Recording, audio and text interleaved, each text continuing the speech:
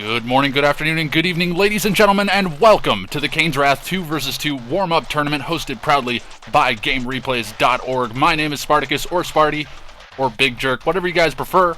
I like to throw that big in there just to make myself feel a little bit better, but hey, we've got some 2v2 actions, and you may be saying, Sparty, you said warm-up. It's morning, it's warm. What's the issue here? The warm-up 2v2 is to get us set up for the 2v2 $500 cash prize tournament that's coming up on May 31st, 2015. So that will be 2 weekends from today. Put it on your calendar. I will be releasing the link for my YouTube cast shortly, I think. Maybe next week. I don't want to leave it up there for too long, but yes, it's going to be a $500 cash prize tournament, so that means it's $500 that's going to be spread out over, I think, the top 3 teams, and then, or maybe just the top 2. I can't remember exactly how we're doing the split. We're still working out the details for that right now, but we had a very generous donation from a viewer of mine, and he's managed to support a $500 cash prize, so we are really, really excited about getting that one going, and we were building a little bit of hype for that today, getting this warm-up 2v2. Now, 2v2, we haven't seen a huge amount of 2v2 tournaments lately. We saw one not too long ago. I can't remember the exact name of it now, but you can actually check it out back in my YouTube broadcasts. You will more than likely see the full live cast there. But 2v2, it's something that's been getting a lot of attention on the replay system, a lot of attention in-game, and it seems like the majority of players nowadays are really enjoying the 2v2 scene. And with that said, we have some brand new 2v2 maps. If you guys are not aware, 1.02 Plus R11 was just released. Well, I guess I say just released, but it was probably a week or two ago now. So it's been out in circulation for a little while. We haven't had any hot fixes just yet, though I know CGF and Predator have talked about potentially doing some. That's pretty standard. I know we usually get some hot fixes once things are going along, pretty smoothly for a while, and then we find some bugs, and then, things need to happen. So we'll have to wait and see on that, but 2v2 action here today. Very, very excited. We have a fantastic turnout for this tournament as well. I know that players have kind of dipped out and shown back up, but I think we are hovering around the 36 player mark, which is absolutely phenomenal for a 2v2 tournament. If you guys aren't terribly familiar with how our 2v2 tournaments go, we're usually, on a good day, we're probably getting about 12 teams, which is about 24 players. So we've got about a good 12 to 16 extra players today, and that's more than likely everybody getting ready to play for the $500 cash prize. And I know I'm certainly looking forward to that. So let's get into some of the details while the brackets are still being worked out right here today. So in case you guys are not aware, there was a map maker competition held on GameReplays.org a few months back. It was actually quite a while ago now.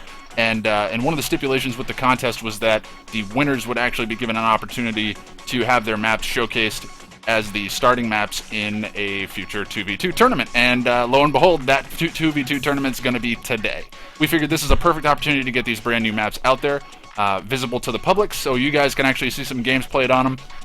And but we're not putting them in a situation where there's a lot of money on the line. So we wanted to make sure that, these maps that are kind of untested in comparison to a lot of the other 2v2 maps, we decided to put them on the back burner for today's event, or rather on the front burner for today's event, back burner for the upcoming $500 event, so that way players can, rest assured a little bit more so that they can get maps that they're going to be familiar with for the $500 cash prize. Obviously we don't want to be putting anybody at a disadvantage. We're going to be getting a lot of old school players for that tournament, and a lot of old school players for this tournament as well, but we don't want to put anybody off and put anybody at a disadvantage in the earlier rounds of the tournaments by having them playing on maps that they're maybe not as familiar with. So that's why we're going to get them out here today. I'm super excited about it. I actually haven't seen the majority of these maps. I'm going to be honest with you guys. I've been out of touch. I haven't been in the game all that often lately. I just hopped online yesterday, actually, and played a couple of games. I think it was Jake White that I played against, and he absolutely smashed me in the mouth 2 games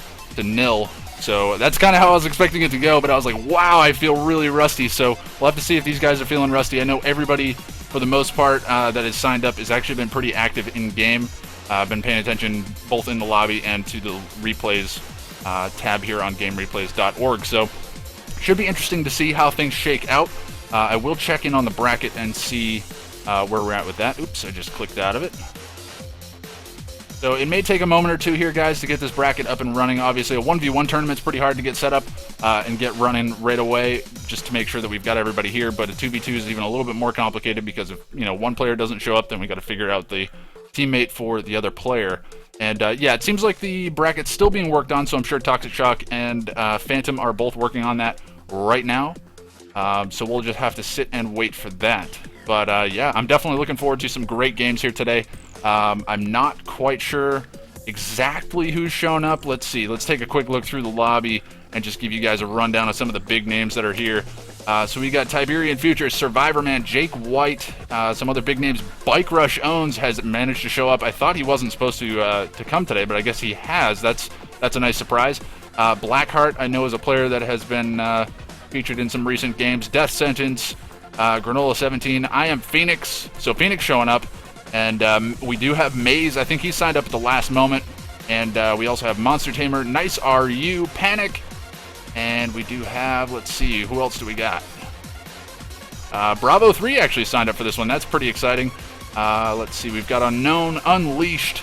That's right, Unleashed is here. Warstorm, WookieBert, Worker, and Extremizer. So those are just the players that are sitting in the lobby right now. There may be some that show up a little bit later, or there may be some that I'm not recognizing the Smurf names of, but those are some of the big names that are out there right now. We will be checking in on who those players are teamed up with here in a few moments, but I'll actually give you guys a rundown while I'm doing my little vamp session here.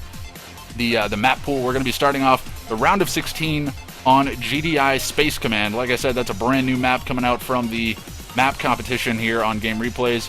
And then the round of 8 will be Wasteland Circles. This one I've heard good things about. I haven't actually seen any games on it yet, so that should be interesting. The round of 4, or the semifinal round, will be on Ice Arena. I believe that one was actually created by, I believe it was Aggressive Panda. I should know this stuff. I don't know it. I'm sorry. If you guys want to correct me in the, or actually, I think Predator's here in the chat. So Pred, give these guys the shout out for the maps that they made. I don't remember all this stuff in my head, and I can't be bothered to go and look that stuff up right now. But these guys have created some pretty cool maps, and I know Predator was involved with both judging the competition and helping these guys out with any issues that they had. So Ice Arena going to be the map of choice for the semifinal round, and then the round of 2, or the finals and third place match, will kick off on Volcano Valleys. I saw a brief moment of that map. I sat in on a 2v2 yesterday, and that one looks interesting. I haven't actually seen any games played out fully on that one, as I wasn't able to stick around for the entire game. But it's a little bit different. You start off, I think, both feeding off of the same field, and then you expand away from one another. So it's kind of opposite of what you would see with the popular maps like Forgotten Forest and things like that. Well, I say popular maps, but there's really one popular map, Forgotten Forest. Everybody loves that map. Where you're expanding with one another, and you know, you've got an opportunity to kind of defend one another in one location. So it opens up a little bit more harassment options, I think, by splitting them off. It's definitely an interesting take. I'm interested to see how things go. I know I've heard some moaning and groaning that some of these maps, I don't like these maps. Players just aren't used to them. You know, you get comfortable playing a particular map. I can understand, you know, you guys are playing at the top of your game. You want to play what you're comfortable on, but hey, this is what makes it fun. We want to see some wacky stuff, and we're more than likely going to be seeing that today. So anyways, that's it for my vamping session. I am going to hold off for now and wait for the brackets to be updated, and then once the brackets are up, we'll jump into a game and then give you guys a lightning speed bracket rundown, and then we'll jump into our first game, so be sure to stick around.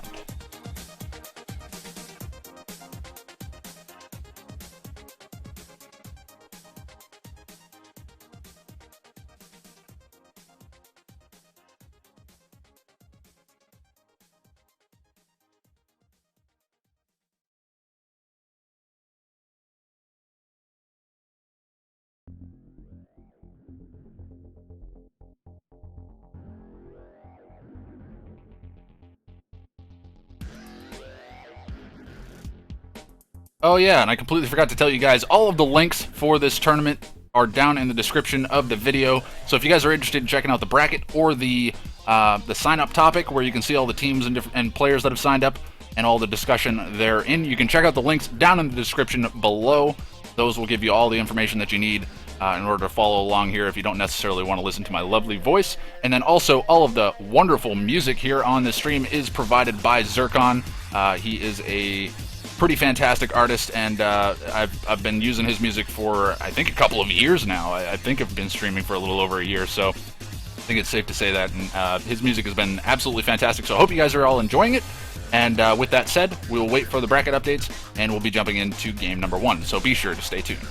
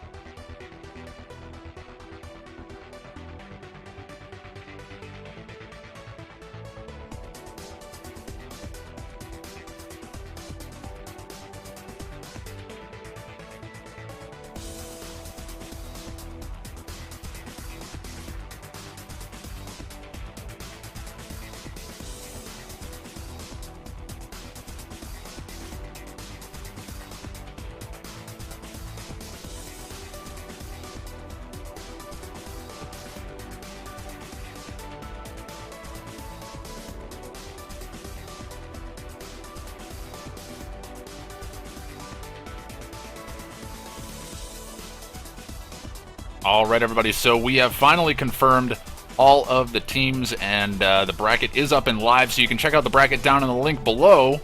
And with that said, let's check out and see what we have for teams and matchups today.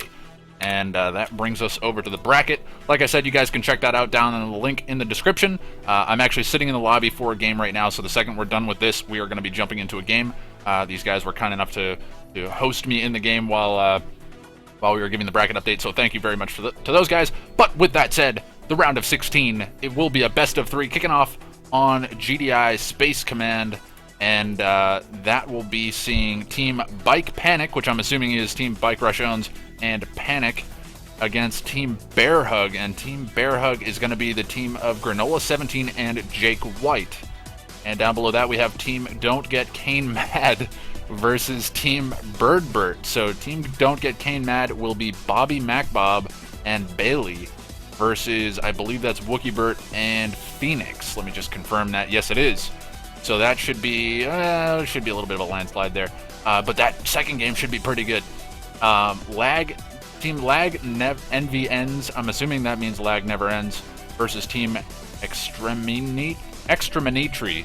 Okay, I think I understand that one.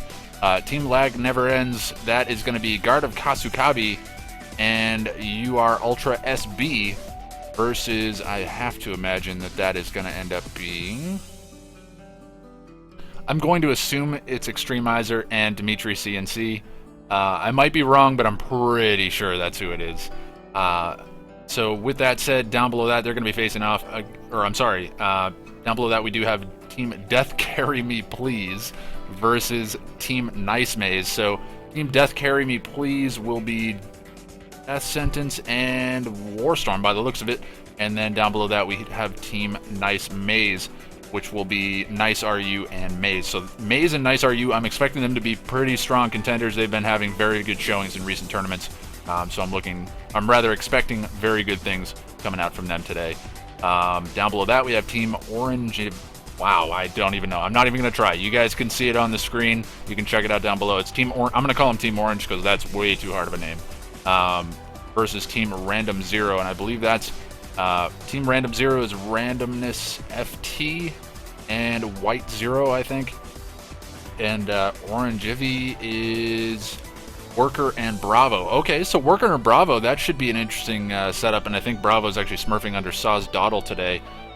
Pretty sure I'm pronouncing that wrong, but all the same, Team Rocks facing off against Team Multiple Scoregasms. That's actually the match that we are in right now. Team Multiple Scoregasms is Survivor Man and Unknown, and Team Rocks is going to be, not sure, but we'll know once we get into the game, because those guys aren't actually on the list here.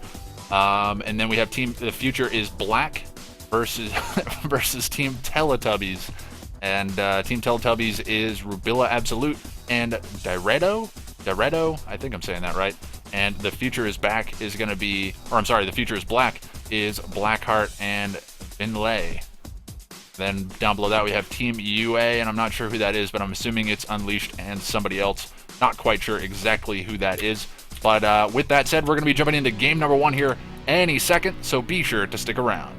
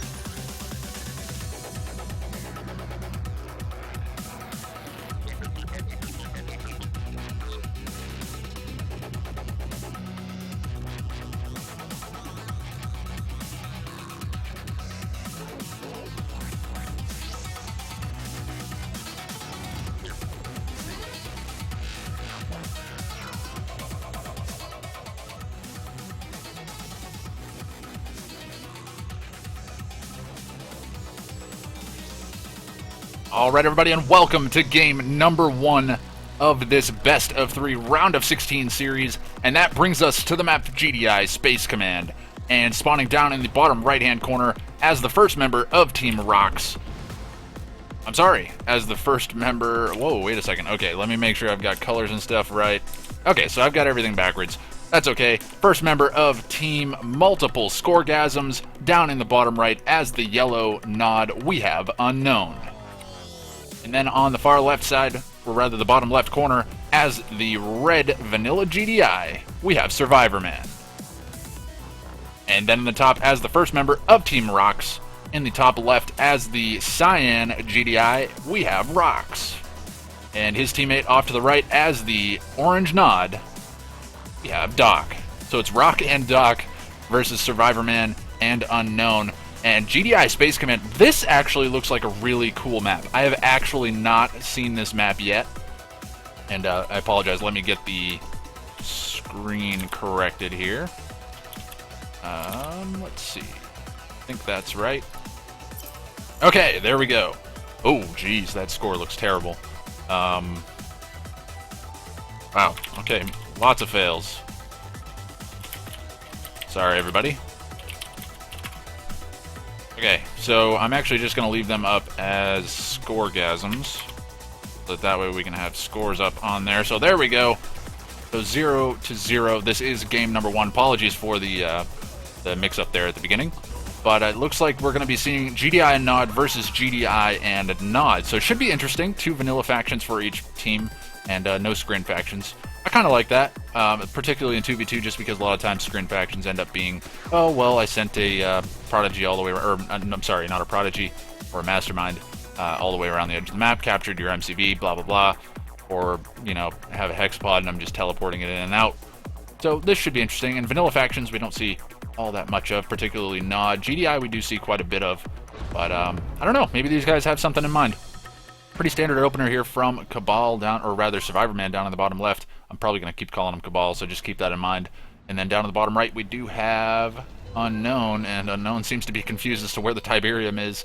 And yeah, there's not a whole lot of Tiberium on this map. It's definitely, I guess, definitely kind of a campy map, because there's really no Tiberium in the middle of the map. All of the Tiberium is relegated to the outer portions of the map, so there's really no reason to expand to the center, unless you were looking to go for some kind of a base push. So I wouldn't be terribly shocked to see, you know, a good bit of aircraft in this game.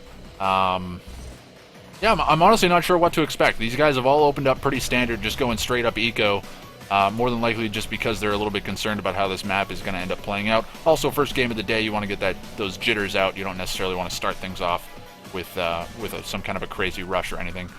But yeah, so it's just going to be some early scout engagements here. It looks like there's a couple of bikes out on the map here for both Unknown and Doc here in the top right. Doc and Doc, that's an interesting team name. But we do have a Pitbull that's been scouted by a GDI player here on the left-hand side, but it's going to be, I believe, Cabal looking to go for a scout, and he does go for an airfield, so I'm actually not very surprised by this. I would imagine Orcas are actually pretty strong on this map, and I wouldn't be terribly surprised to see Rock go for the same setup here.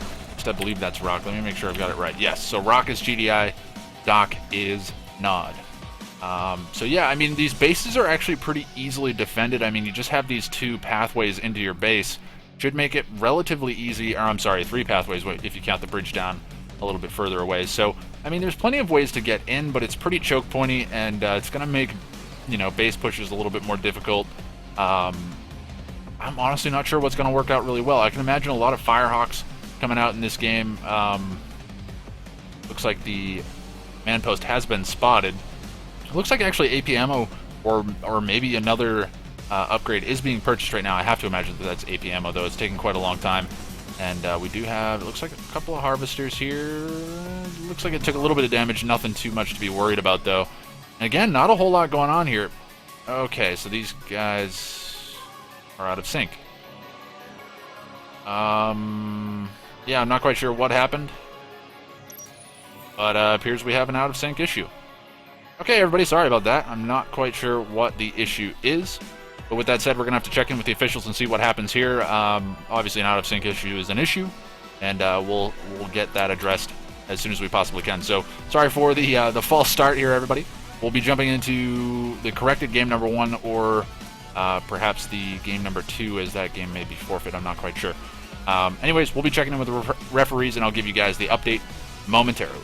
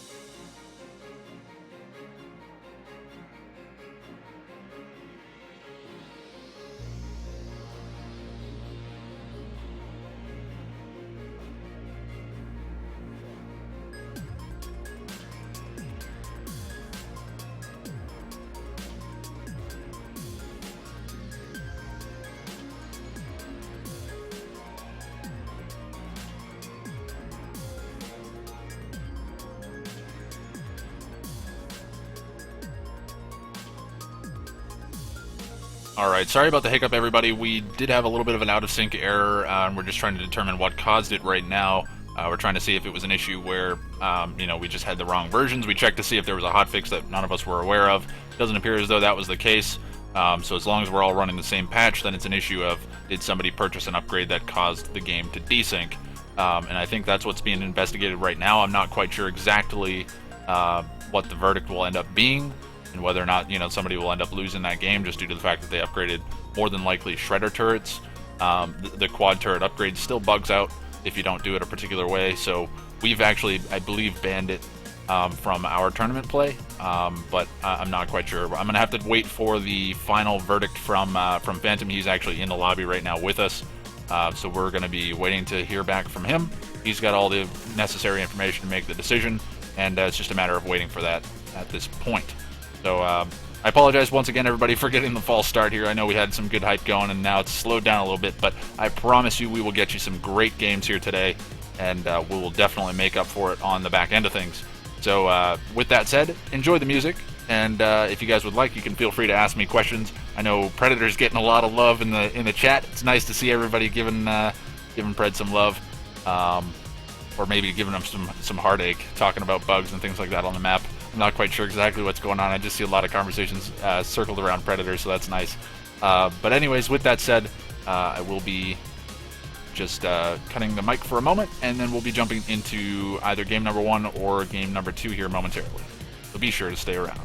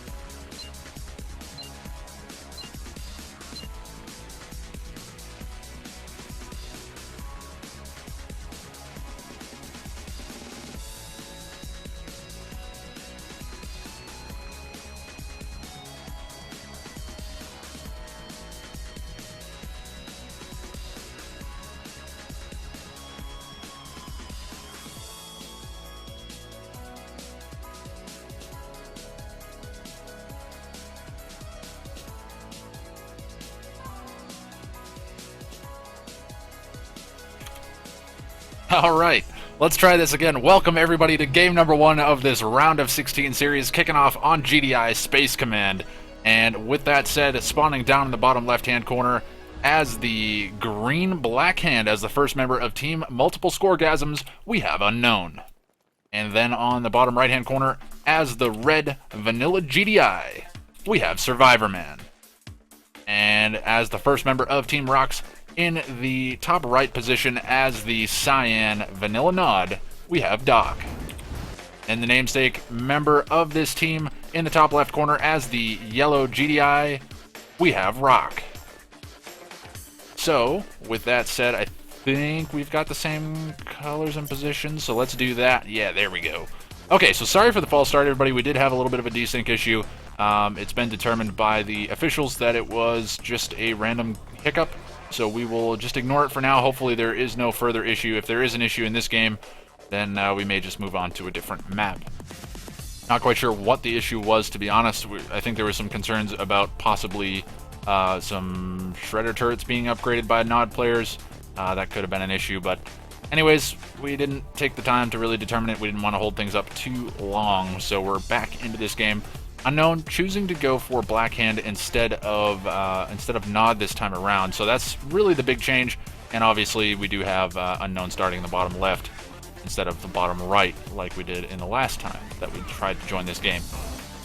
And with that said, we're just going to be seeing some early scout engagements here. We do have a Raider buggy coming out from Doc in the top right. He's going to be able to clean up that rifleman squad that's made its way across the map. We do have a pit bull that's going to be kind of passing by in the night, as it is a little bit dark here on this map. And actually, I just realized that the street lights are on. That's kind of neat. And yeah, so these guys are just kind of jockeying around the map, trying to get some vision. We do have a bike out from Doc, more than likely just going to be looking to clean up the pit bulls or anything that are out early on. We do have a Tiberium spike being captured here by Unknown. It doesn't appear as though the Tiberium spike for Cabal has been captured here down in the bottom right. I keep calling him Cabal. He is Survivor Man. Those names are interchangeable from my perspective, so we will just go ahead and keep using whichever one comes to my head first. And looks like we did have a beacon coming out from Rox. So Rox has spotted the Reckoner coming out from Unknown. It will be a dual Flame Reckoner, so that's going to be pretty powerful. Do we have any other flame tanks or anything like that? I don't see anything else coming out from Unknown at the moment. But this Reckoner is looking like it's going to be able to get in. It's having some pathing issues. It may not be able to get in range. Okay, so this is actually a nice opportunity here. Yeah, I was going to say, he's going to be able to building block this. Actually, didn't building block it properly. That Tiberium silo did not actually stop this, but the Reckoner does go down. The degarrison does occur, but the building block after that is actually good enough, and that will keep the Black Hand members from actually being able to kill us off. And actually, the Black Hand squad's running away from the Harvester, but actually they may have served their purpose. They pulled that Harvester way off the line, but Rock is probably going to be feeling pretty confident in his functions there. We do have... Oh, wait a second. Okay, so we've got a couple of rifleman squads here down in the base of Unknown. Not quite sure where they came from, but we do have some Scorpion tanks out as well, and it's looking like all the pressure is going to be placed here down on Unknown. And do we have any support coming out from Cabal? Actually, that's what that barracks was. That was Cabal's barracks. He's going to be sending out some rocket squads to try to help defend his ally, and Unknown going for that early rush. They realize this in the north. They're going to be trying to punish it. But a lot of pit bulls going down here, and it's looking like the rocket squads from Cabal are going to be coming out on top. Nice building blocks here to keep this Harvester alive. I don't know that that Harvester will survive. It should probably survive those bikes. I don't think we'll have the damage output to actually kill that off. So nice moves there from Unknown and Cabal to actually keep that Harvester alive. Oh, actually needs to be careful here. That Harvester is still being chased down by more pit bulls. More pit bulls being expended to kill that one Harvester. Still have not managed to kill it off. And those final remaining pit bulls will go down. So a lot of units being expended to try to kill off some Harvesters there of Unknown, and just not enough damage, I don't think, was actually put out to kill those guys off. A very strange refinery placement here coming out from Rock. More than likely just a misclick. A little bit unfortunate there, but we do have standard eco here coming out from Doc here down in the bottom right. It's looking like he was actually rallying some Harvesters up here to the north, but not where they need to be going right off the start. And it looks like Cabal has actually managed to get himself refineries on his main field, and I think he's already started refining on his expansion as well. Not quite sure where that frame rate drop came from, but all the same. We do have just some sold-off rifleman squads. Some sold-off structures forming some rifleman squads. They are running across Tiberium, going to take some damage. But the middle of this map, I'm thinking there's not going to be a whole lot going on here. There's a Tiberium spike right in the dead center, but that's pretty wide open and it's pretty difficult to defend, so I don't know that anybody's going to necessarily try to contend for that, at least not at this point in the game. Maybe once somebody grabs some strong map control, they'll snag that up for themselves. But actually, the majority of the Tiberium spikes on this map appear to have not been captured. Tiberium spike next to Cabal has not been captured. The Tiberium spike next to Doc has not been captured. Also, the one in the center has not. The only ones that have been are the one for Rock in the top left, and I believe it was Unknowns down in the bottom left. So equal economic footing here for our players on the left-hand side. Do have, I believe, a command post coming out from Rock in the top left. So maybe going to be seeing an airfield here in the near future. Wouldn't be shocked to see an airfield coming out from Cabal in the very near future. I'm kind of surprised he hasn't got one out already. He could have been punishing this pretty heavily. But honestly, Bike Buggy could be a nice thing on this map. It'll be kind of interesting to see how things work out, but looks like Doc did lose a Harvester there to some Pitbull raiding here coming out from Cabal, so nice moves there to actually secure himself a Harvester kill, and he actually managed to pick up a kill on the Venom as well, so more than likely those Pitbulls paying for themselves. We do have the air tower down for Doc in the top right. What else do we have going on here? It looks like the blue Tiberium field being guarded here by some rocket squads, or rather some missile squads from Cabal.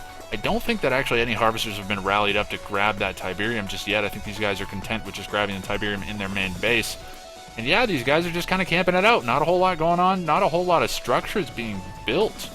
I'm kind of surprised by the lack of unit production and structures from Rock in the top left. Doc, on the other hand, is actually producing quite a bit. He does have that air tower out. He can deal with he can actually send out a mine drop and do some pretty significant damage.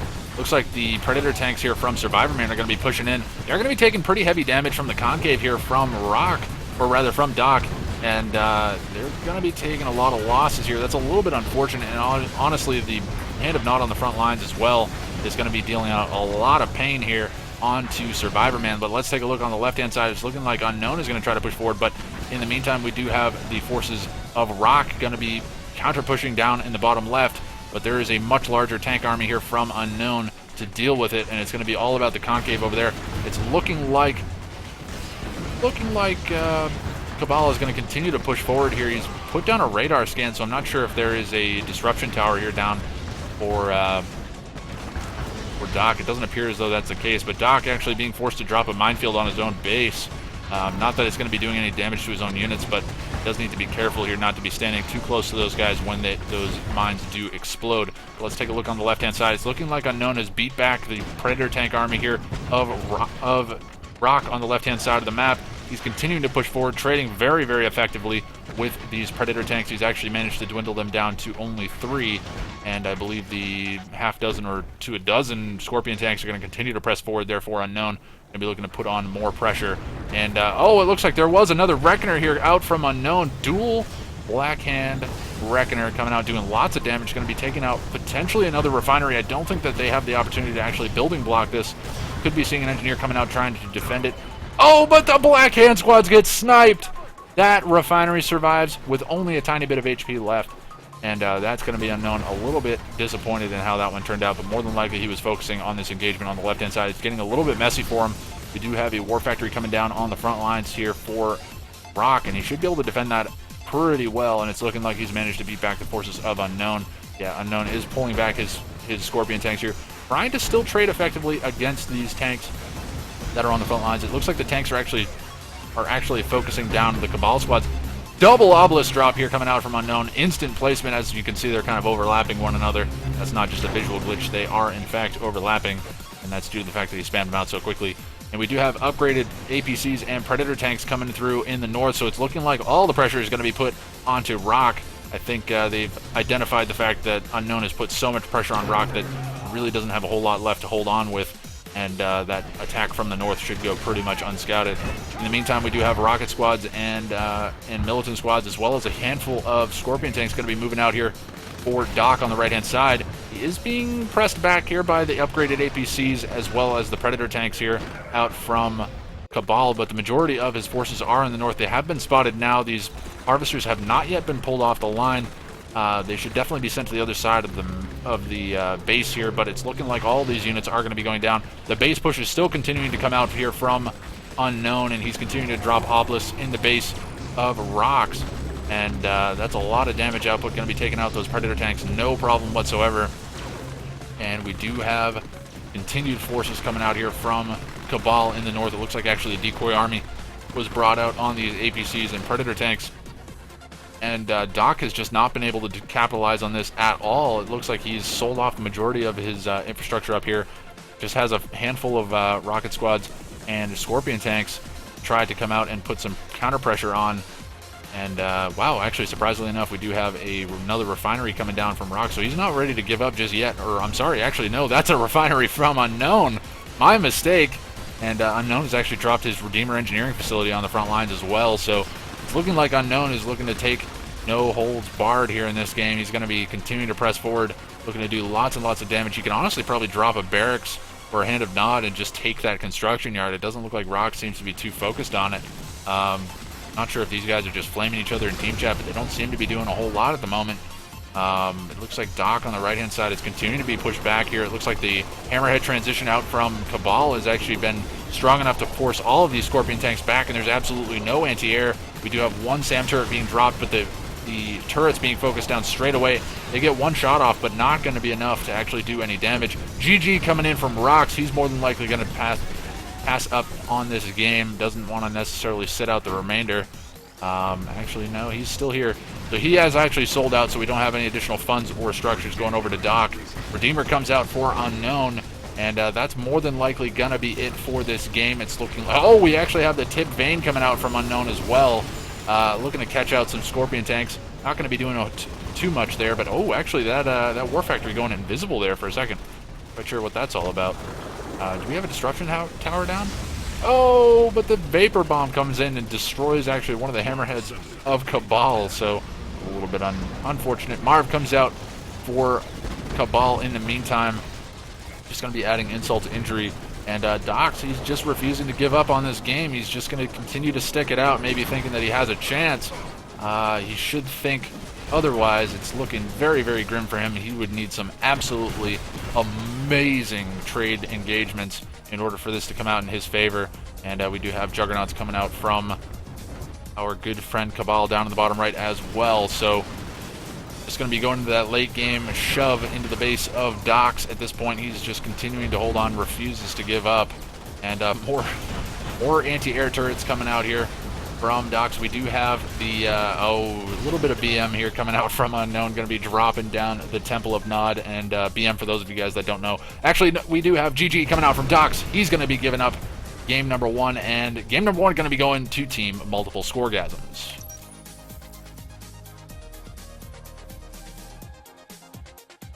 So a nice showing there from Team Multiple Scoregasms. Unknown and Survivor Man going to be picking themselves up game number one in this best of three series. They just have to secure themselves one more game, and they will be moving on into the next series.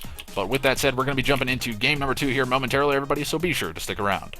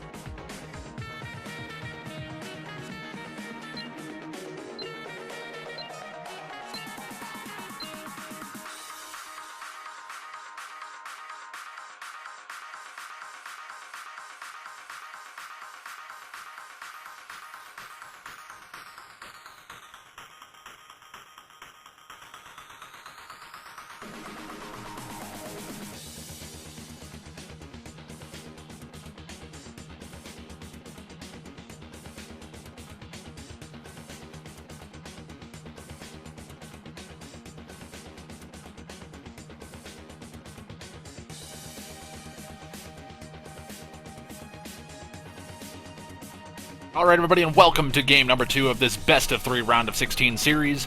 And with that, we are brought to the map End of the Line. And spawning down on the bottom left as the red Zocom, I believe. Yes, the red Zocom. In the bottom left as the first member of Team Multiple Scoregasms, we do have Survivor Man. And his teammate just to the right of him as the green Steel Talons. That's right, you heard me right. It's going to be Steel Talons. It will be unknown. And as our first member of Team Rocks in the top, as the purple GDI, we do have Doc. And then his teammate to the left, rounding out all 4 players, as the pink Reaper 17, we have Rock. I'm almost tempted to call these guys Rock Doc, like, because that's just, it rolls off the tongue. Like Team Rock, it just gets confusing, I think, just with a single syllable. It just doesn't cleanse. I don't know what I'm saying. Anyways, with that epic commentary fail, we're going to be moving into some scout engagements here, and let's see if anybody's opening up with anything too crazy. Obviously, lots of Tiberium on this map, you guys can see. Huge expansions for both teams, and I've seen some really, really cool games on this map. I don't know why it's not played more often, to be honest. It might just be the wonky style of the expansions, in that you're kind of expanding and sharing fields with your enemy, and it usually ends up turning into base pushes, and I know a lot of people hate base pushes. I don't hate it as much. I'm not very good at it, but hey, all the same. And maybe that's what Unknown was planning on with Steel Talons. Obviously, Steel Talons in a base push situation, they are very strong because Titans can shoot over buildings, and obviously they're upgraded Juggernauts in the form of the Behemoths do quite a bit of damage and are very strong in that situation as well. So, should be interesting to see how things shake out. Rocks this time around choosing Reaper 17, so maybe going to be seeing some Hexpod action here. We'll have to see. Not quite sure what these guys have planned. I have not seen these guys before. I'm not sure if they're just smurfing under a different account or what the deal may be. Looks like the MCV has been spotted by Docs, and he's going to be spotting out that Cabal is going for the expansion. Is MCV actually going to be taking a little bit of damage from this Pitbull, as obviously he can't deploy while his MCV is on the hill like this. But it's going to be pretty negligible damage. Does about maybe a fifth of the damage to his MCV that it can take. And meanwhile, we do have Docs going for the expansion. And we have a Seeker tank coming out from Rocks on the left-hand side. It looks like he wants to just get some scouting information, maybe poke in, do some damage to some Harvesters. And it looks like actually Rocks has managed to secure himself the Tiberium Spike on the left-hand side. Not quite sure what happened on the right-hand side. I don't know if an engineer actually went down. I know I saw a Rifleman squad over here, so it may have been Docs actually stopping that from being captured. I do apologize, I did miss it, but not a big deal. We do have a War Factory on the front lines here for Unknown, so it's looking like it's going to be a double base push here, or rather, you know, both of these guys from our southern team going to be focusing on the same location. That Pitbull taking a surprising amount of damage. Wow, it's still alive, and he's going to continue to chase. Don't know if he necessarily wants to do that. I cannot believe that Pitbull is still alive. That is a heroic amount of damage that it has taken. Titan comes out on the front line. He's going to be taking some damage here from the Watchtower. It looks like actually the Watchtower has been redirected to fire on different targets. We do have Rocket Squads coming out as well. Rocket Squads coming out, I don't know about that decision here. I mean, yeah, now they're going to be fine, but with that garrison there, I don't know that he necessarily wanted to keep pumping those out.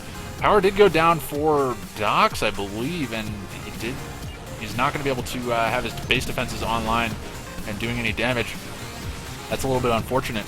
Not quite sure if anything has hit him in the meantime, but looks like Rocks is going to go for the expansion now. We do have Tier 2 coming out from Docs, so that's interesting. Tier 2 coming out, knowing that he's in a base push situation. We do have Tier 2 obviously for Rocks, as we do see the Devourer tanks out on the field. They are not charged up, as they seem to want to kind of hang out next to the War Factory here. So it's looking like it's going to be the combination of Zocom infantry with Steel Talons armor, and that is a pretty nasty combination. So maybe Unknown and Cabal really working this one out. I know they were talking about getting on Skype, and this is probably what it was for, stuff like this, because this is a very, very nasty combo. Shatterer tanks, though, actually a very, very good counter to both of these. Honestly, they take a lot of damage from the Titans, but they can do quite a bit of damage in return. Unfortunately, that Shatterer tank did not get its money's worth of damage out. But the Tiberium field suits have been upgraded for the Zocom infantry, so Cabal going to be able to tank quite a bit more damage. Needs to be careful, though, those buzzer hives shielded by the building block here from rocks on the left-hand side. They will obviously clean up these infantry very, very quickly. But now this is looking like a very, very menacing force. We do have more and more rocket squads coming out on the front lines for Cabal. More Titans joining the fight as well for Unknown. And it's just continual pressure here onto Doc's MCV. And meanwhile, I don't think Rox has actually had too much pressure on him. I mean, the problem is he's being forced to expend all of his money in defending his ally. And I don't know that they're necessarily going to come out on top with this. We do have APMO being done here for Rox, or rather for Docs. And that's going to be really useful against the upgraded infantry here coming out from Cabal. But unfortunately, it leaves these Titans pretty much unchecked. And we do only have Shardwalkers by the looks of it coming out from Rocks, so that's not the unit combination that you want to be seeing in this situation. Obviously good against the infantry, but I think honestly the infantry are kind of acting as the tanks in this situation while the Titans are just being allowed to do whatever amount of damage they want to. More than likely going to need to see an engineer coming out to repair this MCV. We do have a portal dropped on the backhand side of things, but don't know that they're going to be able to really do a whole lot. We do have an assimilator coming out. I think he's going to be a little bit disappointed when he sees he can't actually repair. What? So that happened. I didn't know that was a thing, but the MCV has been repaired by his ally. Okay, so that's kind of cool. I've tried that before and it didn't work, so I'm kind of surprised that it did. Maybe it's a change with this patch, I'm not quite sure, or maybe I'm just a big noob. But a nice move there from Rox to keep his MCV of his ally alive and essentially keep him in this game. We do have more Devourer tanks. This battle getting very messy. These Titans are taking quite a bit of damage. One Titan does go down, and we do have just more and more Titans just eventually making their way to the front lines here. A little bit of a lag out. Devourer tanks getting some charge up. Going to be trying to kite in and out, and Survivor Man saying not now. Not quite sure what the issue is. Maybe he's worried about a DC. And yeah, it's just more Titans on the front lines. Watchtowers coming out from both Unknown and Survivor Man. And yeah, this is looking like a steamroll here coming out from our southern players. Multiple Scoregasms looking very, very strong right now. These Titans just so strong. And with the War Factory support and the reinforcements coming out on the front lines, it's going to be deadly. And we do have, it looks like Doc rather has run out of Tiberium on his original main field. And his harvesters have actually auto-rallied down to the south. They're going to be taking some damage here from these Predator tanks of Cabal, and needs to be careful not to lose too many of them. But honestly, at this point, I think it's going to be too little too late, no matter what they do. Rox was not able to capitalize on his free harvest time. Is going to be left to his own devices now, but honestly, he's about to lose his allies' entire build at this point. A couple of Shatterer tanks going to be coming in and joining the fight, but they are going to be lost very, very quickly. Should honestly be firing from behind the MCV, force firing the ground. Don't necessarily want to get in range of these guys. Yeah, they're going to be taking a lot of damage, and those two will go down almost instantly. A couple more harvesters on an auto rally going to be getting focused down. Doc going to call the GG. More than likely going to sell himself out of this game. Yeah, he's going to go ahead and sell up, and that's going to be leaving Rox by himself. Not quite sure what Rox is up to. It looks like he's going to try to hold on. Yeah, I don't know that it's really necessary. I don't know what he's going to really be able to do. He doesn't have a whole lot of infrastructure to speak of. Only has one production facility and very little tech to speak of. Only has tier 2, and he's got a huge amount of forces on his front lines. GG coming out from Rox, and that's going to be multiple Scoregasms, picking up game number 2 and the series here on End of the Line. Looks like there is still one more structure that's maybe out on the field that prevented this game from ending. Not quite sure what that may be. It's just a power plant. So this power plant, once these guys realize it, it's gonna go down. Right now they're just kind of skirting around the edges of the map trying to find it. Beacon comes down from Survivor Man. He's finally found it, and that's gonna be it. Game number 2 and the series go into multiple Scoregasms.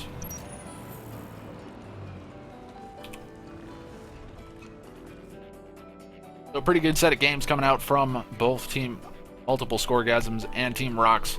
Unfortunately, Team Rocks not able to pick themselves up a win in either of the 2 previous games, and will be departing from the tournament. A little bit unfortunate. Hopefully they've got a little bit more experience, and we'll be able to see them coming up in the tournament on May 31st. But they will be departing for today, and Survivorman and Unknown have bought themselves a victory into the round of 8. So we'll be seeing them later on in the tournament, hopefully, and we'll have to check in and see what else we have going on in the lobby. So with that said, I'm going to be jumping into mic muted mode here for a moment, and going to be trying to track down another set of games. And yeah, that's pretty much the extent of it. So I hope you guys are all having fun, and be sure to stick around.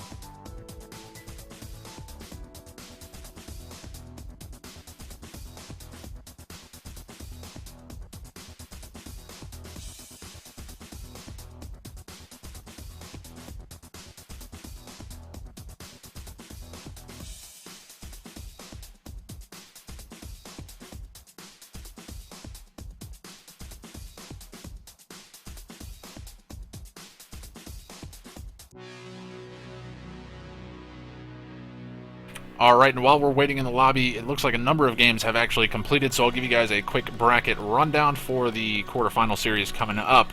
And it looks like Team Bike Panic managed to take down Team Bear Hug 2-0 in that series. They will be moving on. Team Don't Get Mad getting bested by Team Birdbert 2-0 there, so it will be Team Bike Panic versus Team Birdbert. That may already be underway. More than likely, Panic and Bike Rush probably streaming. It may be Phoenix streaming as well, so you may have like 3 different perspectives in that game that you can watch. More than likely won't be able to catch that one in the stream, just due to the fact that they're probably already in game. Down below that, we have Team Lag Never Ends taking a 2-0 victory over Team Extreminitri, so that's a little bit unfortunate for those guys to be getting 2-0'd there. But down below that, we have Team Death Carry Me Please taking a 2-0 over Team Nice Maze, so that's actually kind of surprising. I don't remember who the teammate of Death Sentence is. Let me see if I can look it up real quickly. Team Death Sentence. So it's Warstorm and Death Sentence. They're going to be moving on here, taking a 2-0 victory over Team Nice RU and Maze. Nice moves there. Down below that, we do have Team Orange EV or Orange versus Team Random Zero. It's actually Team Orange taking a 2-0 victory there. They're going to be moving on to face off against Team Multiple Scoregasms, who just took a 2-0 off of Team Rocks. So nice moves there from those gentlemen. And oh yeah, so Team Orange AV is Worker and Bravo 3. So actually, I may want to jump into that series. Actually, see if those guys are still in the lobby while we're talking. Apologies, I'm just gonna try to make sure that we don't miss anything here.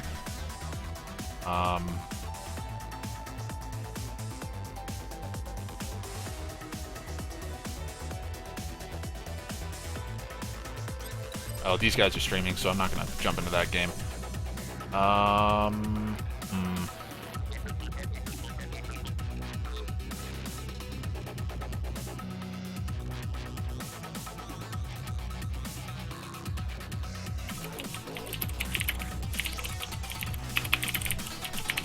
Alright, just trying to make sure these guys don't leave without me, as I'm going to continue to give you guys the bracket update, because it is important in the tournament.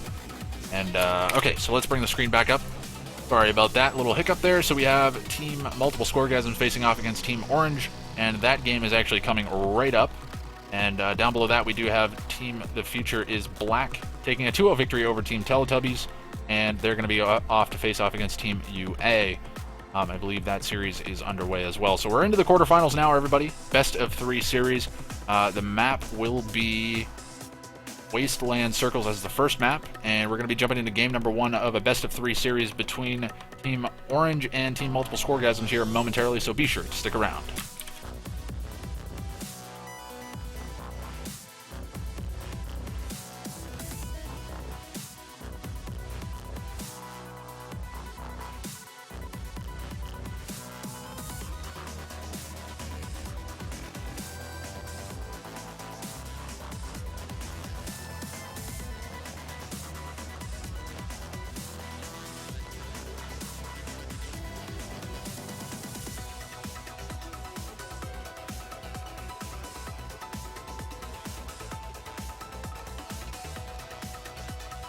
Okay, and I just heard that team, Bobby MacBob's team was DQ'd, not actually swept by Birdbert, so that's a little bit unfortunate. I'm not quite sure exactly what happened there that you guys got DQ'd, but that's a little bit unfortunate. Hopefully whatever it was gets worked out so that way we don't have that issue coming up in the tournament on the 31st. But yeah, hopefully it's not a severe issue. I mean, DQs, I mean, it may be an issue of somebody not having a patch or what have you, but yeah, let's try to avoid having that stuff happen in the future. Obviously, if there's an issue, you can contact me, and I can talk with the referees and see what we can do about getting things set up properly for the next series. But anyways, with that said, we're going to be jumping into game number 1 momentarily, everybody, so be sure to stick around.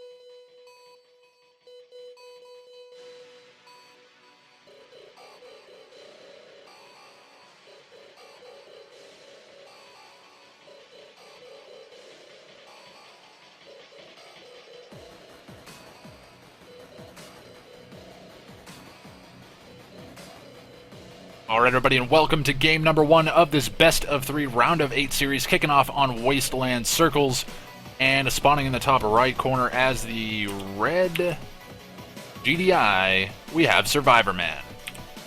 And as the final member of Team Multiple Scoregasms, as the purple GDI, we have Unknown. And then down in the bottom left, just off to the left-hand side, as the, I think it's purple, or no, it's going to be blue Reaper, or I'm sorry, blue Scrin, we do have Bravo 3. And his teammate just down to the right of him as the pink Traveler 59, we do have Worker. So it's going to be a little bit odd here, but I'm going to do this anyways. Let's see. Okay. There we go. So Team Orange is in fact actually blue on the screen, just because one of them is blue.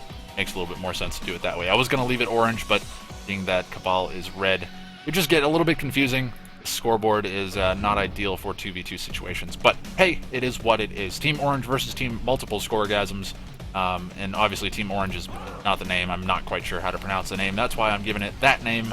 Sorry, everybody, I do not speak Russian or whatever language it is that they typed that in as, so I do apologize. But with that said, it's looking like it's going to be standard eco here from our Team Orange down in the bottom left, and more than likely pretty much the same thing here for our team in the top right. GDI not exactly known for early game rushes.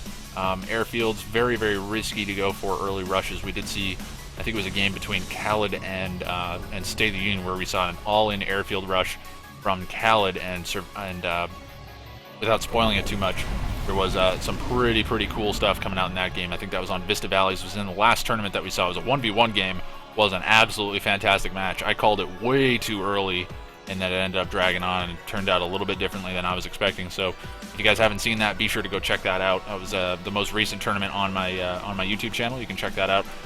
Expansion actually backwards. This is different. I haven't seen this map before. This is Wasteland Circles, so if you're wondering what that map is, it is in fact Wasteland Circles.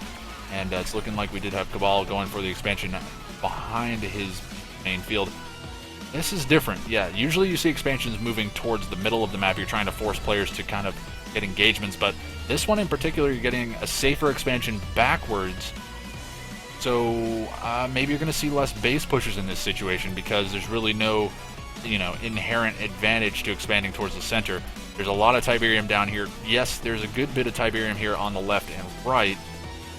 And honestly, you could grab control of that center blue Tiberium, but there's just not enough there to warrant a base. So, I don't know. Interesting map. I haven't seen a whole lot of games on it, and by that I mean a total of 0. So I do apologize if I don't have exactly expert analysis of this map, but we do have just a number of harvesters here coming out from both players in the top. So it's just straight up eco from these guys. I'm certainly interested to see how this one turns out. Just for fun, since we got a little bit of downtime in the early game, I'm curious to get you guys' thoughts. Who do you think is going to win? Is it going to be Team Orange or Team Scoregasms in this particular game? I'd like to set up some type of a tracking system or like a vote system, so you guys can vote on who you think is going to win in the game, and then it will tally up, and then probably midway through the game we'll end the tally and give you guys an update as to who you guys think, as the viewers, are going to end up winning the game. I've seen that done in the LCS for League of Legends. It's pretty cool, pretty fun. It just makes it a little bit more interesting for the viewers. Just interesting to see what people are thinking going into these games. Whether it's the team comps or the map choice or just the straight up players. Who's going to end up having airfield down for unknown, I believe. Yeah, that's going to be an airfield for unknown. He's sending his orcas off to the right off the hop, and it looks like that has been spotted by, I believe it is Worker. Yeah, so Worker has seen that. He's not terribly concerned about it. There is a pit bull here in the base of Worker, so looks like, I think that, yeah, these guys just kind of scouting out one another. It looks like, okay, so this is interesting. We did have, Bravo 3 actually expand off and take this middle expansion on the left-hand side, whereas there's actually been no expansion down in the south. So this is where we do see a little bit of a divergence here. We do have, we have a number of, oh my goodness, the Disintegrators coming in doing huge damage, takes out two Harvesters straight away. They're going to try to run away. We do have a Lightning Spike coming out as well. Not quite sure whose Lightning Spike that is, but actually we could check it here in a second. Is it going to pop up? It is going to be Bravo 3's Lightning Spike. All of the Disintegrators have been focused down, as we do have APMO watchtowers down there to defend that. And but 2 Harvesters do go down. I believe those were both Unknown's Harvesters as well, so it's a little bit unfortunate. But we do have Pit Bulls coming in, going to be looking to go for the counter harass, going to be trying to take down 1 Harvester. They should get 1 Harvester for their trouble, but going to be taking some losses in return. Should definitely be cutting and running right now. They don't want to be sticking around with the Disintegrators.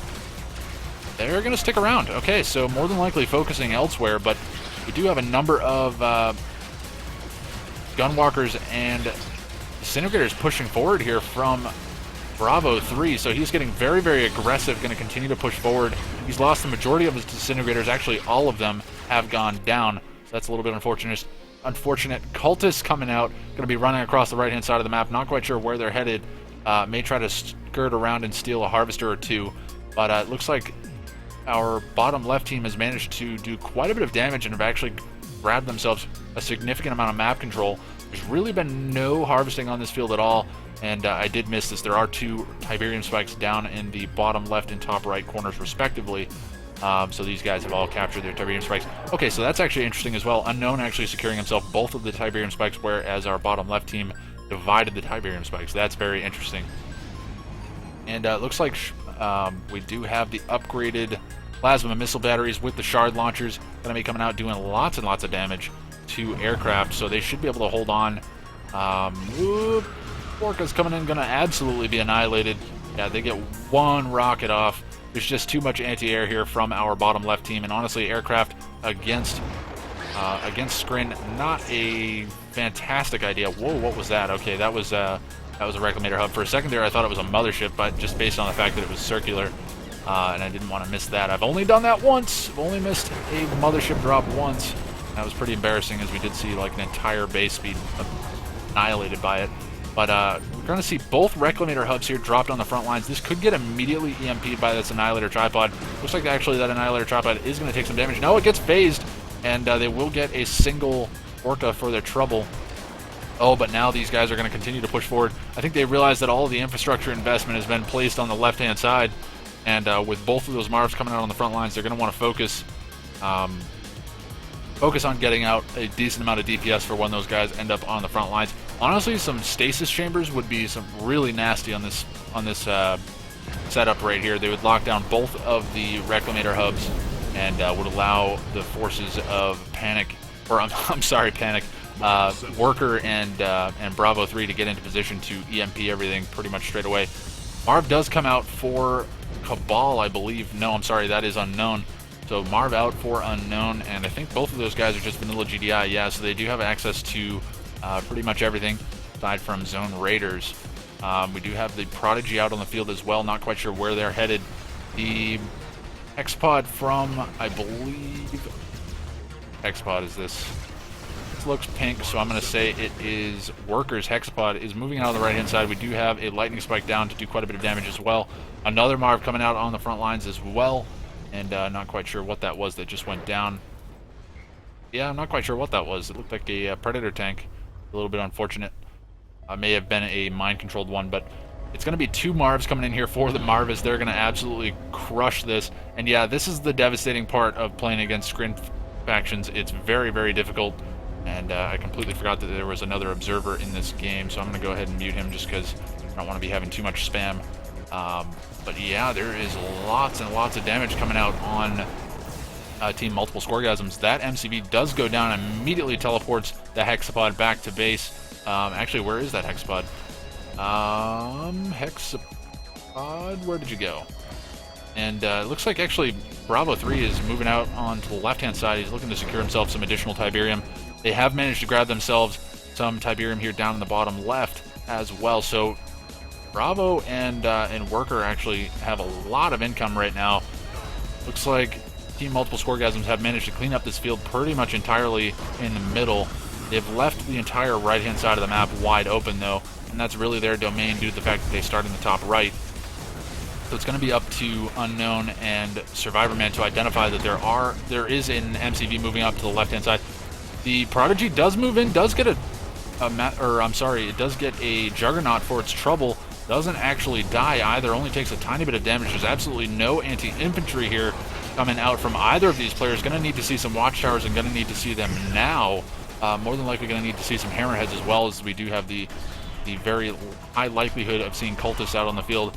But now we have a huge army here coming in from Bravo 3, and he's just going to swing into a completely undefended base here. The original main base of both Unknown and Survivorman going to be taking huge amounts of damage from the mixed force here from Bravo 3.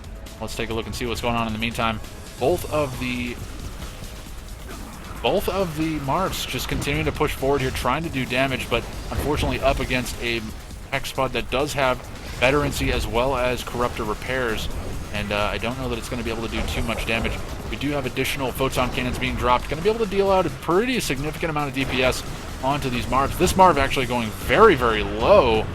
EMP comes out, doesn't get the teleport off just in time, but the Eradicator Hexapod does get EMP'd, but it is out of range of the majority of forces here.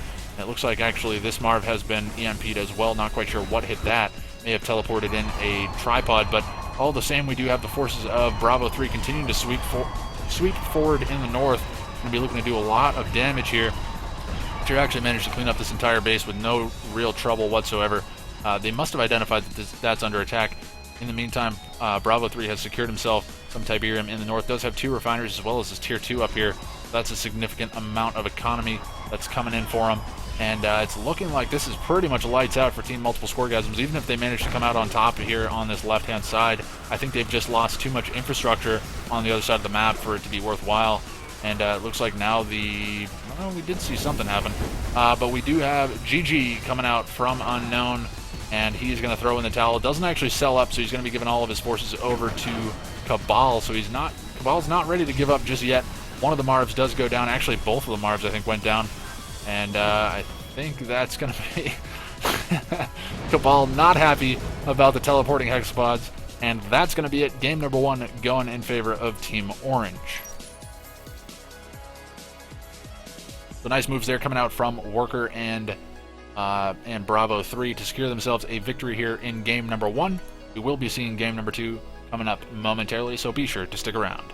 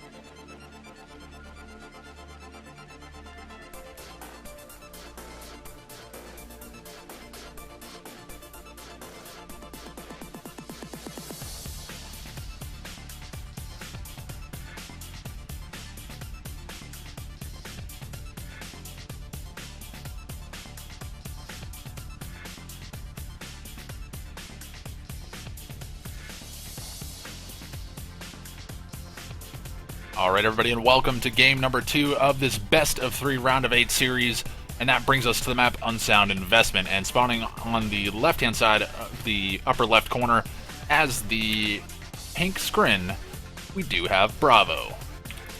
And his teammate to the top right of him as the purple Mark of Kane, rounding out our team orange, do have Worker. And then spawning on the bottom right as the yellow Reaper 17, we have Unknown. And rounding out our second player of Team Multiple Scoregasms as the red, I believe it is Zocom, we do have Survivor Man. Again, Survivor Man I refer to as Cabal, just because a lot of times that rolls off the tongue a little bit quicker. And it's going to be some early scout engagements here. It looks like we did have a couple of buzzers here coming out trying to kill off those engineers, but not going to be able to contest with the full health Mark the Kane Awaken squads. Going to be able to hold them off. So nice moves there on the right hand side.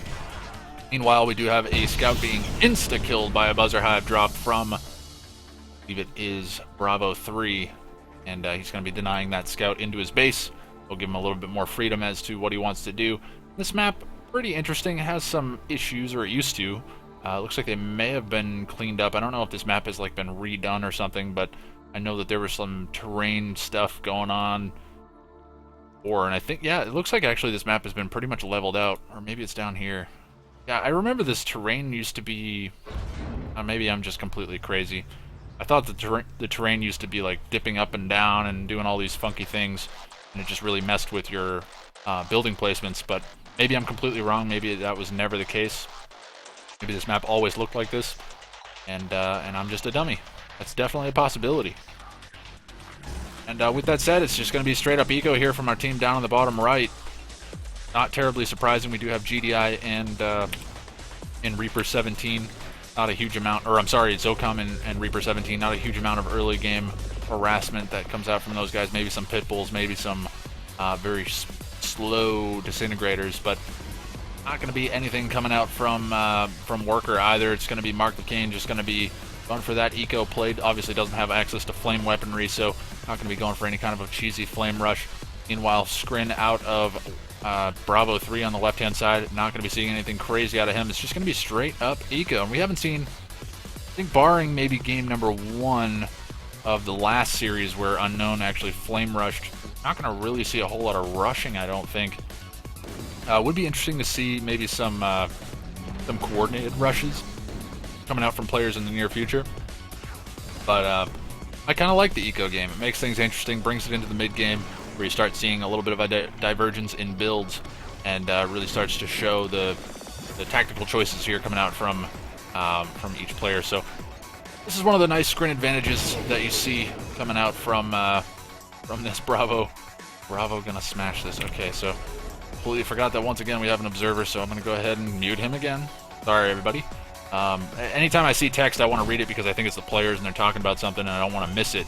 And because I mean, if they're talking about something important that just happened, you know, obviously we wouldn't want to get their take on it. We have disintegrators out from, I believe it is, I'm sorry, that is Bravo 3. Sorry, these guys' names keep eluding me for some reason, but disintegrators being spammed out to try to defend against those pit bulls. It looks like the pit bulls did manage to take out a harvester or 2 over here on the left hand side, but meanwhile we do have battle markers on the right hand side. Not quite sure what exactly was going on over here. Looks like it was just a shard walker, actually, as I did see there a little bit of Tiberium kind of sinking into the ground, so I have to imagine that's what that was. We did see tier 2 come down for Worker, so that's out on the field now as well. Bunker being de-garrisoned here as well. That's just going to be eliminating that damage option there, or and scouting opportunity for our southern team. The buzzers being cleaned up here by watchtowers down in the south. It's like, oh, okay, I thought that harvester was maybe bugged out and just kind of chilling out, but it is actually docking at that refinery. You have seeker tanks up in the north here coming out from Unknown. Not quite sure of where he's headed, more than likely into this Tiberian field, but it will be shut down by the Scorpion tanks of Worker. And now actually it's going to be Unknown looking to take some losses here. He does lose 1 seeker tank, should be able to get away with the remainder of them. I believe the seeker tanks outrun the Scorpion tanks. They may be like equal in terms of speed. I'm pretty sure the seeker tanks are a little bit quicker though. Maybe wrong, not sure. But we do have just some gunwalkers and and disintegrators. And honestly, that is a nasty combination because the gunwalkers can tank a lot of gun damage, can tank a lot of tank damage, and like cannon fire and things like that, rocket damage. And with the shields, obviously going to be a lot more tanky. And then the disintegrators obviously have a lot of damage output. Still trying to focus down this bunker, just trying to de-garrison the squads in his base. Does manage to finally clean everything up. It looks like that APC is still mad at the bunker, though. It's going to continue to shoot at it. We do have more Seeker tanks just trying to poke into the north. It looks like Worker is going to have none of it, though. He's going to continue to pressure back the forces of Unknown. He's going to be forcing him to take some losses here. Have to imagine that's going to be at least one more Seeker tank. More than likely going to be seeing another Seeker tank going down. But we do have Dozer Blades coming out from Worker as well, so he is invested in going for some Scorpion tanks. Beacons coming out all over the place, not quite sure what's going on. We do have charged Devourer tanks coming out from Unknown. He's going to continue to press forward here, and Beacon's actually beaconing the Pit Bulls here. Nice harassment here coming out from Unknown and Cabal. Looks like Cabal's managed to sneak in the meantime, trying to kill off some Harvesters. Phase Field being forced to be used onto that Harvester, and now it's going to be the forces of Worker trying to fall back into his base. So nice move there from Unknown to actually pull Worker out of his base by dragging all of his tanks up in this area here, and then forcing him to respond to the Pit Bulls by coming all the way back around. We do have the Awakened squads being sold off, or rather the structures being sold off to get the Awakened squads out so they can get the EMPs off. Looks like the EMPs have been exhausted. That one more Harvester will be going down, so actually a decent amount of Harvesters going down here for Worker. What's going on the left-hand side? We do have some Scorpion tanks that have taken some some Predator tanks that have taken some damage. APCs. Looks like Pred APC is the way to go here for Survivor Man. He's spamming out a lot of APCs. Actually, it's a lot of APCs. AP ammo is on the way, so not terribly shocking there to see that. We do have another drone platform coming out from Worker, from Bravo 3, so not sure what his plan is there. Maybe going to be going for a little bit of a screen base push. That would be interesting. Not something we see all that often, but we do see Worker just continuing to try to hold on over here. We do actually see Avatars coming out. That's an interesting move.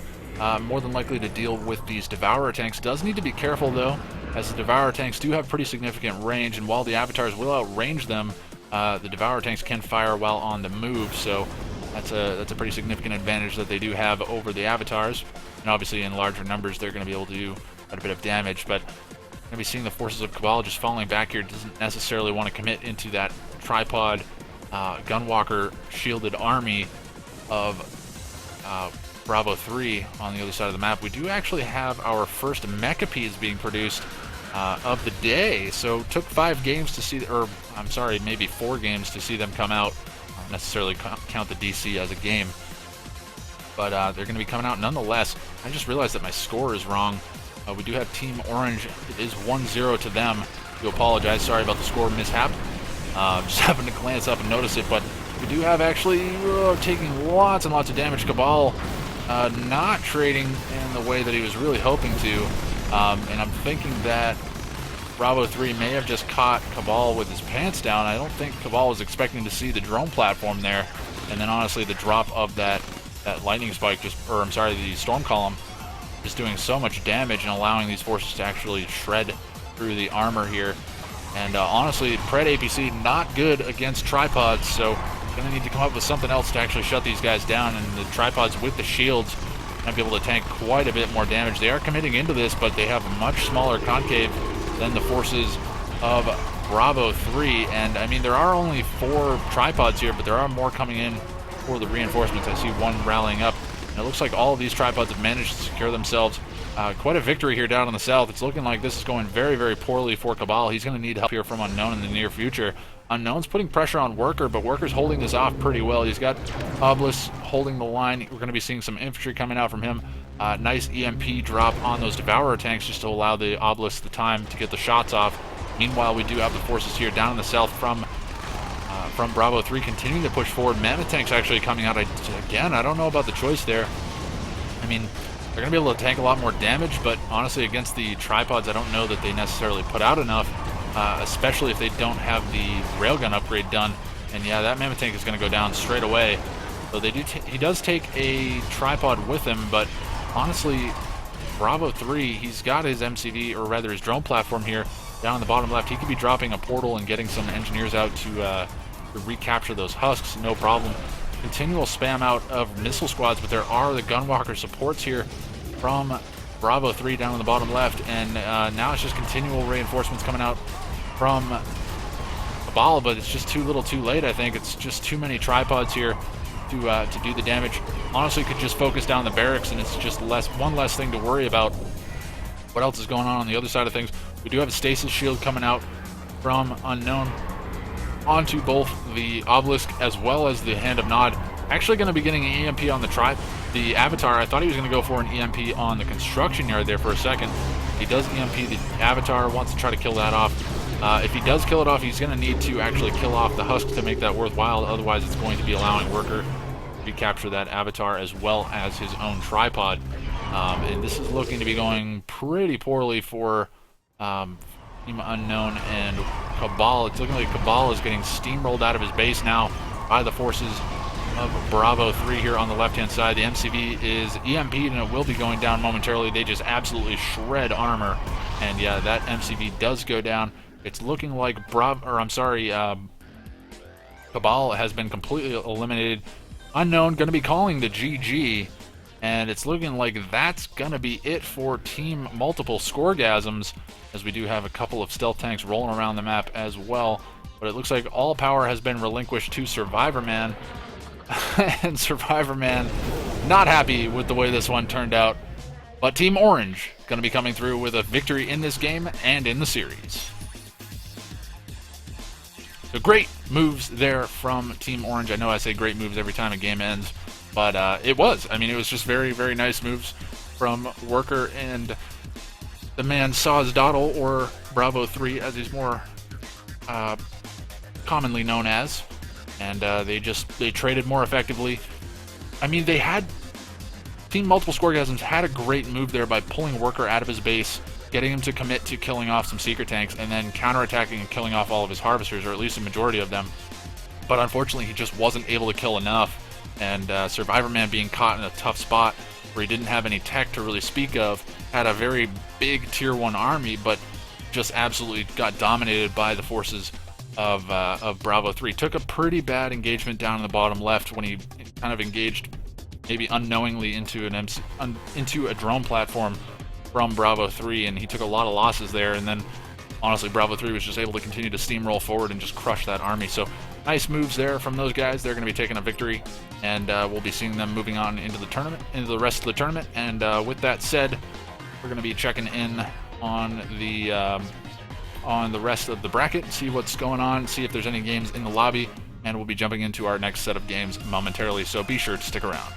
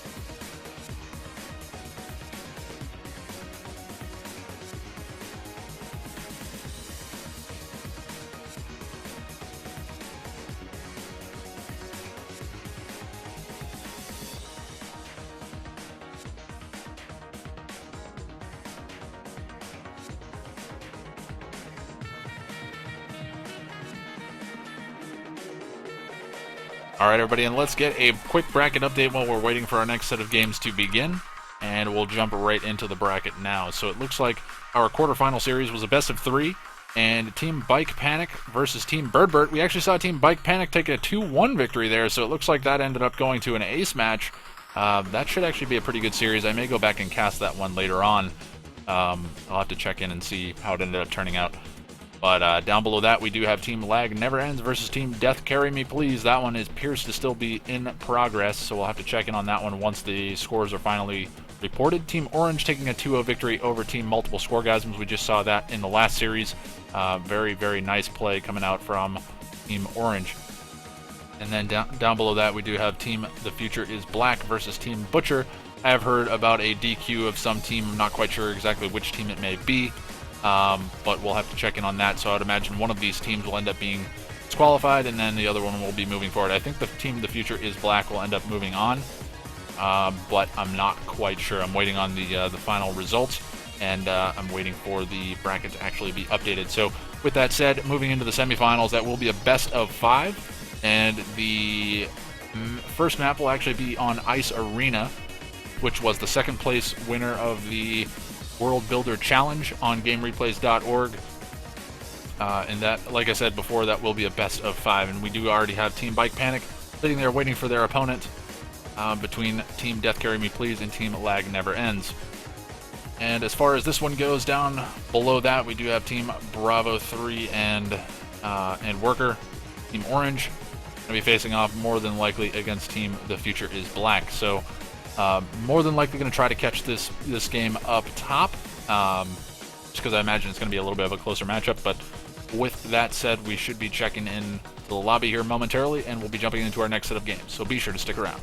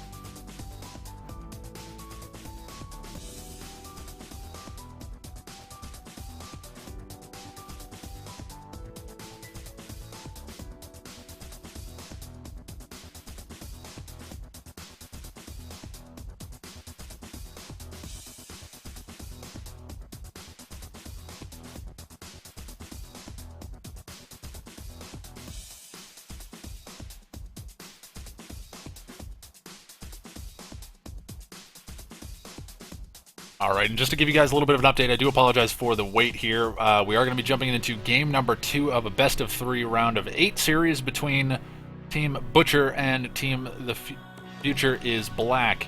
And we're just running into a little bit of a hiccup here due to the fact that we had some issues with team members not being permitted to play in the tournament, and that's been resolved now, and we should be underway here momentarily. It will be resuming where they left off. I believe Team Tiberian Future and Blackheart coming through with a 1-0 so far in the series. That kicked off on Wasteland Circles. So again, this is round of 8, not the semifinals just yet. So we'll be jumping into the semifinals once this series is over. But with that said, we're going to be jumping into this game momentarily. We're just dealing with some connection issues, and then we'll be right into the game. So be sure to stay tuned.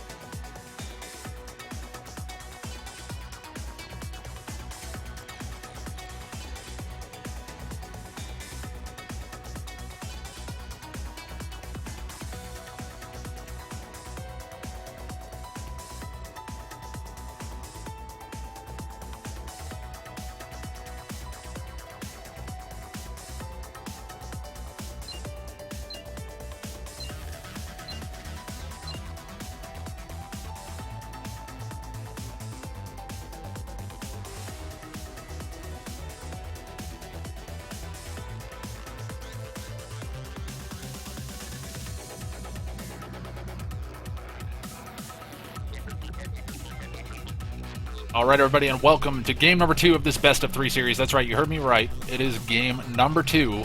I'll get into that in just a moment. But that brings us to the map Unsound Investment, and spawning down in the bottom right corner as the red member of Team Butcher, we do have Butcher, playing as the red-black hand. And his teammate down to the bottom left, probably one of the most known, if not the most known player in Kane's Wrath, as the blue Traveler 59, we have Unleashed.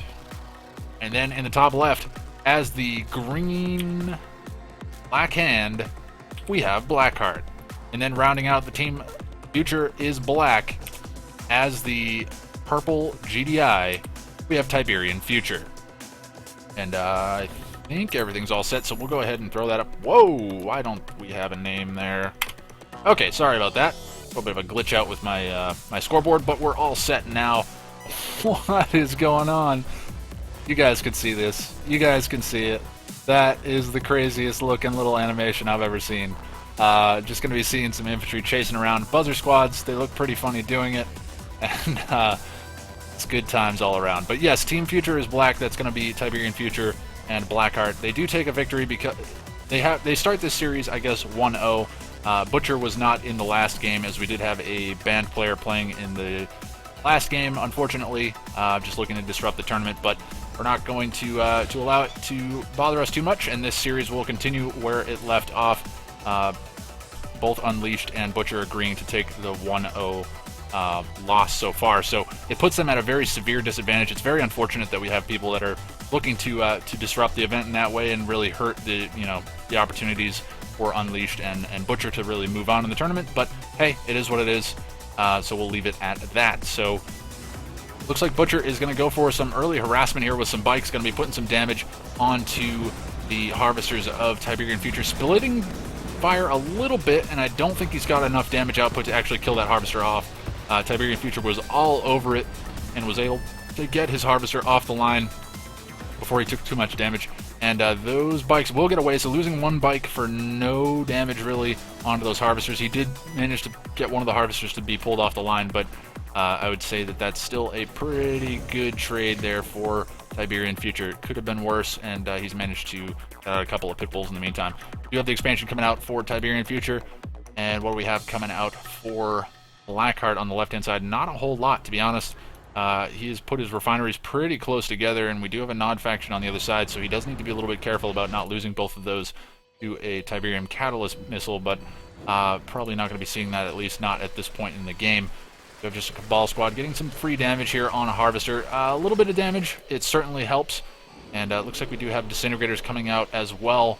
Unleashed going to be joining the battle here. More than likely going to be seeing the Fast Leg Descents coming online momentarily. I have to imagine that he's got that upgrade on the way. No, actually, oh, okay. I thought for a second there that he sold his Stasis Chamber, but no, his Stasis Chamber is actually on the far left. This is actually a really exposed position for this to be in. I'm kind of surprised that he'd place it there, but it doesn't matter too much. We do have that upgrade on the way, and then we're going to be seeing more than likely some Disintegrators here moving out, or Unleashed on the right-hand side of the map. Going to be looking to put some pressure on to Tiberium Future. And looks like the upgrade has been spotted here by our team in the north, as we do have Blackheart getting eyes on that with a Raider Buggy. He's going to fall back and not actually lose that Raider Buggy as well, so nice move there to keep that alive. And what else do we have going on here? We do have just Harvesters continuing to grab free Tiberium here down in the south. Not a whole lot to be said there, but now a couple of Seeker Tanks coming out from Unleashed. Should get a bike by the looks of it, so that's not too bad. More than likely going to be losing a Seeker Tank, so I don't know what exactly dollar for dollar how that one turns out, but I have to imagine that that ends up being cost-effective for Unleashed. Oh, he's going to actually get another bike. So that's definitely paid for itself. You got 2 bikes. I guess 2 bikes for 2 Seeker Tanks. I think actually Seeker Tanks cost a little bit more than bikes, seeing that they're a little bit more tanky. I think they do essentially the same damage, though, in the grand scheme of things. Might have a slightly higher DPS from the bikes, but now we do have the Disintegrators here with the Fast Legs in the north, just going to be kind of chilling out, maybe waiting for Harvester to come to that blue Tiberium field, but it doesn't appear as though Tiberium Future is going to have any of it. He does have 2 Watchtowers down, as well as a Shredder Turret from his ally, Blackheart, going to be defending that upper right portion of the map for them. And that should actually shut down those Disintegrators pretty handily. Yeah, these Disintegrators being rushed in and taking lots of damage. Unleashed, maybe noticing a little bit too late. Did lose a couple of squads there. It's a little bit unfortunate. Hopefully there's not any stream cheating going on, because that seemed kind of odd that they saw that coming. Maybe they did see the Disintegrators. Maybe I'm just blind. But bikes facing off against Seeker Tanks. It's going to be Blackheart falling back to those bikes. Doesn't necessarily want to go into an extended engagement with those Seeker Tanks, because obviously they're quite a bit more tanky, and we'll be able to deal out a lot more damage onto those bikes if they don't kite properly. Scorpion Tank's going to be the transition here for Blackheart. It looks like he does have that Operation Center down. Wouldn't be terribly shocked to see Dozer Blades in the near future. Has a decent amount of power as well. Actually, it's all bunched up in one little location here too, so that's kind of interesting. You see it spread out a little bit more than that. APCs and Predator Tanks coming out here for Tiberium Future on the right-hand side of things. You have a Shredder Turret being dropped by Blackheart, going to be trying to defend against this infantry push coming out from Butcher on the right-hand side. But Butcher, he's actually got upgraded infantry here. He does have the Black Disciples upgrade from the Secret Shrine, and he should be able to do quite a bit of damage with his infantry. He does have a couple of Black Hand squads on the front lines to be able to tank some of these Shredder Turrets. Obviously, Black Hand squads, you can see they're tanking 2 Shredder Turrets there, just that one squad, and they're taking a lot of damage, only now being brought down to about half HP. We do have a number of Disintegrators here coming in down in the south. We do have an army on the left-hand side. It's been spotted by Tiberium Future. Blackheart needs to deal with this. He does have a couple of beam cannons out. I don't know that he's got enough to deal with the Disintegrators, though. He's being forced to use actually Shredder Turret defenses, as well as some Scorpion Tanks to try to crush them. Looks like this army should be held off pretty easily by Blackheart on the left-hand side of things, but meanwhile, we do have a lot of pressure coming in, but a huge amount of Disintegrators just absolutely being shredded there by the APC army of Tiberium Future. And now it's going to be up to Butcher to continue to live up to his name, maybe, and try to push this army back. He does have a decent number of APCs to contend with, but they do not have AP ammo, so they're not going to be dealing out their maximum damage output. But he does need to be careful. Looks like he's focusing down the Predator tanks first, surprisingly enough. Maybe just trying to avoid getting crushed, or just trying to eliminate the DPS that's going to come from a return attack if those forces turn and fire on his base. But I thought I heard a... Did I hear one click? Thought I heard a Tib Catalyst missile, but maybe I'm wrong. This fight is getting pretty messy. Butcher is still continuing to push forward. He's got infantry streaming into this engagement, but with the Watchtower defenses being spammed out here by Tiberium Future, he should be able to hold the line pretty easily. And I think that's going to spell the retreat here for Butcher. So he's going to fall back and maybe wait for some assistance from Unleashed. I think he's pushed back Siberian Future enough to where he feels comfortable on the right-hand side of the map. Meanwhile, Unleashed is trying to secure himself on the left-hand side. He's going to try to push into this expansion base of Blackheart. And he's going to be able to do quite a bit of damage. He's taking quite a bit in return, though. These watchtowers obviously dealing out quite a bit of DPS. Confessor Cabal Squad's very, very tanky and very, very high damage output as well. Beam Cannon's contributing to that as well, just sitting on the back lines, actually pretty strong against infantry. I think they do grenade-type damage, and that makes them obviously very strong against infantry. And we're going to be seeing that entire force getting cleaned up. Meanwhile, what do we have? It looks like Unleashed is just content with spamming out Disintegrators. He realizes that that's really where the power is.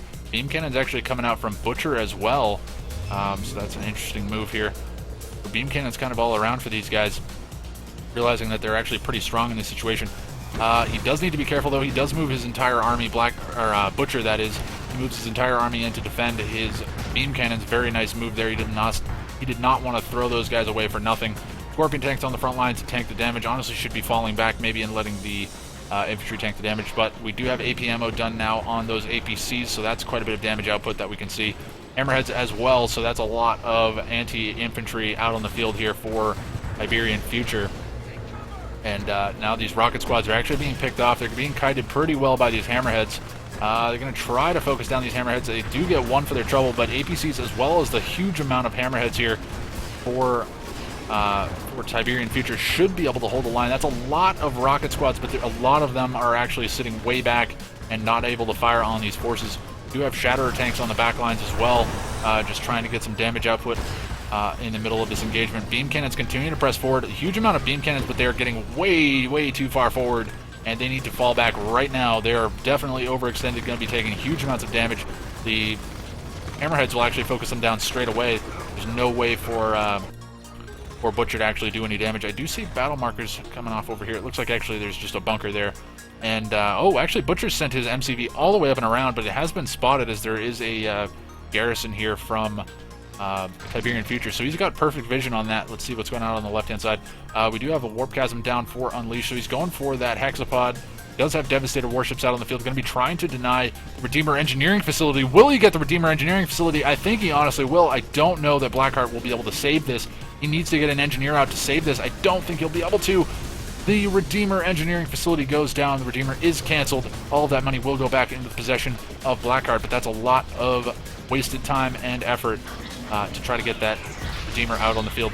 We do have a Mechapede out on the back lines, more than likely just trying to camp the airfields, trying to get some damage out onto those. Oh, actually, no, those have the shard upgrades. So they're just looking to do some damage to the infrastructure here, trying to take out some harvesters. And it's looking like Butcher and Unleashed are looking very, very strong right now. Hexapod does come out. Pretty sure that was a Tib Catalyst missile. Not sure where that ended up hitting.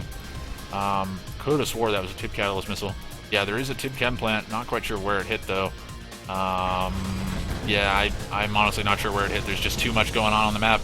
So many beam cannons absolutely shredding this base right now. Butcher looking very, very strong in this game. And he's continuing to press forward. More rocket squads coming out from Butcher as well, and he's going to continue to push forward and looking to do some damage. Going to be looking to take out some harvesters. There are a number of Hammerheads out, but without the ceramic armor upgrade that you would get from the Zocom faction, they're not going to be able to tank a whole lot of damage. Raider Buggies out on the front lines as well, going to be able to take those guys down pretty quickly. Rocket Squad's contributing to the damage as well. And what else do we have going on the left-hand side? We do see Unleashed just continuing to leech blue Tiberium. And it looks like his Hexapod has been phased. It's moving in to the base of Blackheart, but there's not a whole lot left here on the right-hand side of the map to be dealt with, as we do see Butcher continuing to push forward and living up to his name and just absolutely smashing this right-side base. And Siberian Future, he's been crushed back into the Stone Ages here. I don't know what he's got left for a build. He does have a War Factory, maybe rebuilding his MCV at this point. He does have an airfield, so he can be spamming out the Hammerheads as well. And he does have that tier 2, so he could go for some Orcas if he wanted to. I don't think he has tier 3 to speak of at this point in time, though there are a number of... oh, actually, unfortunately, Unleashed forgetting about those Mechabeads. Going to be losing them to the Shredder tank. Or I'm sorry, not the Shredder tank, the Shatterer tank, actually getting a veteran rank out of that as well. Hexapod just being left in the base of Blackheart. Blackheart, not a whole lot here to actually stop this. He's going to try to get out DPS using just the Shredder turrets, as well as using building blocks to get his obelisks down. But these harvesters are taking a lot of damage. 2 harvesters go down straight away, and that Hexapod will more than likely chase down a couple more. It looks like actually Unleash is going to just continue to... Hexapod... he teleports it away. Okay. I was going to say Hexalame, but it's only the first time that we saw it, so it's not necessarily a Hexalame just yet. But, oh, actually, a couple of Devastator warships here from Unleashed being focused down by APCs. A couple of APCs do go down, unfortunately, a little bit bad positioning there. But this is where good micro comes in handy. One APC can take out all these Devastator warships because the Devastator warships have a difficult time targeting moving units. And APC is obviously not the fastest units in the world, but just a quick waypoint around. And these Devastator warships are going to be firing endlessly. Unleash kind of throwing those units away, just doesn't seem to be too worried about it, more than likely just focusing on his Hexapod at the moment. And a decent number of those beam cannons, wow, actually a huge number of beam cannons out on the field, trying desperately to take out the Eradicator Hexapod, but there are a huge number of Disintegrators coming in. They should be able to clean this up. There is a Purifier here, could be focusing down all of these Disintegrators very quickly, as it does have that flame weapon. We do actually have a Black Hand Squad as well, could be killing off the majority of these Disintegrators, but it has bought Unleash enough time to actually pull his Hexapod back. It will keep it alive, and he does have Corruptors on the repair now. And Tiberian Future, he's still alive. He's rebuilt his MCV. I think he's still got the same infrastructure here. Yeah, so he's still just being pushed into his base by Butcher, Scorpion tanks, as well as infantry just pushing forward and crushing this base. The Shredder turret drops here from Blackheart, just not enough to actually hold off against this infantry push. And the Hammerhead's trying to come in and focus down these rocket squads quickly enough. I think he's going to take some losses here. That's a little bit unfortunate. Orchestrate comes in, gets a pretty good hit, does quite a bit of damage, but the base push coming out from Butcher, as well as actually a Voice of Kane, not something you see very often, but going to be giving the buff to those rocket squads. And what else do we have going on in the meantime? We do have an Eradicator Hexapod pushing up on the left-hand side. We do have a Redeemer here from Blackheart to contend against it. It is going to be a little bit difficult to deal with, though. There are Corruptors repairing it, and this is a Hexapod with full Disintegrator upgrades, so should be a pretty fearsome force once it gets up close and personal. There'll be a lot of damage output from those Disintegrator upgrades, but in the meantime, we do have Blackheart. He's got a pretty good base here by the looks of it. He's got quite a bit of infrastructure. Oh my goodness, these beam cannons are way too far forward. They're going to be absolutely slaughtered now by the Disintegrators as well as the Hexapod. And there is a Devastator warship here going to be taking some damage from some Tiberium Core missile upgraded SAM turrets. That should be going down. More than likely going to be seeing that going down. Traveler engines upgraded as well, surprisingly enough. And that Hexapod taking quite a bit of damage, but honestly, with the Corruptors being allowed to stay alive, does teleport the Hexapod back. Apparently it was taking too much damage. Prodigy is in range there, very, very close by. And now we do have Blackheart actually trying to pull back that Harvester, which appears to have been just auto-harvesting. But Butcher, he's just continuing to press forward here. Not quite sure what else is left. It looks like Unleashed sent a couple of Corruptors up just to try to clean up some of these structures, but did not actually manage to clean up too much. Looks like actually the War Factory was killed off. Not quite sure what that was by. May have been by the Corruptor harassment from Unleashed. But now there are Purifiers as well as the Redeemer. Oh, the Purifier needs to be careful, though. Needs to be careful. It's going to get crushed here by the Hexapod. He's trying to get in close just to allow the Purifier to get its flame weaponry off. But, oh, man. Tiberium Asteroid coming in and doing a lot of damage to these. Oh, actually, I don't know that he killed off too many of them. There's still 5 or 6 beam cannons alive. And I don't think they're... Oh, actually, that was a weird glitch out. Okay, so the Eradicator Hexapod being teleported back once again. So Unleashed going for the patented Hexalame. Not something we've seen a whole lot of in recent tournaments, but we've seen a little bit of it today. Maybe it's making its resurgence. So maybe we'll see a double War Factory all in Black Hand coming back again. That used to be the big thing a while back, but all the same, actually, surprisingly enough, Tiberian Future getting a free opportunity here to come in and do some serious damage to Unleashed. He's getting a lot of infrastructure kills. Managed to kill off all of the power, or at least the majority of it, and he's managed to kill off a lot of the infrastructure as well. Could actually focus down that tech assembler. Maybe just wants to continue to capitalize on the fact that the power is down and just kill off the remaining power of Unleashed. So this is fantastic play coming out from Tiberian Future while being strapped for cash up in the top right. He's actually sending his MCV all the way up to the north realizing that he's being steamrolled out of this base here by Butcher, but Butcher just not being able to crush Tiberian Future just quickly enough, and allowing those hammerheads to inflict pretty significant damage. Now is going to turn turrets on the Tiberian spikes. That's a wise decision. And Unleashed, he's trying to give chase with the planetary assault carriers. They should be able to do quite a bit of damage to those hammerheads once they get in range, but the hammerheads definitely have superior speed and should be able to kite them pretty easily. We do have just an ABC out from Tiberian Future. Actually, it looks like just a number of forces here from Tiberian Future that have been kind of left to do whatever they want down in the south, and Butcher actually being forced to drop a War Factory to try to defend this. And I'm not quite sure what he's going to be pumping out. It looks like it's going to be Raider Buggies, maybe going to be going for the EMP. Yes, he does have EMP coil, so more than likely going to go in for the EMP, and then these tripods should clean that up pretty quickly. And it looks like the Redeemer here, double Flame Redeemer coming out from Butcher, going to continue to give chase here. Looks like Tiberian Future has managed to escape with his MCV, so he's still in this game. Doesn't have a whole lot left to speak of, though. I don't know where his hammerheads ended up going, or if they went down. The hammerheads are still alive. They're being chased down by Storm Riders now, and they're being focused down pretty quickly. There's no chance of them getting repairs because there's no airfield out on the map, and there's no airfield in sight for Blackheart due to the fact that he is Black Hand.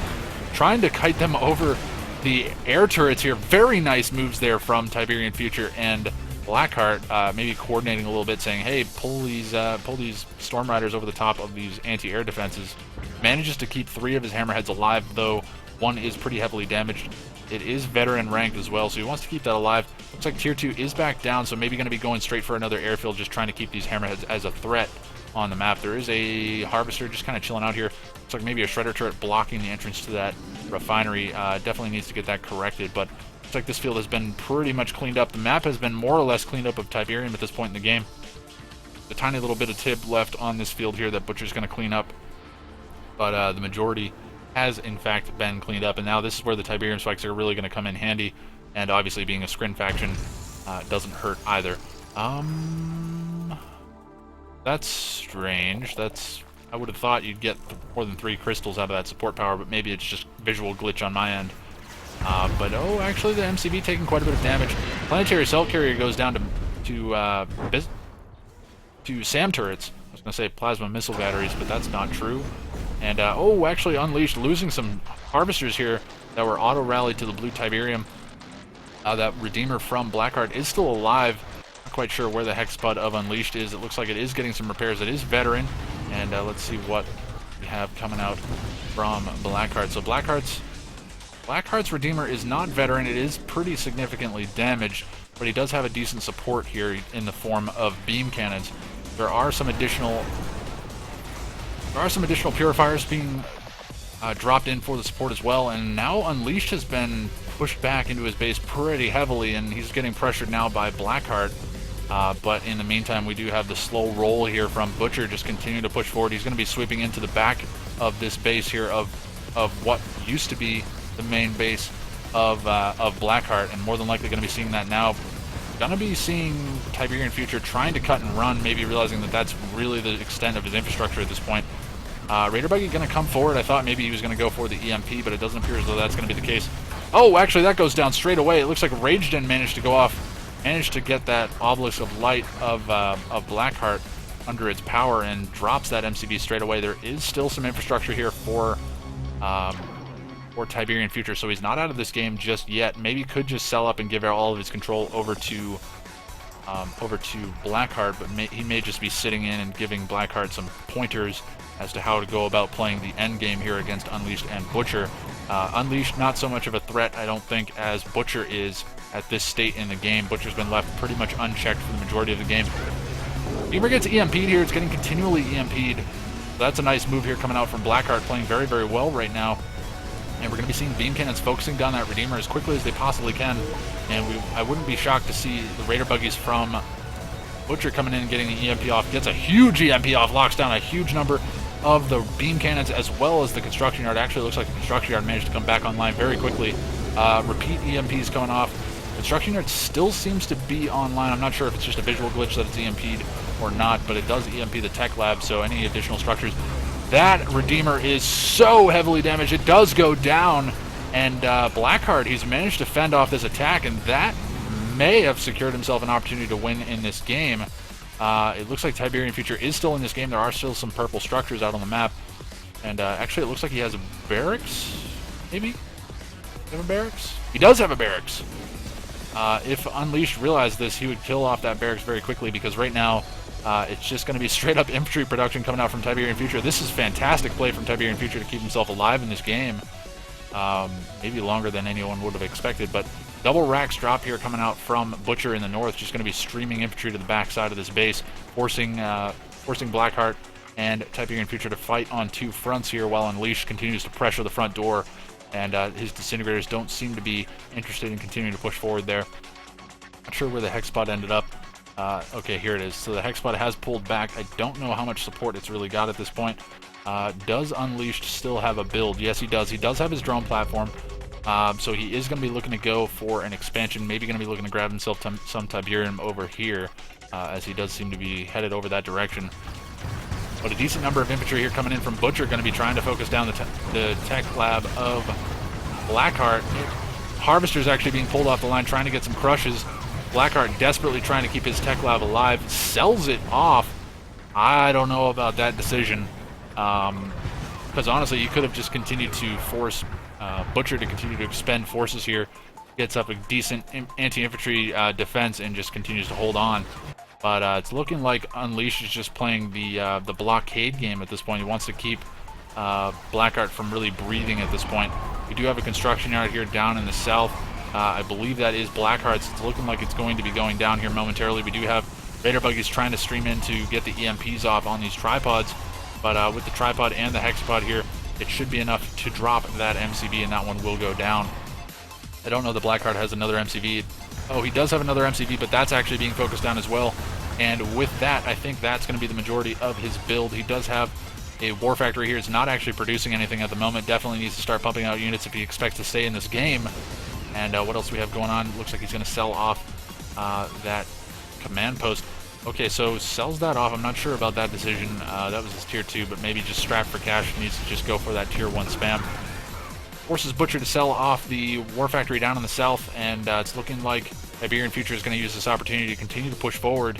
Should be able to clean up majority of this infrastructure here from Unleashed, but it's going to be leaving Blackheart pretty much undefended, so it's going to be leaving him up to his wits and his ability to defend. Holy cow, that's a lot of beam cannons. So there is a decent amount of beam cannons here to try to defend against this.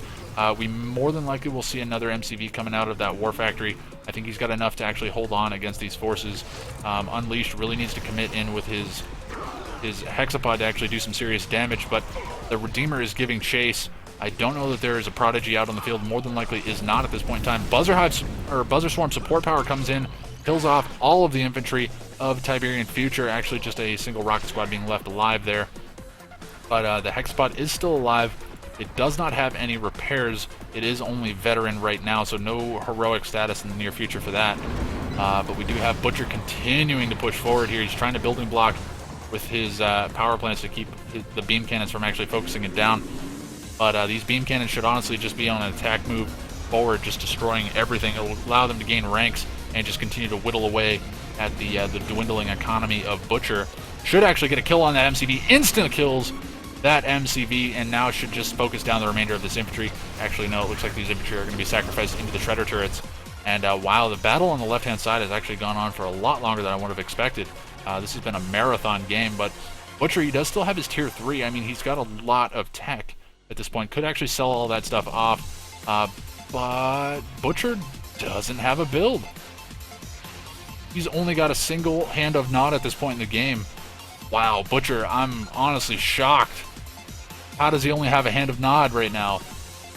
Butcher has thrown in the towel, giving over all control to Unleashed, so it's going to be up to Unleashed to try to pull this one through and keep themselves alive in this tournament, because if Butcher and Unleashed go down, that's going to be it for the series. And man, Tiberian Future and Blackheart holding on way longer than I would have anticipated. Blackheart seems to be really concerned about pushing forward. Honestly, I don't blame him. He does have a Purifier as well as a Redeemer pushing forward here. Should be able to sweep around the map and doesn't have too much to be worried about. Unleashed, though, he needs to be careful. because Unleashed has now been given control of a significant amount of economy as well as a pretty good amount of infrastructure. And Unleashed, when he's given free reign to do whatever he wants, it's a pretty scary thing. So Blackheart needs to be very careful. It looks like he's going to be leaving his beam cannons home to defend his base, and it looks like actually Tiberian Future is continuing to pump out infantry, maybe just trying to continue to hold on at this point. Actually triple gravity stabilizer Storm Rider coming out for Unleashed, feeling that resurgence of cash, and maybe just trying to convince Butcher to sell up so that he could get some cash in his pocket so he could start doing some crazy shenanigans. But Tiberian Future maybe just trying to signal to Blackheart that this Tiberium spike does need to go down, and he would be correct in that assumption. It looks like the Purifier is going to be used for that purpose. Doesn't appear as though Unleashed is too concerned about going for any cultists or anything like that. Surprisingly enough, have not seen any of that, at least not today. Oh, wow, good Rage Gen goes off. Manages to get a couple of the Disintegrators, actually going to be doing pretty significant damage to the Hexpod, but now there is nothing to stop the Storm Riders. There is no anti-air defenses here for Blackheart, and the Storm Riders are going to be allowed to get free damage on the Redeemer, and will more than likely at some point focus it down entirely. And that's the majority of the attacking force here for Blackheart. And I don't know what else he's got left. He's got a couple of bikes coming out, going to try to keep that alive. Should honestly be focusing down the Disintegrators at this point. Does do that, forces the sell-off of the portal here, and man, Unleashed going for the crazy tactics with the Storm Rider is going to be able to focus down that Redeemer pretty much free of charge. One bite coming in, but it's not going to be enough. Unleashed is going to see it and just immediately focus it down. I mean, it does have Tiberium Core missiles, so it should do quite a bit of damage, but will more than likely be focused down pretty quickly.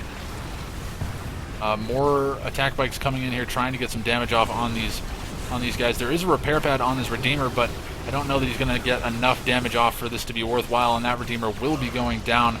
Very unfortunate there for Blackheart. That was the majority of his attack force. He does still have beam cannons out on the field, but they're not going to be able to do anything against the aircraft, and I think Unleashed made the right decision to go for the triple gravity stabilizer Storm Rider. He was able to focus down that Redeemer very quickly. He's going to be forcing out anti-air options from Blackheart. Blackheart actually going to be packing up and going for the expand, realizing, okay, it's just me and Unleashed at this point, really, and I just need to continue to push forward. It looks like Tiberian Future is just kind of around for moral support, maybe giving some coaching advice, not quite sure, but the Hexbot being left behind, just trying to get repairs, trying to keep this thing alive. It is veteran status, more than likely going to be going to elite status in the near future. It's been alive for a very long time, but man, this game has dragged on for a very long time. It has had some very, very interesting moments, and now these Storm Riders, realizing that they've got pretty good map control, they're just going to fly around and pick off whatever they can. Looks like they did manage to clean up the Purifier.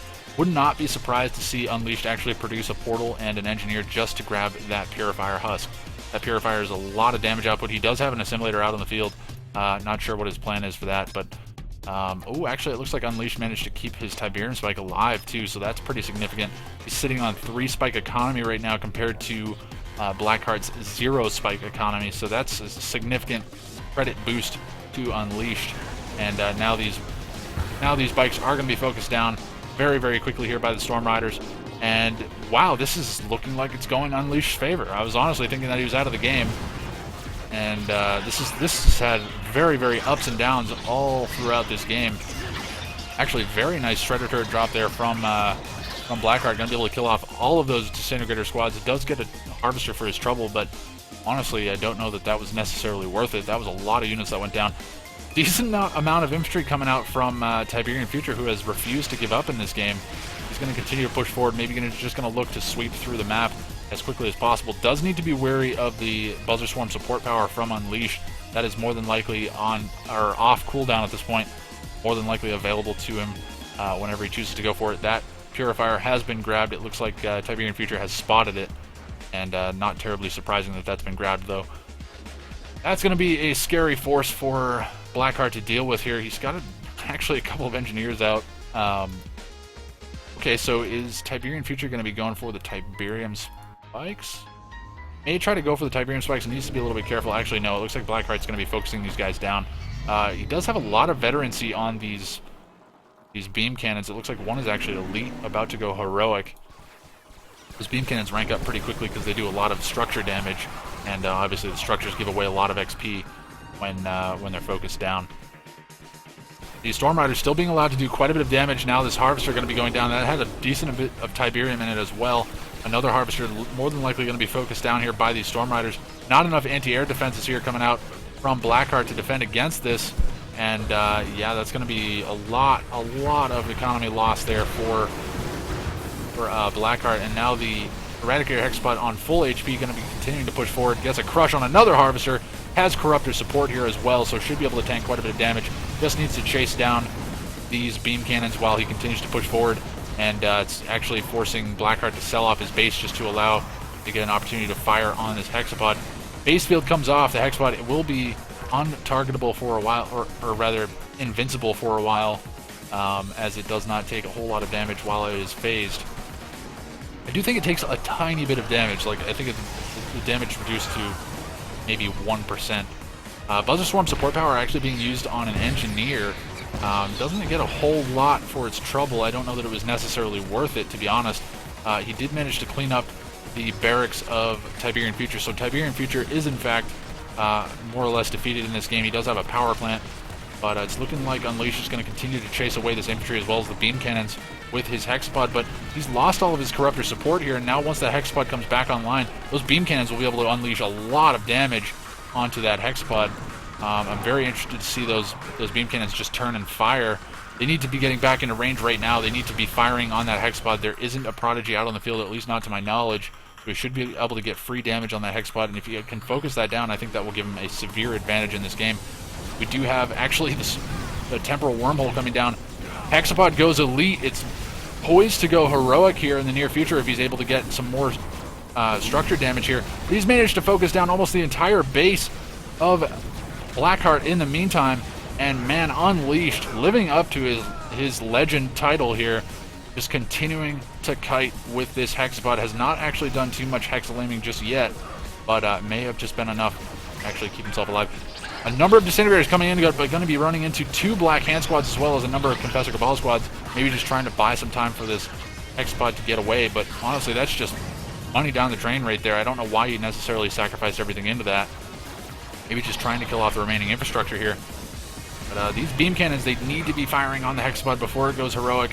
The beam cannons have to fire on this Hexapod. They need to focus it down as quickly as possible. It is taking quite a bit of damage. Now the Storm Riders are going to be coming in, going to be looking to focus down these beam cannons, and this is looking like it's going to be lights out for Blackheart. He does sell off his MCB. He is down to just a barracks at this point, or rather a Hand of Nod. The Hexapod goes heroic. Blackheart has been defeated, and Team Butcher takes game number 2.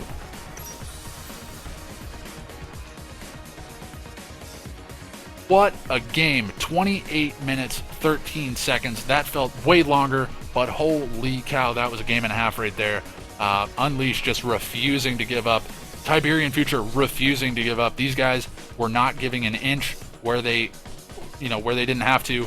And man, Unleashed really capitalized on it, coming through with the late game Hexapod, and was really able to make the additional income from Butcher work out in his favor. So Unleashed and Butcher keeping the dream alive. Going to be alive to play in game number 3 in the Ace match, and that will be coming right up, so be sure to stay tuned.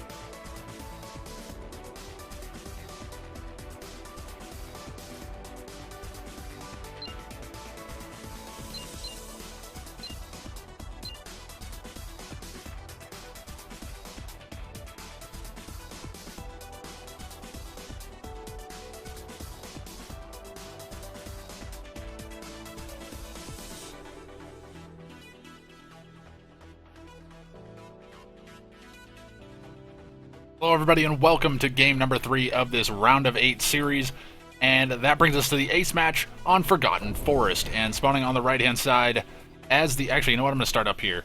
Spawning as the green black hand, we have Blackheart.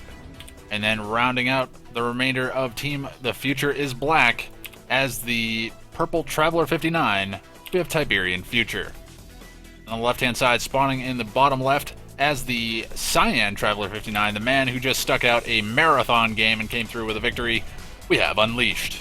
And his teammate just to the right of him as the red GDI, we have Butcher. And they're going to be rounding out Team Butcher. And that brings us to the map Forgotten Forest, which is, not arguably, it is absolutely the most 2v2 played map. Most 2v2 played map. Most played 2v2 map, I think is the words I was looking for. Not sure if I just repeated myself and just didn't hear myself say it, or what the deal is. Let's get that scoreboard up and running. Let's see, I think we've got this all set. And it is a best of 3 series. This is game number 3, so this is do or die for both of these teams. Team Butcher maybe starting with a bit of a disadvantage, Unleashed, and Butcher starting 0-1 in this series, just due to the fact that they did play a game, but Unleashed was teamed with a member that was not permitted to play. So they did. Butcher was unfortunately at a disadvantage. He hadn't played just yet, so he started off with an 0-1. But he was a champ, decided to play with the disadvantage, and came through with a victory. He absolutely stomped Tiberian Future on the right-hand side of the map on Unsound Investment in the last game. But getting into this game, we do have Disintegrators coming out from, I believe it is Tiberian Future on the right-hand side, going to be looking to actually split off. They're going to be going for 2 different attacks here. We do actually see a refinery being sold off by Blackheart, or I'm sorry, by Butcher rather. So that's kind of interesting. Maybe overreacting a little bit to this. It looks like Unleashed has managed to drop himself a buzzer hive over in the base of his teammate, but going to be losing a harvester of his own for that effort.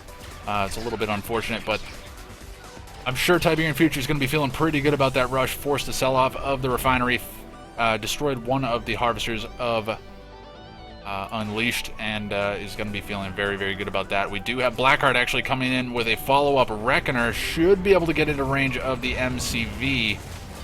Is in range of the MCV. Maybe should just start focusing that down. It looks like no, he's actually going to try to focus down the building blocks. He's dead set on killing this refinery. I don't know that he's got the damage output to really do it. Will be forcing a repair nonetheless.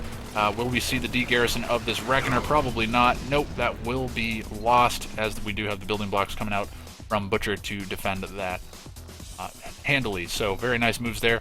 Disintegrators down in the south here for Tiberian Future, going to be forced to run away by the Gunwalker pressure here from Unleashed. Meanwhile, in the north, we do have a Pitbull counter-harass coming out from Butcher. He is going to be running into a bit of a wall of infantry. Actually, we do have a flame tank out as well. I don't think that the flame tank has been spotted. Blackheart needs to be a little bit careful as he doesn't stray into the vision of the Pitbulls. It looks like Blackheart has managed to see this now, and he will be able to kill that flame tank off without any trouble whatsoever.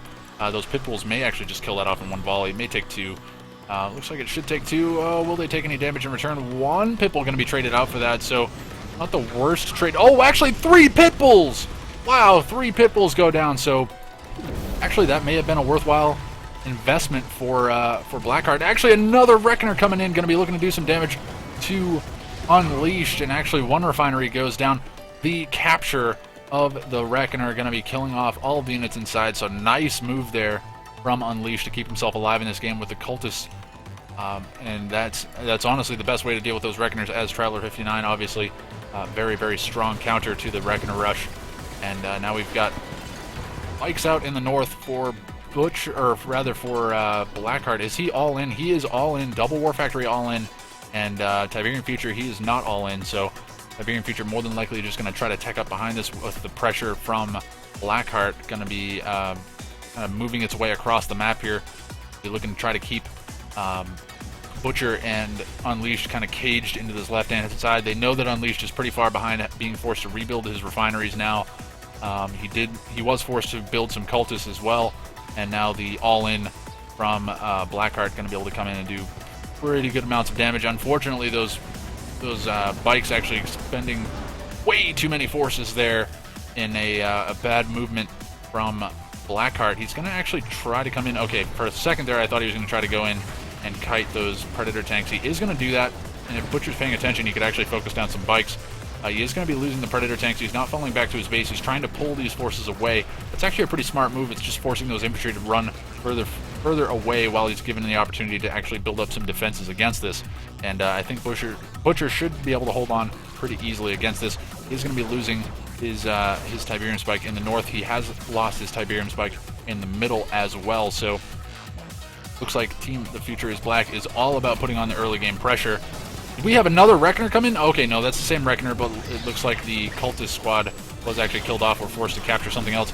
More Disintegrators coming in here from Tiberian Future, trying desperately to kill off that Cultist squad, realizing how much of a pain it could possibly be.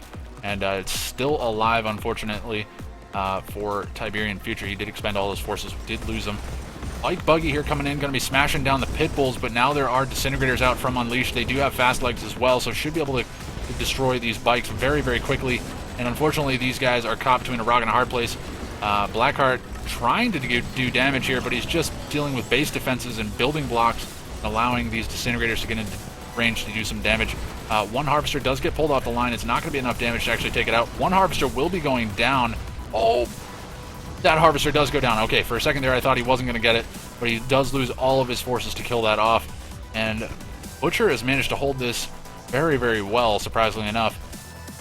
And in the meantime, he has spotted the expansion of Tiberian Future, and we do have a refinery down already for him, and he's looking very, very menacing. He does have a decent number of Disintegrators out on the map.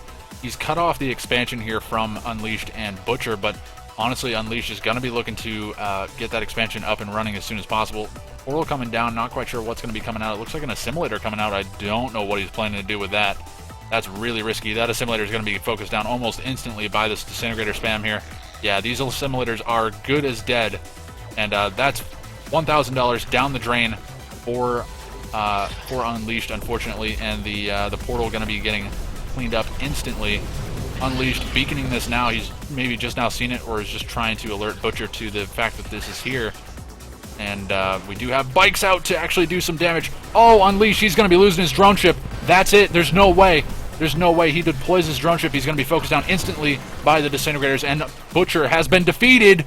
Unleashed being given complete control of the entire base. And what is he going to do now? He does not have screen tech. He's going to be losing his only warp sphere here.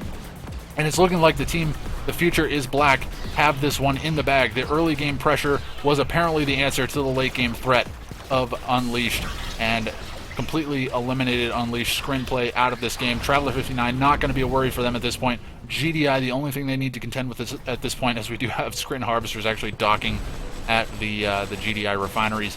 But this is okay. Sorry about that, everybody. It looks like my streaming service actually crashed.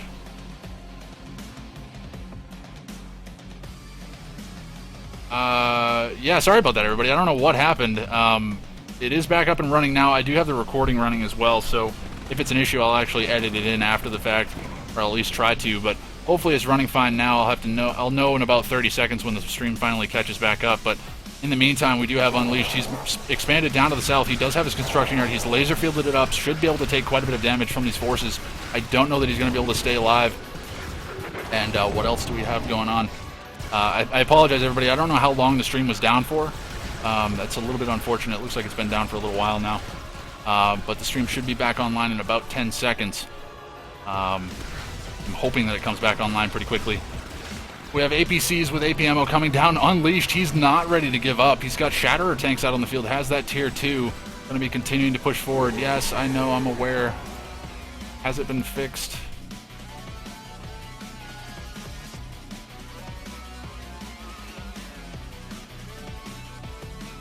I'm pretty sure it's been fixed, everybody. Let me check it.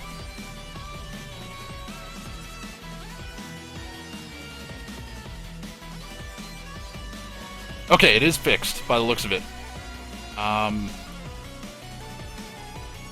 So I think it's fixed. Oh, goodness. Sorry, everybody. I don't know what's going on. Unleashed is still in this game, though. Let's see. Managed to catch up.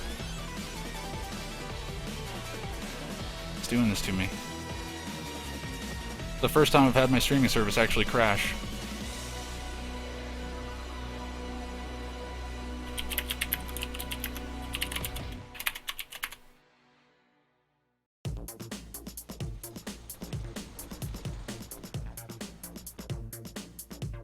Okay, alright. Apparently it's back.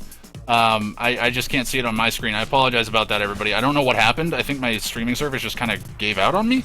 I don't know if it was my internet that kind of kicked me offline or what happened, but I do apologize, everybody. Unleashed is still in this game. He's managed to hold off some brutal attacks. Again, I don't know what happened. I do apologize. That was very, very unexpected. I'd never seen that happen before. I actually had some stuff pop up on my screen as well saying that it crashed. That's the first time I've seen it.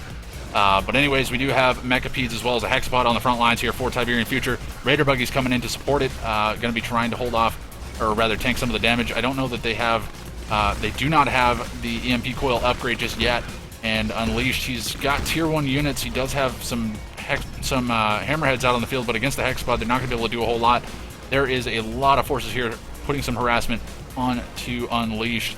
In the meantime, what else do we have going on the other side of the map? I do apologize. I've been kind of out of the loop as to what's going on just due to the fact that dealing with the streaming issue. We do have a couple of refineries on this expansion, and there's just so much going on right now. We do have a number of Mechapeds out on the field going to be trying to put out some damage on these hammerheads, but it looks like they're actually targeting down some of the APCs instead. And we do have the Hexapod just continuing to do free damage. Does get teleported away, and Unleashed, he's still holding on. He's not giving up. His Shatterer tank actually being focused down by some Bike Buggy here, and now the Bike Buggy is going to continue to chase away the hammerheads of Unleashed. He has not lost too many of the hammerheads though, so they are still a pretty menacing force. APM Watchtowers being dropped on the front lines, going to try to hold off against this. Harvesters being dropped left and right. Unleashed has lost so many Harvesters this game, it is unreal. He is sending all of his Harvesters up to the north. I'm not quite sure what he's planning on doing, maybe just long distance harvesting this, maybe thinking he's got some breathing room up here, realizing that the majority of the forces are down in the south. Prodigy teleports in, gets the construction yard, more than likely going to sell that off, maybe not. Yes, it does sell it off, realizing that the Prodigy will be going down. So the Prodigy does go down, MCV is down. Does Unleashed have a build? Yes, he does. He does have his War Factory, he does have an airfield, he's got income, not a whole lot of it, and he has hammerheads. But there is a decent number of buggies out on the field. Still no EMP upgrade, doesn't necessarily need them at this point in the game. Tech Lab is down, not quite sure what he's researching, maybe Tiberium Core missiles.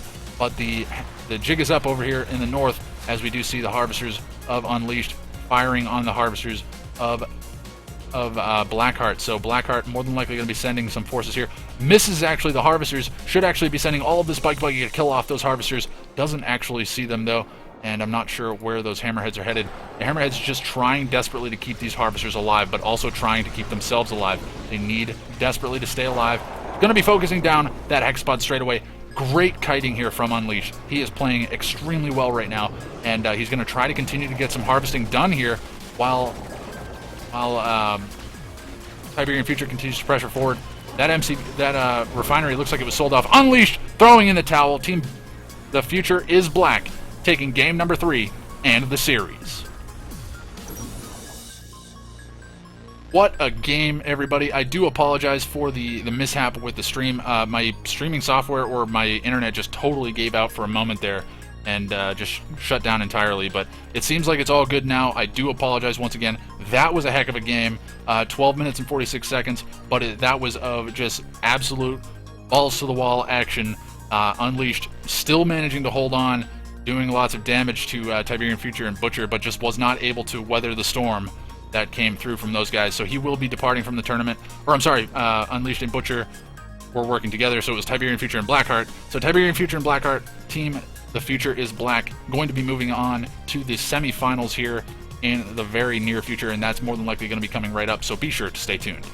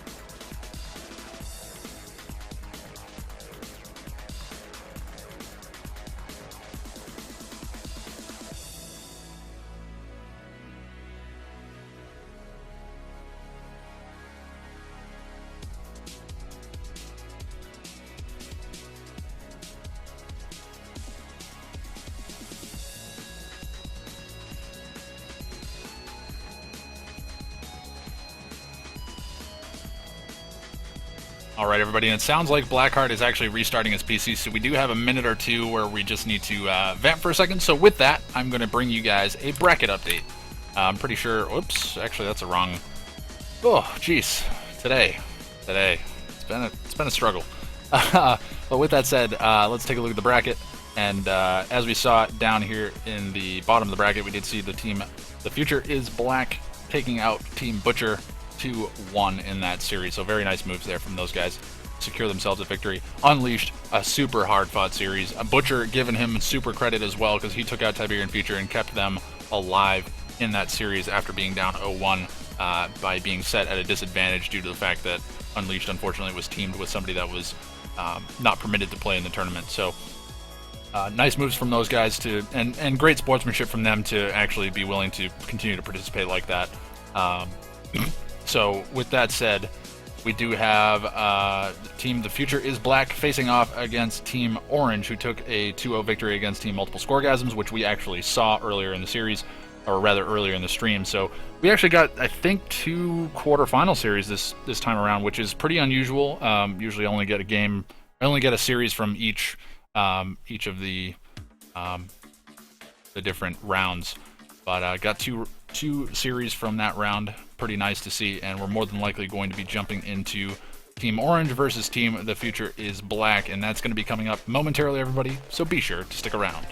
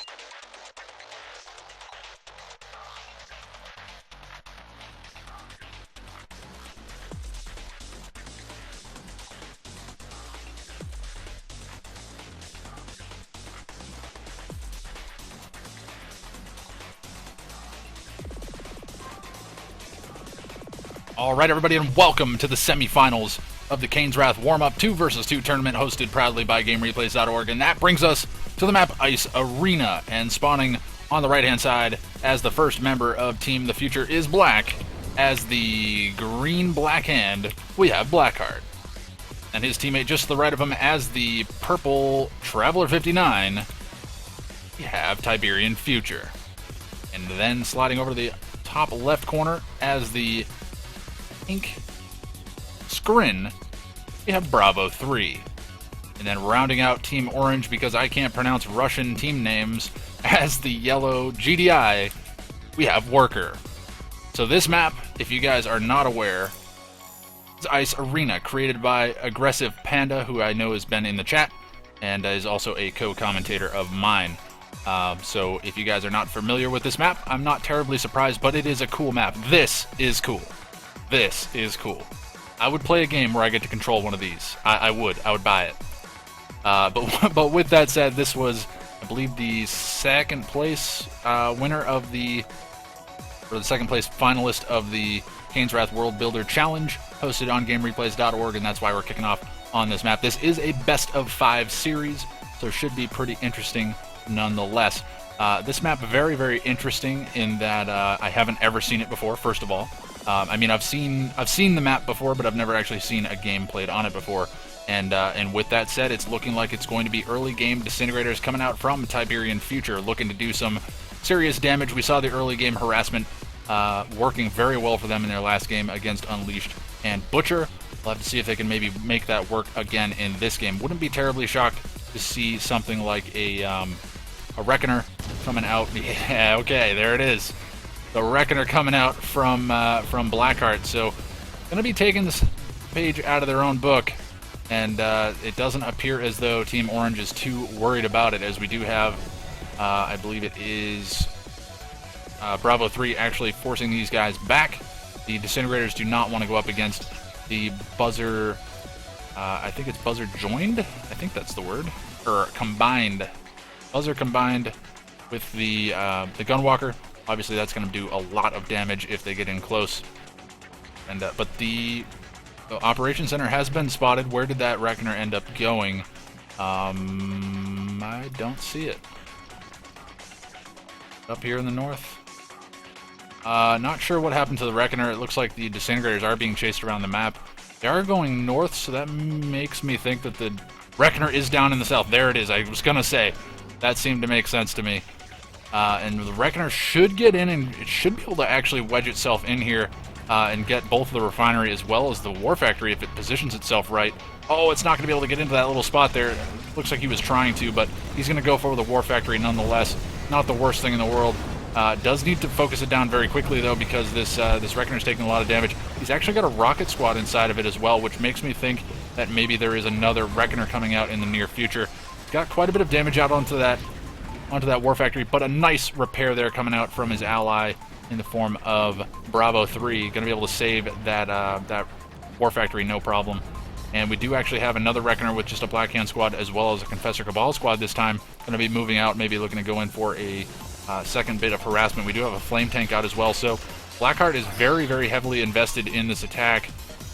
He's actually chasing down the Gunwalkers with the Flame Tank. He's in range, he's doing some damage, but I don't know that that's necessarily what he wants to be doing with that Flame Tank. Looks like these Gunwalkers are just going to continue to chase these Disintegrators around the edges of the map.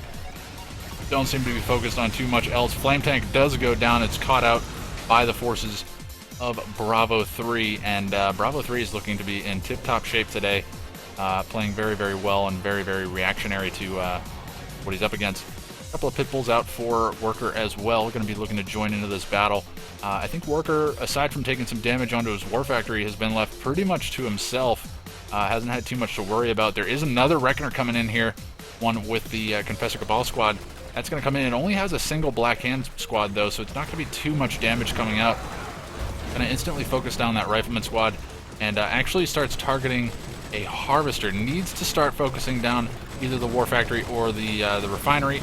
It's actually going to turn and fire on the Watchtower instead. I don't know about this decision. This is kind of a waste of a Reckoner, in my opinion. But all the same, we do have bikes just continuing to try to kite this force here out from Bravo 3. Needs to be careful not to let those bikes stack up on top of one another, because those Seeker tanks could actually do quite a bit of damage. Looks like maybe Blackheart has gone in all in once again. No, actually he's not all in. He does have double War Factory, but he does still have his construction yard. I don't know where he's getting this economy from. He's only got 3 harvesters. I mean, that's a significant amount of economy, I guess, when you look at it. And he does drop a second refinery now, so a bit late on the second refinery, but he's got a decent sized force out on the field at this point to actually poke in and do some damage. And what else do we have going on in the meantime? This Reckoner was still alive. Okay, so it looks like the Reckoner was focused down and those units were de-garrisoned. There is an engineer actually out for Worker, going to be able to repair that War Factory back up to full HP. And once again, another failed Reckoner rush from Blackheart, going to be shut down by the forces of Worker and Bravo 3 on the left-hand side of the map. What else do we have going on? We've got Disintegrators running around the map for Tiberian Future. It's looking like he's sticking with the Disintegrators. They've been working for him. I don't necessarily blame him for sticking with that. He does have some Seeker tanks coming out on the map as well. More than likely some Gunwalkers out to defend those Disintegrators, but we do have an expansion being set up for the Future is Black on the left-hand side, or rather the right-hand side, and they've also got pretty good map control with this force here in the middle. Going to be looking to secure themselves some blue Tiberium in the near future, I would imagine. We do have just some pit bulls poking in down in the south. It looks like they did take a little bit of losses, not sure. It looks like maybe 2 pit bulls went down. They should be able to clean up a Seeker tank that's kind of taking an errant path around the rift here, or rather the mountain. And what else do we have going on? Just continuing to eco up here in their main base. Just pretty much cleared up on this main base. But Worker, he's set both of his refineries kind of in between these 2 fields, so it looks like Worker's being left to harvest both of these fields on his own. And in the meantime, we do have Bravo 3 going to be harvesting here up in the north. That's a very large field, and you should be able to get quite a bit of economy off of it. What else do we have going on? It looks like Blackheart is actually expanded off to the left, going to be looking to secure himself of this Tiberium as well. And once again, just kind of settling in for a little bit of an eco game at this point. We have Disintegrators rushing in, going to be looking to contend against a line of Gunwalkers. I don't know about the choice to reverse move these guys. They were in definite numbers to take down a decent number of those Disintegrators. I don't know if he's just concerned that he was overextended, but there are 2 lightning spikes down here. Not quite sure whose is whose, but I think this is Tiberian Futures and this one's Bravo 3's, but they're just continuing to battle it out on the front lines here. I don't know. Repair drones have been called in by Tiberian Future, so a little bit more expenditure on his attack force there. We do have some bikes out down in the south, going to be meeting up with some APCs here in the middle of the map. There is a Predator tank as well, so they need to be careful about not taking too much damage. APCs can tank a lot of rocket damage as well, so they need to be very, very careful. Kite this in and out. One APC does go down. He does trade a bike out for it. The APCs may be overextending a little bit. They do manage to take down another bike. What's going on up in the north? Looks like this battle has pretty much calmed down. Yeah, it looks like Tiberian Future is actually falling back now. Lightning Spike's just kind of trading shots here. Like, no, I'm going to slap you. No, I'm going to slap you. And they both have repairs going, so it's kind of funny to watch the endless cycle of just losing money. And you're seeing some Predator tanks and APCs with AP ammo upgrades going to be pushing into this base. They are targeting the Harvesters, going to be taking a little bit of damage from these rocket squads, as well as the bikes here from Blackheart, but now they've gotten in pretty deep. Honestly, the APCs could drop mines right on this these stacked up Harvesters and do quite a bit of damage. I don't know that he's got the economy to be able to do that, though, or maybe just not the peace of mind. And it's looking like this is getting a little bit messy here. Worker doesn't seem to be too focused on what he wants to fire at. He's just kind of firing at anything and everything that he can get his hands on. He's got in the reverse move now, so he doesn't actually have the opportunity to target. He's going to continue to try to kite backwards. He's taking a little bit of damage from those Disintegrators, but they're being focused down pretty quickly by the AP ammo APCs. The Predator tank actually not going down. I thought maybe that those Disintegrators were being sacrificed to kill that off, but it does not appear to be the case. Mechapede's moving in the north for Bravo 3, going to be looking to do some counter-harass in the north, putting some pressure on Tiberian Future's expansion. And these Harvesters are pretty much left to themselves. There's not a whole lot here to defend against it. There is a Mechapede out for Tiberian Future. He does phase everything here. He gets the Mechapede as well as, I think, 2 Harvesters? No, actually, that Harvester died. and then a Seeker tank as well. So number of Harvesters over here actually still unfazed. They should be able to take quite a bit of damage, but they are going to fall back. The Mechapedes are kiting these Disintegrators very well. They'll be able to clean them up, no problem whatsoever. They absolutely are faster than them, and their ability to fire on the move is much, much greater than these Disintegrators. What else do we have going on around the map? It doesn't appear too much. Marv coming out for Worker on the left-hand side of the map. It looks like he has an airfield as well, so maybe going to be seeing some Hammerheads. I think I saw one over there while we were over there, but we do have a lightning or a storm column. I always want to call these the lightning spikes because they drop lightnings. Drop lightnings? I'm not quite sure what I'm trying to say there, but they shoot off lightning, and that storm will still be doing damage to these forces. Not too much to be worried about, though. Scorpion tank's actually rallying up from Blackheart, going to be looking to try to come up and defend his ally, realizing that he's just taking a little bit too much damage there. And we actually do have Temporal Wormhole being called in by Tiberian Future, trying to lock down all of those Mechapedes. Unfortunately, catches them pretty much on the outskirts, and they should be able to get out pretty easily. Yeah, they're going to be able to get out and continue to dish out that damage. What do we have going on down in the south? We do actually have Hammerheads coming in from Worker, going to be coming in and getting some free shots on these Harvesters. There's nothing here to defend against this. Blackheart going for some beam cannons. They worked very well for him in some earlier games, and it's looking like he's going to go for that again. You have APCs actually dropping minefields all over the place over here.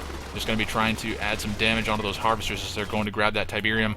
And the battle is still raging in the north. We do have Tiberian Future. It's looking like he's actually given up, and Blackheart sells out as well. And that's going to be game number 1 going to Team Orange. So a coordinated quit there from Blackheart and Tiberian Future, just realizing that, hey, we're getting pressured on both sides and we're losing both battles. We just can't win this one. And I think Worker and Bravo 3 just capitalizing on the early game harass that they took, realizing that their mid game would be a little bit stronger, and they just absolutely crushed through with the upgraded Tier 3 Mechapedes. And then gave Worker some free time to do what he wanted and got up some Hammerheads. There was no shutdown for those, so they were able to power through for a quick game number 1. And that's going to be bringing us into game number 2. That's going to be coming up momentarily, everybody, so be sure to stick around.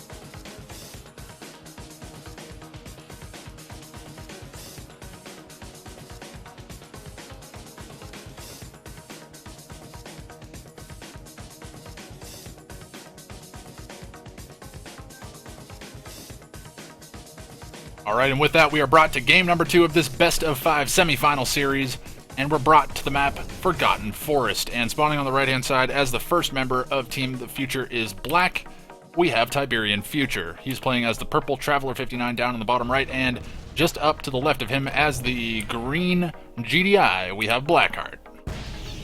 And then off on the other side of the map as the orange member of Team Orange, as the orange screen, we do have Bravo 3.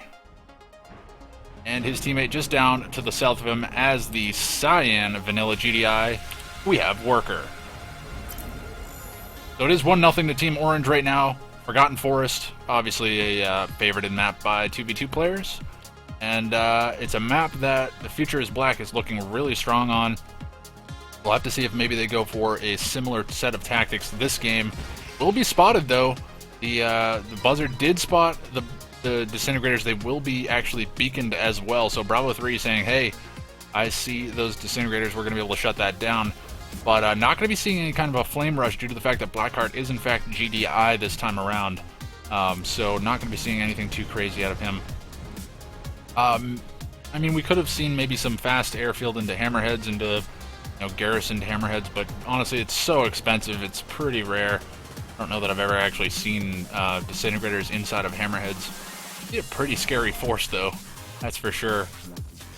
But all the same, it looks like Tiberian Future is just going to use this opportunity to capitalize on the map control that he has and take out a Tiberium Spike here from Bravo 3. I believe that is in his possession, so that will be going down. And then he may try to skirt up and around and take out this Tiberium Spike up in the north, just giving themselves a credit per second advantage. We do have Blackheart. He actually does have a scout up in the north. He should be able to swing back in and get a pretty good scout off on this base. Actually, fast expand here. Fast expand coming out from Bravo. Going to be moving towards the middle of the map. Maybe not going to go for the quick expansion down south. It looks like it's going to be another refinery coming out from Worker here on the left-hand side, so that's kind of interesting. I didn't see that one coming. Do I have the names right? Yes, I do. And what else do we have coming out on the right-hand side? So Tiberian Future, he's a little slow on getting his second refinery down. That's due to the fact that he spent a lot of money on that early game harassment with the Disintegrators. He actually doesn't even have his second refinery queuing just yet. Do you realize that it's not queuing? Okay, he's just started queuing it now. Maybe he was just waiting to see what he was up against before he decided to queue that, but that was a pretty significant amount of time that went by. Second refinery is down for, I think, both of these guys. Yeah, so they're quite a bit behind our right side team. Team Future is Black, quite a bit behind in terms of economy, just due to the fact that Tiberian Future is so far behind in getting his second refinery down. So we'll have to see if those Tiberium Spikes really start making a difference for them here in the near future. I'm not sure that they're going to necessarily be able to capitalize on that as early as they'd like to. But oh, Disintegrator's coming in, going to get some free damage on this construction yard. Looks like they're not going to choose to continue to engage into this. It looks like Bravo 3 is giving chase with another garrisoned Gunwalker, just going to continue to chase that around. It looks kind of funny waddling behind the Disintegrators, and the Disintegrators are just like, no, don't touch me. And we do have a Watchtower drop here coming out from Worker, so unfortunately Tiberian Future caught between a rock and a hard place here. He's actually going to choose to engage into this, maybe able to take out a couple of Watchtowers, but honestly it's definitely not what he wanted to be using these Disintegrators for. He's going to try to get in and do some Harvester damage, but it's just not going to be enough. It actually forces the Harvester to be pulled off the line only for a moment there. I don't know why he actually panicked and pulled that off the line. Oh, the Predator tank's getting free shots on the drone platform of Bravo 3. I don't know that he can actually pack this up either. I think he's trying to get a structure down before he actually packs it up. Looks like he just dropped a structure. Is he going to pack it up? Oh my goodness. I don't think he can pack it up now. No, he can't. He sells it off. Did he drop a gravity stabilizer? He did. So gravity stabilizer is down. It looks like another extractor was dropped as well. So he had an extractor queuing, but wasn't able to actually use it. I'm kind of surprised that he even decided to drop it. Why not cancel it? I don't know. That's interesting. Because I mean, that's going to be way over saturation on this field. He's going to clean that up so fast, and he's going to end up really hurting the economy of Worker as well. So yeah, I don't know about that decision. Maybe just a little bit of a panic decision. He should have dropped that refinery down here somewhere. But very, very strapped for time in getting that one set up. But it looks like Tiberian Future and Blackheart going to be capitalizing on that early game mistake by Bravo 3 and going to establish themselves a refinery backwards on this field. So Blackheart going for the patented reverse refinery. That's the new meta, everybody, in case you were wondering. And he's going to roll in now to the base of Team Orange with some Predator tanks. Doesn't have any anti-infantry, though, so this could be a problem. We do see the Buzzer Swarm support power actually being called in. Going to clean up all the rocket squads. That's pretty nice. But honestly, a couple of watchtowers will be able to shut this down pretty quickly. Drone ship has been rebuilt by Bravo 3, so he's not out of this game just yet. There are still a couple of disintegrators out on the field, though. The Predator tanks have focused down that portal very quickly. Now Predator tanks coming out from Worker going to be trying to force these guys back. A couple of rocket squads in there as well. Actually, Cultists coming out from Tiberian Future. Oh, actually, Buzzer Swarm support power comes in, but it's not in range. Very, very quick reaction speed from Tiberian Future to pull that Cultist squad back. So a Buzzer Swarm support power being expended to kill off one Cultist squad, and that Cultist squad is going to get away as well. That's pretty frustrating. Could honestly just send these Cultists right into the... I don't know if they can actually garrison into APCs. That'd be kind of interesting. I don't know what benefit you'd really get out of it, because honestly the benefit with APCs is that they do damage along with the APC. That kind of multiplies the damage output that the APC has. Command post comes down for Blackheart, so maybe going to be seeing APM. He does upgrade 2 of his power plants straight away, so more than likely struggling with some power issues. We do have some Devourer tanks as well as some just some mixed forces here coming out from Bravo 3, and then Worker, he's got a decent number of Predator tanks of his own. A couple of missile squads mixed in there as well. You see another refinery coming out from Bravo 3 here down in the south. So he's actually sold off this one in the north, maybe realizing that it was a little bit of an oversaturation, but not too much to be worried about. It has given these guys a lot of opportunity on the right-hand side of the map to gain control of this top Tiberium, and they've got full control over that. They should be able to clean up that field no problem, and then honestly should be able to expand it down to the south. Both of their fields down in the south as well are pretty much untouched. I mean, they've got some refineries down now, but they have not been harvesting off of them too seriously. Looks like that drone platform movement was actually spotted pretty early on by Team the Future is Black. And it's looking like a couple of Corruptors are going to try to focus down a refinery, so this is like kind of a quasi-flame tank strat. They send in the Corruptors to try to kill off the refinery, but honestly, the Corruptors just don't do enough damage for the amount of money that they cost, and all of those Corruptors will be going down. I don't know how much damage they actually inflicted, but I doubt it was enough to be worthwhile. And now Blackheart has actually expanded down to the south, instantly drops down a plasma missile battery coming out from Tiberian Future to try to defend this, and they're going to try to secure themselves in the middle of the map. The battle's really going to rage over this center green Tiberian field. That's where the majority of the economy that's left, that's pretty much uncontested at this point, is available. And Hammerhead's absolutely uncontested here. Just a couple of APCs to try to shoot them down. Don't have AP ammo.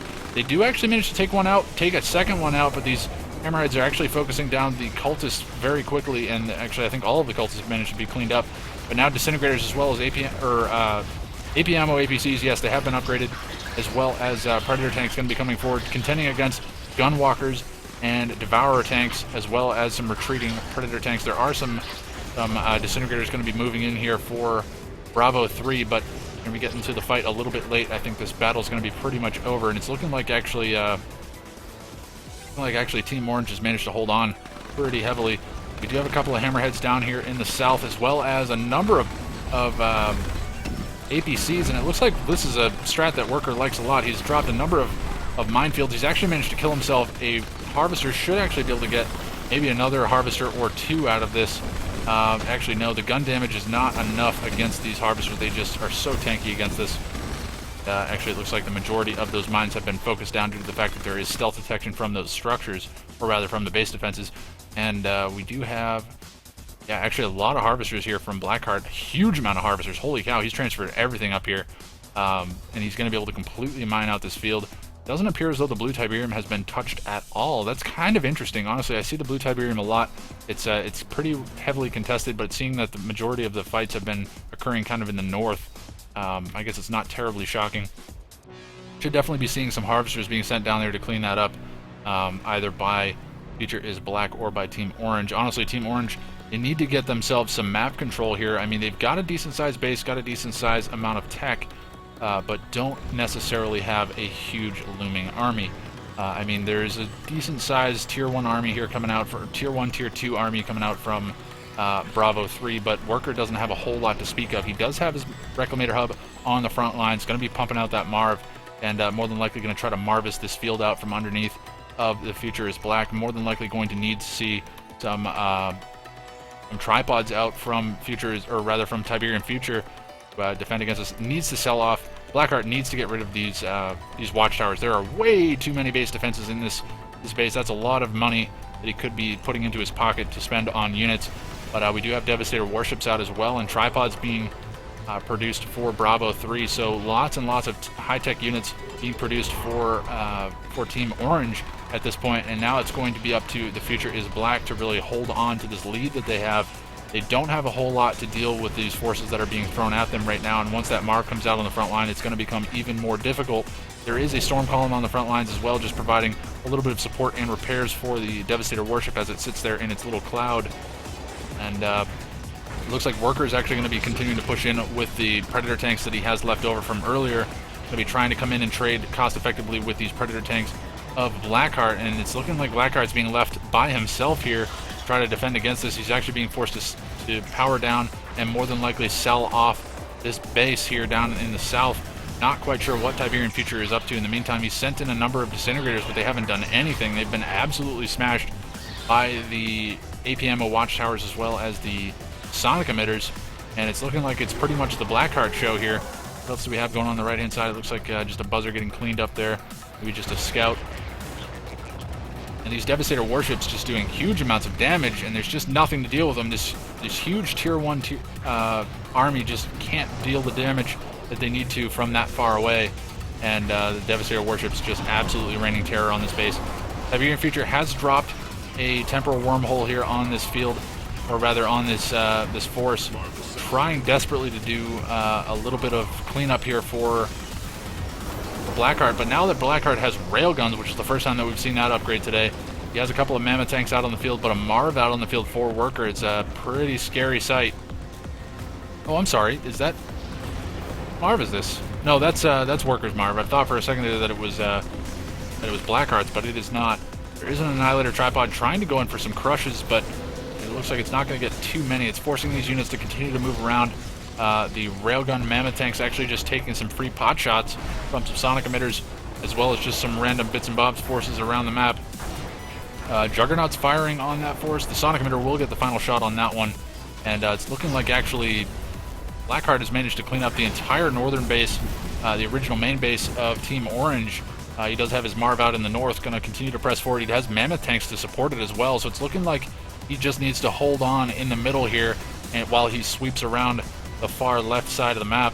And we do have the Hexpod coming out from Tiberian Future here with Corruptor support, going to be trying to force back these units, rather the forces of Team Orange. Power does go down, so these sonic emitters are offline, and it looks like Worker needs to get his power situation sorted out, as he does not have many upgraded power plants. Actually, it doesn't appear as though he has any upgraded power plants, mostly just standard power plants. He needs to get those upgraded. MCV taking free damage here. Unfortunately, it looks like Tiberian Future noticed it, but it's going to be a little too late. Honestly, should just sell that off. There's really not much that can be done there. That does go down. The Devastator warships do get the final shots, so they will get the EXP, killing that as well. Hexpod being forced to actually use its own teleport to get away, and he should be able to escape. I don't think he's been EMP'd now. For a second there, it looked like maybe he was, but is not EMP'd. Looks like the Marv here from Worker was EMP'd for a moment, but that has come back online, and Team Orange is actually looking pretty strong right now. Blackheart actually trying to skirt around the edges of the map or rather the edges of this base with some railgun Mammoth tanks. He does have a couple of railgun Predator tanks, but they are out of range. They need to come into range to do some damage. It looks like he's actually going to reverse move into this base here, which is mostly undefended, and those railgun Mammoth tanks should absolutely shred this base if they're left to their own devices. Looks like the Predator tanks are going to come in as well, and they should get some free shots. Need to focus down that airfield first due to the fact that they can produce hammerheads, and those hammerheads are pretty much untouchable by these forces here. Looks like he is going to try to do that now. No, actually, it looks like he's just continuing to reverse move into this base. Doesn't seem to be too focused on it, rather. And Bravo 3 just grabbing some blue Tiberium. It looks like Worker's got a harvester down there as well. One more Mammoth tank does go down. This battle is getting pretty much out of control. Prodigy comes in, managed to mind control a Devastator warship, so that's being turned onto the base of Team Orange. And actually another cultist comes in, manages to grab himself a Gunwalker, trying to get some shots off. Actually, Teleport comes out from the Hexpod, trying to get away from the EMPs from the Annihilator tripods. That would have been lights out for that Hexpod too, so he needs to be very careful about not losing this. More cultists coming out. I don't think that the cultists can actually grab aircraft. It's just the Prodigy, and not a whole lot more to be said there, but the Railgun Predator tanks have managed to skirt their way around the map. They're sitting down in the bottom corner, and they actually do pretty good gun damage to these Disintegrators, so if they continue to fall back, they can use their range advantage, but honestly, these Disintegrators are being expended to kill off those Predator tanks as opposed to the upgraded Marv that's actually veteran status right now. It has quad rail, so that's a huge amount of damage that's coming into the base of Team Orange, and they're being pressured back into their base by a Hexpod, which has now been teleported back by the Prodigy. That time was not under its own power, and Team Orange is actually looking to be in a tough situation. It's been a very back and forth game this time around. Nobody really having a clear, decisive victory, but actually the MCV going down there for Worker, and it's looking like Blackheart's going to cut and run with this Marv. He doesn't necessarily want to keep engaging into this. Honestly, could have killed off that tech center. I would have thought that would have been a worthwhile engagement, but maybe just is concerned about the number of Disintegrators here and the fact that this Marv is pretty much undefended. Honestly, needs to get some forces up here to defend this Marv. Actually, it's doing a pretty nice job of defending itself, surprisingly enough. Quad rail is actually very, very powerful against infantry, and actually that Devastator warship has managed to go elite somehow. An APC under the power of, I believe it is Worker, actually being forced to kill it off. It is elite. It could go heroic if it kills off that drone ship. That drone ship is taking a lot of damage. I don't know that Bravo 3 has actually seen this yet. He's going to lose his drone platform. And, he lifts it off at the last possible second. Oh my god. Is he going to get the shots off? Oh, so close. He lifts that off at the very last second. That was incredible. And very, very nice move there from Bravo 3 to keep himself alive. Honestly, I think a Buzzer Swarm support power could probably just be dropped in here and just kill this off. It's so low on HP. But now the Marv, it has support of a Hammerhead, which has managed to go elite. An elite Hammerhead. Heroic Hammerhead! Oh my god, the damage output that's going to have. And the tank ability. Look at that. Look at that. It's just tanking that AA battery like it's nothing. Tungsten shells, please. It doesn't care at all, and it's just going to repair itself back up, come back in and support this pretty much unstoppable Marv. The Marv is elite. That's going to go heroic pretty soon. The Hammerhead needs to come back in and kill off these Disintegrators, but man, Blackheart, the MVP of this game, just doing absolutely phenomenal in this game. And he's managed to secure himself a ton of refineries on the original main base of Team Orange. Holy cow, he's got 4 refineries up here, so he has just got to be absolutely gushing cash at this point. It looks like the Marv is actually being chased away by the Marv of Worker, but honestly, he could probably just engage into this and kill both the Juggernaut as well as the Marv of Worker and gain himself some ranks in the process. Once that Marv goes heroic, it's pretty scary, and I don't know that there's really going to be anything out from either of these guys to actually stop it. Comes in, Tiberian Future, realizing maybe that he can just kill off the Juggernauts. He will actually do that, the heroic Hammerhead. That is so cool, looking at the red fire coming out from the Hammerhead. We do have actually so we actually have a Rift Generator coming out from Tiberian Future, saying, hey, I'm putting the clock on you guys. Only so much time you have left to win this one. I'm not quite sure where that ended up, actually. Where did he build that? I have no idea where he built it. Okay, here it is. So it's up in the north. Wow, that's a lot of Railgun Mammoth tanks.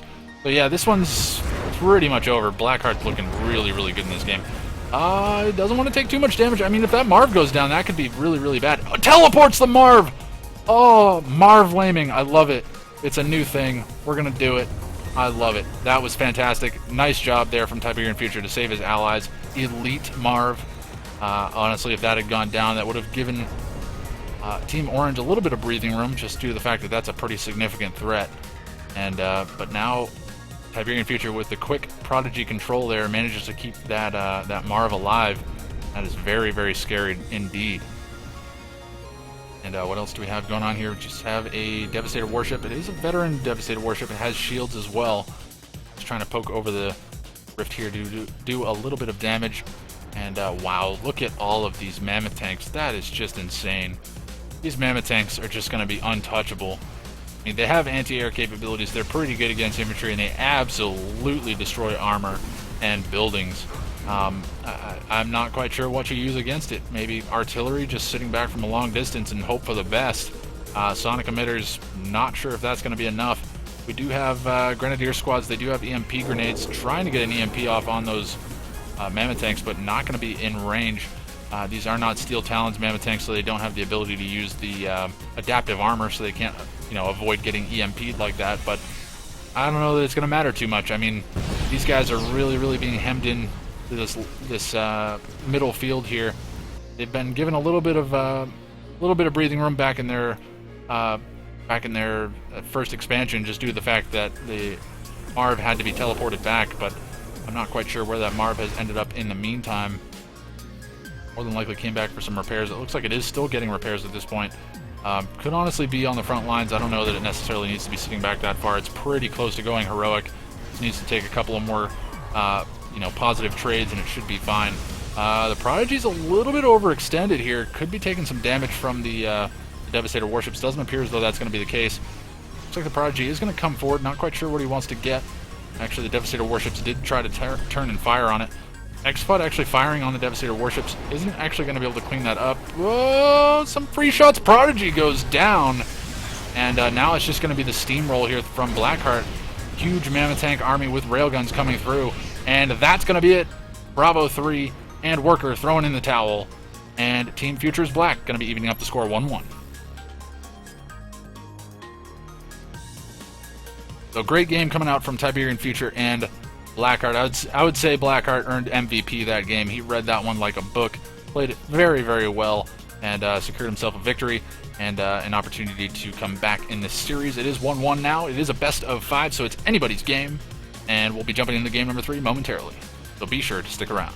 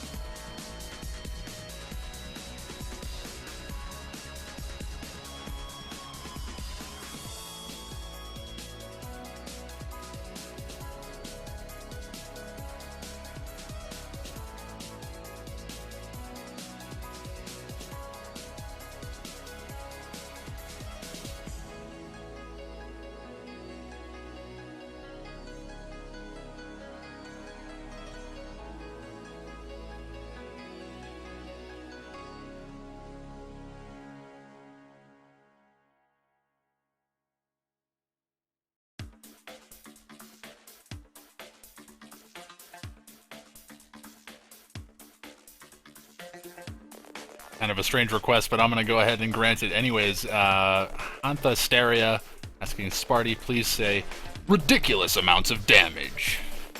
There you go. People that are watching the VOD back are going to be saying, what the heck is this guy talking about right now? But we all know. We all know. You're watching live. This is the kind of stuff you get. Alright? This is what I do for you live folk. Alright. We're going to be jumping into game number 3 here momentarily, everybody, so be sure to stick around.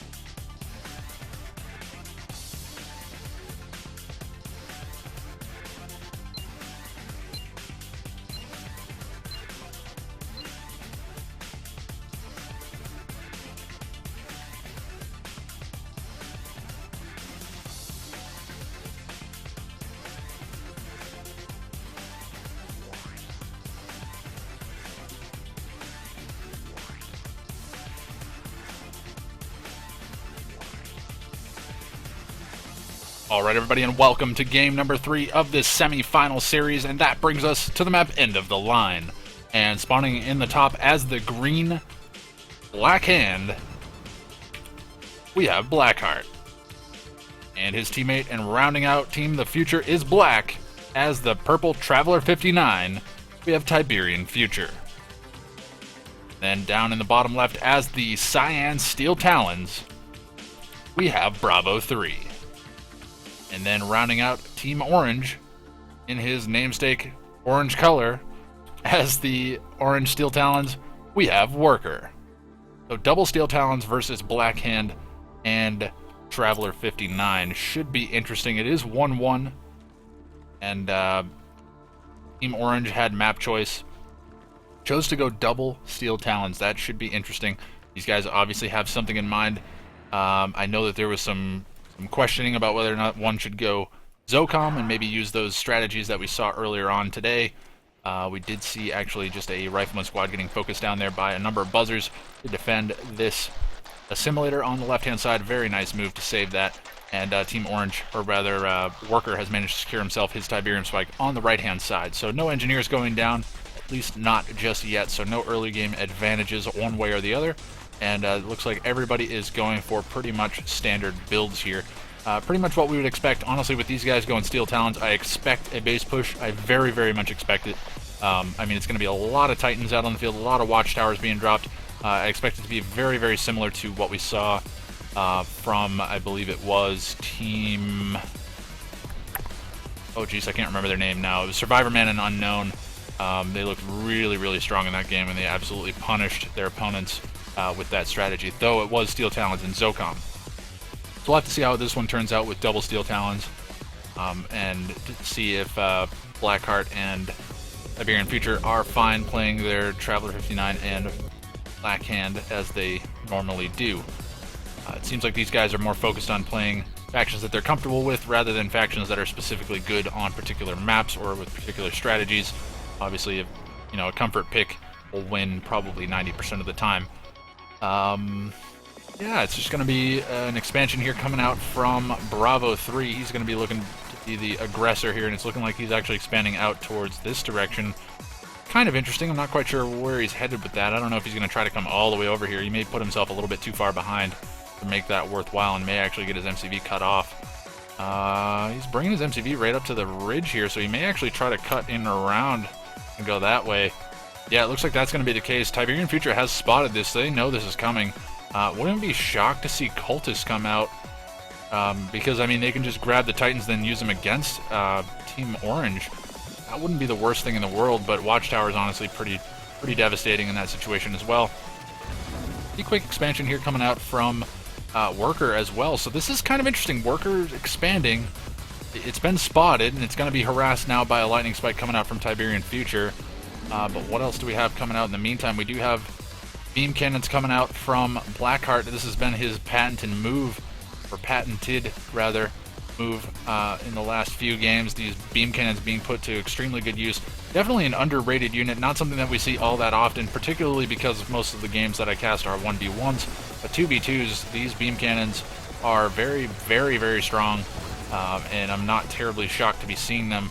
It looks like a War Factory will be going down here, and this rush could be shut down in its tracks. It looks like Workers actually managed to drop himself a War Factory as well as a barracks here on the front line, but in the meantime, Bravo 3 is going to be losing his construction yard, and that's, oh, actually a Titan managing to get into the mix here, forcing these beam cannons to fall back, so that War Factory did go down, but the beam cannon's going to be taking some damage in return. They should actually be forced all the way back into their base, may actually be completely cleaned up. Another beam cannon comes out on the front line, not the units that you want to see. He actually cancels whatever it was that was building there. Looks like maybe there was another beam cannon queuing off this War Factory. No, that's an MCV. So MCV, second MCV coming out for Blackheart. That's kind of interesting because now his harvesters are going to be taking a lot of damage. They are not stealth, so he can't exactly hide them and just continue harvesting. He's just going to be taking a lot of damage. Oh, the crushes, the crushes. Oh, man, Blackheart with the epic control there, just keeping these harvesters alive for just a touch longer. Now Tiberian Future being allowed to send out some disintegrators to actually help his ally here. The double War Factory is still down. Not too many harvesters have gone down from what I've seen. These harvesters are actually going to cut and run. Not even going to try to prevent taking shots from the rear armor. Just actually going to go back to harvesting. They don't seem to be too fussed about damage at this point. Both of those harvesters still alive. Battle markers all over the place. Looks like maybe just scouts kind of getting eyes on what's going on in their base. Not terribly shocking here. This bunker, though, just being allowed to get free shots. That harvester taking a lot of damage. Holy smokes. If that's just from that bunker, that's painful. But we do have, oh man, that's a lot of Titans out on the field. Both Bravo 3 and Worker, a number of Titans out on the field. Going to be able to focus down this construction yard almost instantly. And yeah, actually forcing the sell-off from Blackheart. He does still have an MCV as he did rebuild one in his base. So a little bit of an unfortunate expenditure there from Blackheart. But Bravo 3 and Worker have managed to push over the left-hand side. But the thing is Tiberian Future, he's been able to get up to tier 3. He does have tripods out, and they should be able to make pretty short work of this base if they're left pretty well defended. I don't think that the Titans are going to really be able to stand up to him. I mean, they can use the building blocks to their advantage, but actually there's a significant number of Titans here. I stand corrected. That's a lot of Titans. And with the silo drops, they should be able to get the upper hand of these tripods, actually leaving one potentially capturable here for Team Orange. And actually this is looking to be going very, very heavily in favor of Team Orange. It's looking like this Steel Talon strategy on this map is very, very powerful. Prodigy is actually going to be forced to respond to this. It is just not going to be able to do anything. I mean, area mind control could come off. It's going to take quite a bit of damage. Yeah, the hammerheads are going to come in and clean that up. Gets an area mind control off, but doesn't actually get a regular mind control off, and now this base is just getting steamrolled. Bravo 3 and Worker just absolutely crushing this base. There's nothing to deal with this. There are 3 tripods out on the field, but honestly, it's just going to be too little too late. I don't know if they were actually teleported in from somewhere else, but it's looking like actually, I think Blackheart actually tossed it in. It looks like everything's been given over to... yeah, Blackheart's definitely tossed in the towel, and it's looking like everything is in control of Tiberian Future right now. But he is absolutely crushed into the back of this base right now. I think he actually lost his drone ship for his... No, actually, he does still have his drone ship. That's kind of surprising. And we do actually have a lightning... Or, sorry, I keep wanting to call it a lightning spike. Storm column coming down. I'll be able to clean up these random forces around the map. And should actually be able to clean up another Wolverine here as well. Another shot finally does come off and clean that up. But in the meantime, I mean, this Tiberium has been left completely wide open here for Team Orange to capitalize on, and they are absolutely capitalizing on it, dropping more and more refineries on these fields, and honestly could be capitalizing on it maybe a little bit more over on this side of the map. Harvester's actually stacking up. That's a little bit unfortunate. They definitely need to get that back under control, but honestly, it's just the slow roll forward here from Team Orange, and it's looking like actually Tiberian Future's kind of putting all of his eggs in the hexapod basket at this point. Does actually take out a couple of hammerheads there with the storm column. The hexapod has no garrisons. Actually, no, it does have 1 shock trooper garrison at this point. So it's not going to be a huge amount of damage output, but probably going to be seeing some pretty scary forces here coming out from Team Orange here in the near future. Because honestly, Worker's been left to his own devices. He does have his harvesters bugging out on one of his refineries, so he's not getting as much income as he possibly could. I'm not quite sure. He does have a space uplink command as well, so could be seeing some support powers in the near future. Maybe going to be seeing a shockwave artillery. I don't know. Yeah, shockwave artillery comes in. Is it going to hit? It looks like a beacon was put down by Worker. Immediately locks down the Eradicator hexapod as well as the Annihilator tripods. Forces out the phase field, and that's a pretty big and expensive support power that was just forced to be used by Tiberian Future, and I'm sure they're going to be feeling pretty confident with that pickup. Just getting that support power to come out is a huge win for those guys. One Titan, Veteran Titan, actually going to be managing to escape from that ion storm cloud, and Railgun's actually coming online now. Should be able to deal out enough damage to actually clean up this entire base. Fire Sale comes off on the right-hand side, and now Tiberian Future is fully invested in this far left corner base. He's just continuing to try to hold on over here. Not quite sure where his drone ship ended up. May have actually lost his drone ship. Where did his drone ship go? Oh, these harvesters are still bugged out. Worker has not seen that yet. It's kind of surprising. Temporal Wormhole comes down and locks down the majority of these forces. Hexapod does go down, though, and with that, Tiberian Future has been defeated, and Team Orange picking up game number 3. And that puts them at 2-1 in this series. They only need to pick up another game in order to secure themselves a spot in the finals. And game number 4 going to be coming up momentarily, everybody, so be sure to stick around.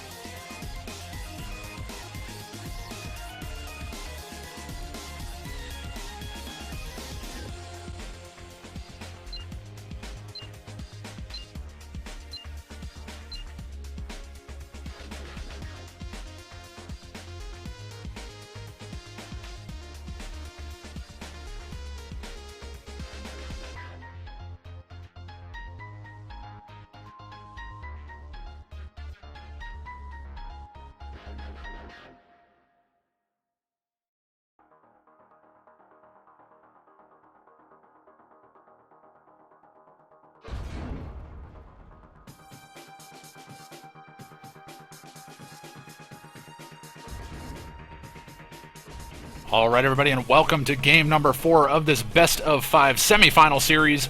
And that brings us to the map Alpine Valleys. And spawning in the top left as the first member of Team Orange, as the yellow Steel Talons, we have Worker. And his teammate just to the right of him, or rather in the upper right corner, as the cyan Vanilla Scrin, we have Bravo 3.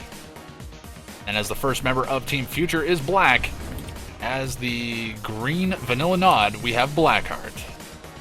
And rounding out all 4 of our players here, down in the bottom left as his purple Traveler 59 once again, Tiberian Future. So let me just make sure I've got my colors and stuff right. I think that's all right. And yep, there we go. So okay, so it is 2-1 in favor of Team Orange, which is our northern team. So it is do or die for Future is Black. If they lose this game, they are gone. There is no chance of them getting an opportunity at the finals match. But Team Orange, they can't drop this. Well, they don't want to drop this game because then it puts them at a pretty significant disadvantage. Moving on. Well, I don't know. It's a difficult situation for the Future is Black. They need to win 2 games consecutively in order to come back. And that's kind of set the clock on them right now. It looks like it's just going to be, once again, a fast leg disintegrator opening for Tiberian Future. Not terribly shocking. He's been doing that in pretty much every game. I've been hearing bits and bobs from different people that, you know, opening with disintegrators, it's just so good with Traveler 59 because it forces a response out of your opponent. It's just one of those things where it just adds that little bit of terror that runs around the map, because those little 4-legged creatures, man, they are a scary force. At least I think they have 4 legs. I'm pretty sure. Look like they have 4 legs. They are actually going to come in and clean up that Rifleman squad and should actually go back to kill off those Tiberium spikes. Or rather, that Tiberium spike. Wolverine actually out to try to defend this. Should actually be able to hold the line here. May not be able to. We're actually going to swing the camera around and see if we can actually get an eye on that. Actually does kill that off, but is forcing out additional expenditures here from Tiberian Future. Does manage to get away with a couple of those disintegrator squads, but he's lost a substantial amount of them. He does still have his portal around, not quite sure what he's planning to hold on to that for. Maybe just planning to go back for some additional disintegrators. And we do have a bike out for Blackheart. Going to be looking to just shoot up this Seeker that's managed to make its way into his base. And that Seeker just going to be getting some free damage onto the Harvesters right now, but more than likely will be going down momentarily. He has served his purpose. He's got some scouting information. And Tiberian Future is still running around with these little disintegrators. He just absolutely loves these disintegrators. And I can't blame him. They're very strong units. We do have a couple of Wolverines continuing to give chase as well. They're very slow, though, so they're not going to be able to keep up. And Worker, where has he gone in the meantime? He's expanded towards the middle. He's going to be looking to secure himself some blue Tiberium, excuse me there. And it looks like Tiberian Future is managing to keep these guys running all around the map right now. Should be able to pick themselves up a Wolverine kill. No, actually, they're not going to be able to. Blackheart needs to be careful here. He doesn't want to necessarily stay too close to these Wolverines. They have a lot of damage output, even without AP ammo. With AP ammo, they'd absolutely shred bikes. And these Gunwalkers are going to be able to tank quite a bit of damage. Could actually be taking out a couple of these bikes if they focus fire properly. One does go down, more than likely going to be seeing the other one go down as well. Looks like the portal was kept around for some additional disintegrators to be pumped out. Looks like the other disintegrators that were around earlier have managed to make their way all the way around the map and have come full circle. And they're going to go back in once again into the base of Worker here in the near future. May actually try to stand on some Tiberium to get some HP back. That's one of the nice features of the Scrin factions. They can use their infantry to stand on Tiberium and actually gain HP as opposed to lose HP. Kind of interesting. A couple of Rifleman squads, not quite sure where they're headed. It looks like they're headed back into the base of Worker. Going to be trying to defend against this, maybe? I'm not quite sure. Rifleman squads, you'd usually think they're going to be used to actually scout a little bit, but it doesn't appear as though that's going to be the case. It doesn't look like there's been any towers captured here down in the bottom right corner, but it looks like the tower in the north and the tower on the west side of things have been captured. And what else do we have going on here? The Disintegrators have managed to make their way in, take out one Harvester, don't get a second one, so those Disintegrators doing quite a bit of damage and being just a nuisance that Workers had to deal with. And we do have more Disintegrators just streaming out across the map. And Tiberian Future, he just loves those little disintegrators, and I cannot blame him once again. It looks like he is going to finally get himself established on this blue field. He does have a refinery down, one harvester there. Needs to get some additional economy established. Let's see what Blackheart's up to in the meantime. He does have tier 2. He's got some harvesters out on this blue field as well. A little bit behind that of Worker. I think Worker's probably been the quickest to get this established. He does have an airfield as well. Orca's, I believe, on the deck. Yes, that is an Orca. Couldn't tell from that angle if that was an Orca or a Firehawk. Tier 3 already done for Bravo 3. Going to be seeing some Mechapedes coming out. Should actually be seeing these Scorpion tanks getting kited pretty hard. More beam cannons. Okay, so beam cannons are the order of the day for Blackheart, and I really like this. It's kind of nice to see these units coming out. They're very good, but the only problem is you just got to keep them alive. So needs to be wary of the Mechapedes. Actually, beam cannon's pretty good against Mechapedes because they can outrange them, and if they can focus down the heads, then they're going to be pretty strong.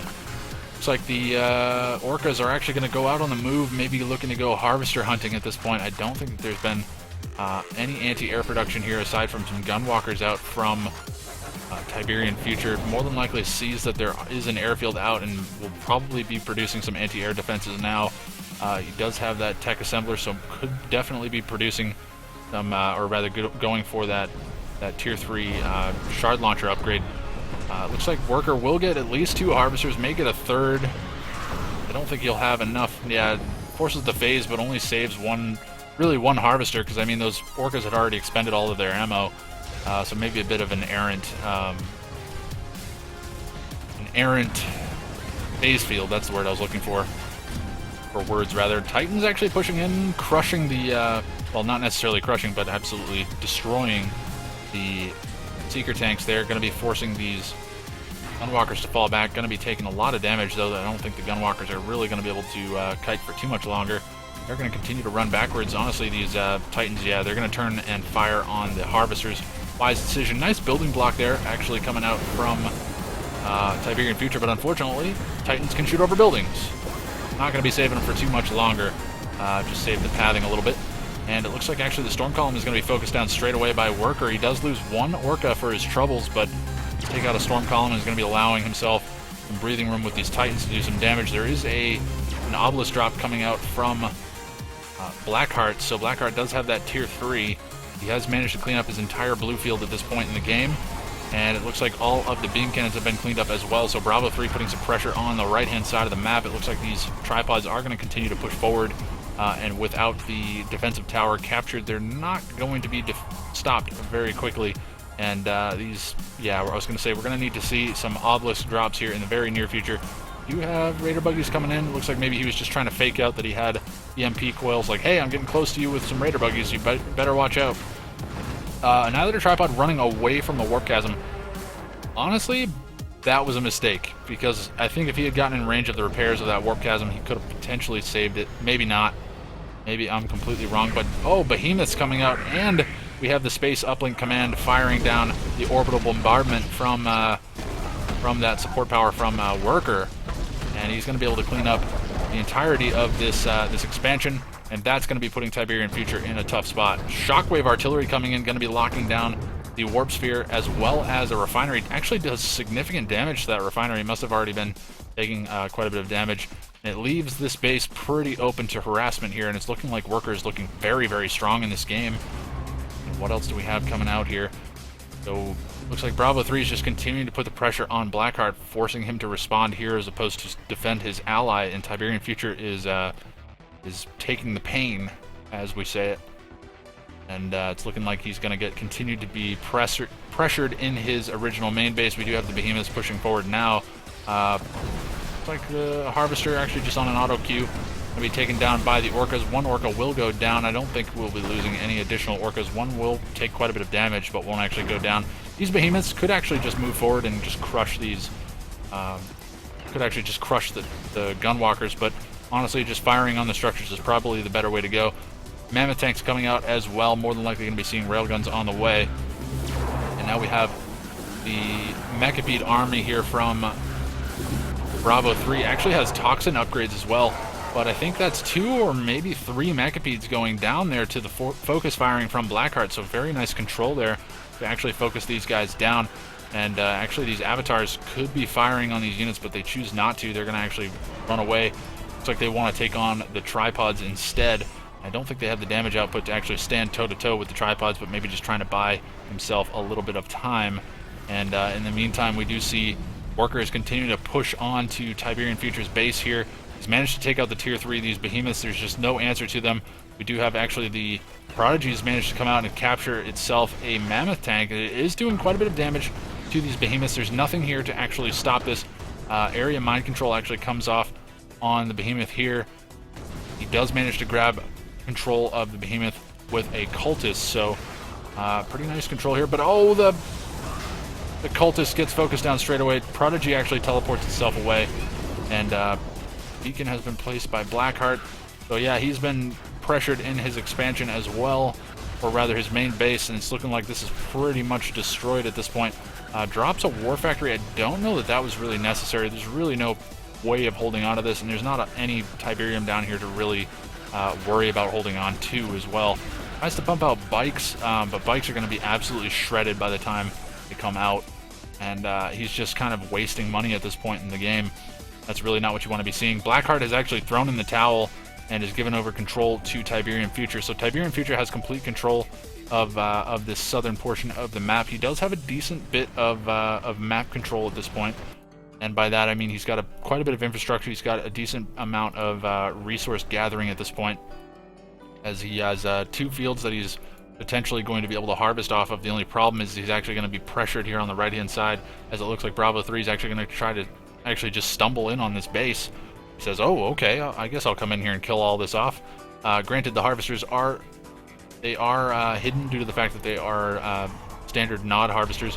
Unfortunately, they're being focused down as they dock, and as one gets focused down, the next one decloaks and becomes visible. So Tiberian Future, it's looking like it's pretty much it for him. He put up a good fight, and got to give credit to Blackheart and Tiberian Future for putting on a good show today. They've definitely had some good games, but it's looking like this is it for him. I don't know if he's going to be able to pull an Unleashed in this game and really come back.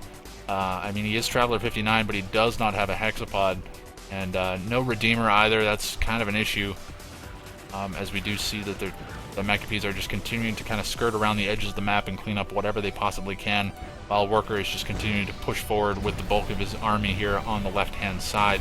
Going to be able to clean up the entirety of this main base, and then he's just going to turn the turrets on this expansion. So looks like Tiberian Future is just content with sitting this one out, just letting these guys kind of do their thing, and maybe just waiting to destroy the remainder of this base. Maybe hoping to win a war of fatigue more than anything else.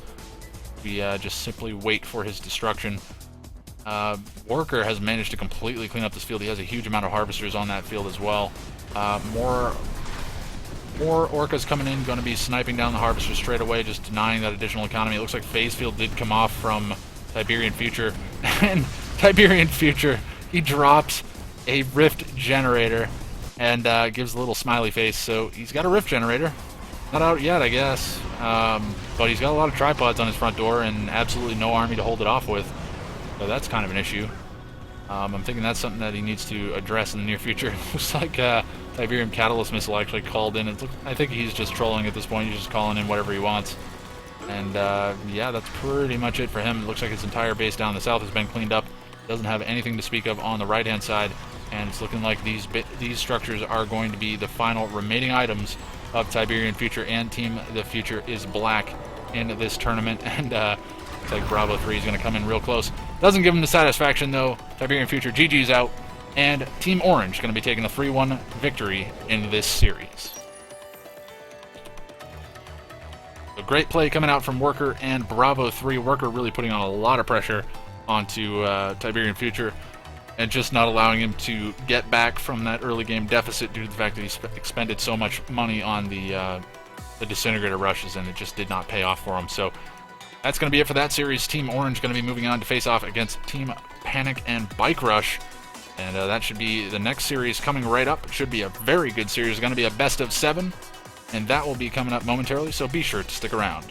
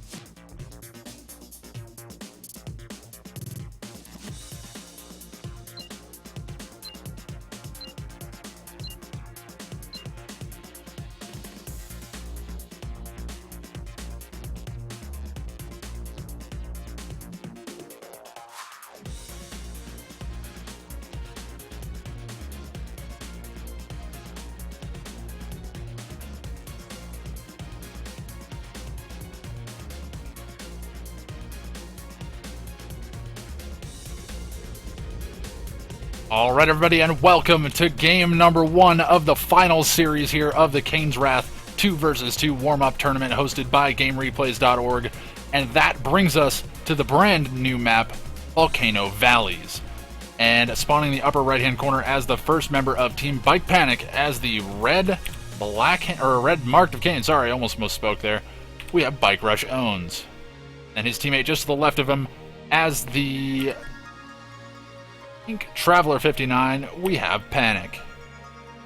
And then down in the bottom as the first member of Team Orange, because I can't say Russian team names all that well, and we'll just use the first four letters to make the decision, as the Cyan Scrin, we have Bravo 3.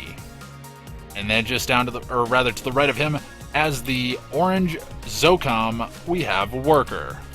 So let me make sure I have everything squared away here. I think I do.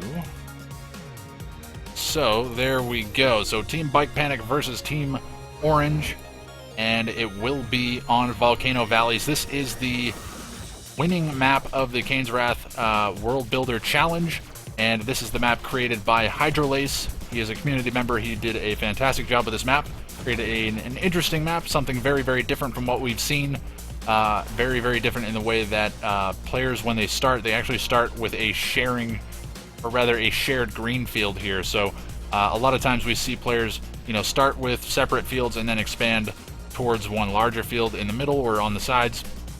But in this case, you start on a large field in the middle and then expand away from one another. Or if you're feeling particularly rambunctious, you expand towards the center and try to secure yourself some of that tasty multicolored Tiberium in the middle of the map. So we'll have to see how that one shakes out.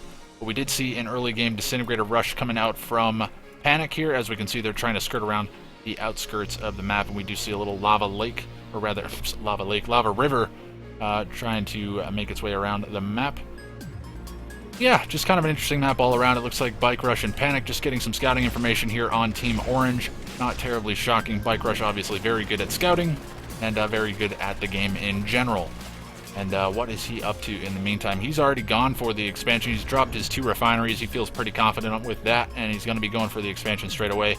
Meanwhile, Panic, he has not gone for the expansion. He actually doesn't have his 2nd refinery down due to the fact that he did expend some units, or rather some money on units early on, going for those early game Disintegrators.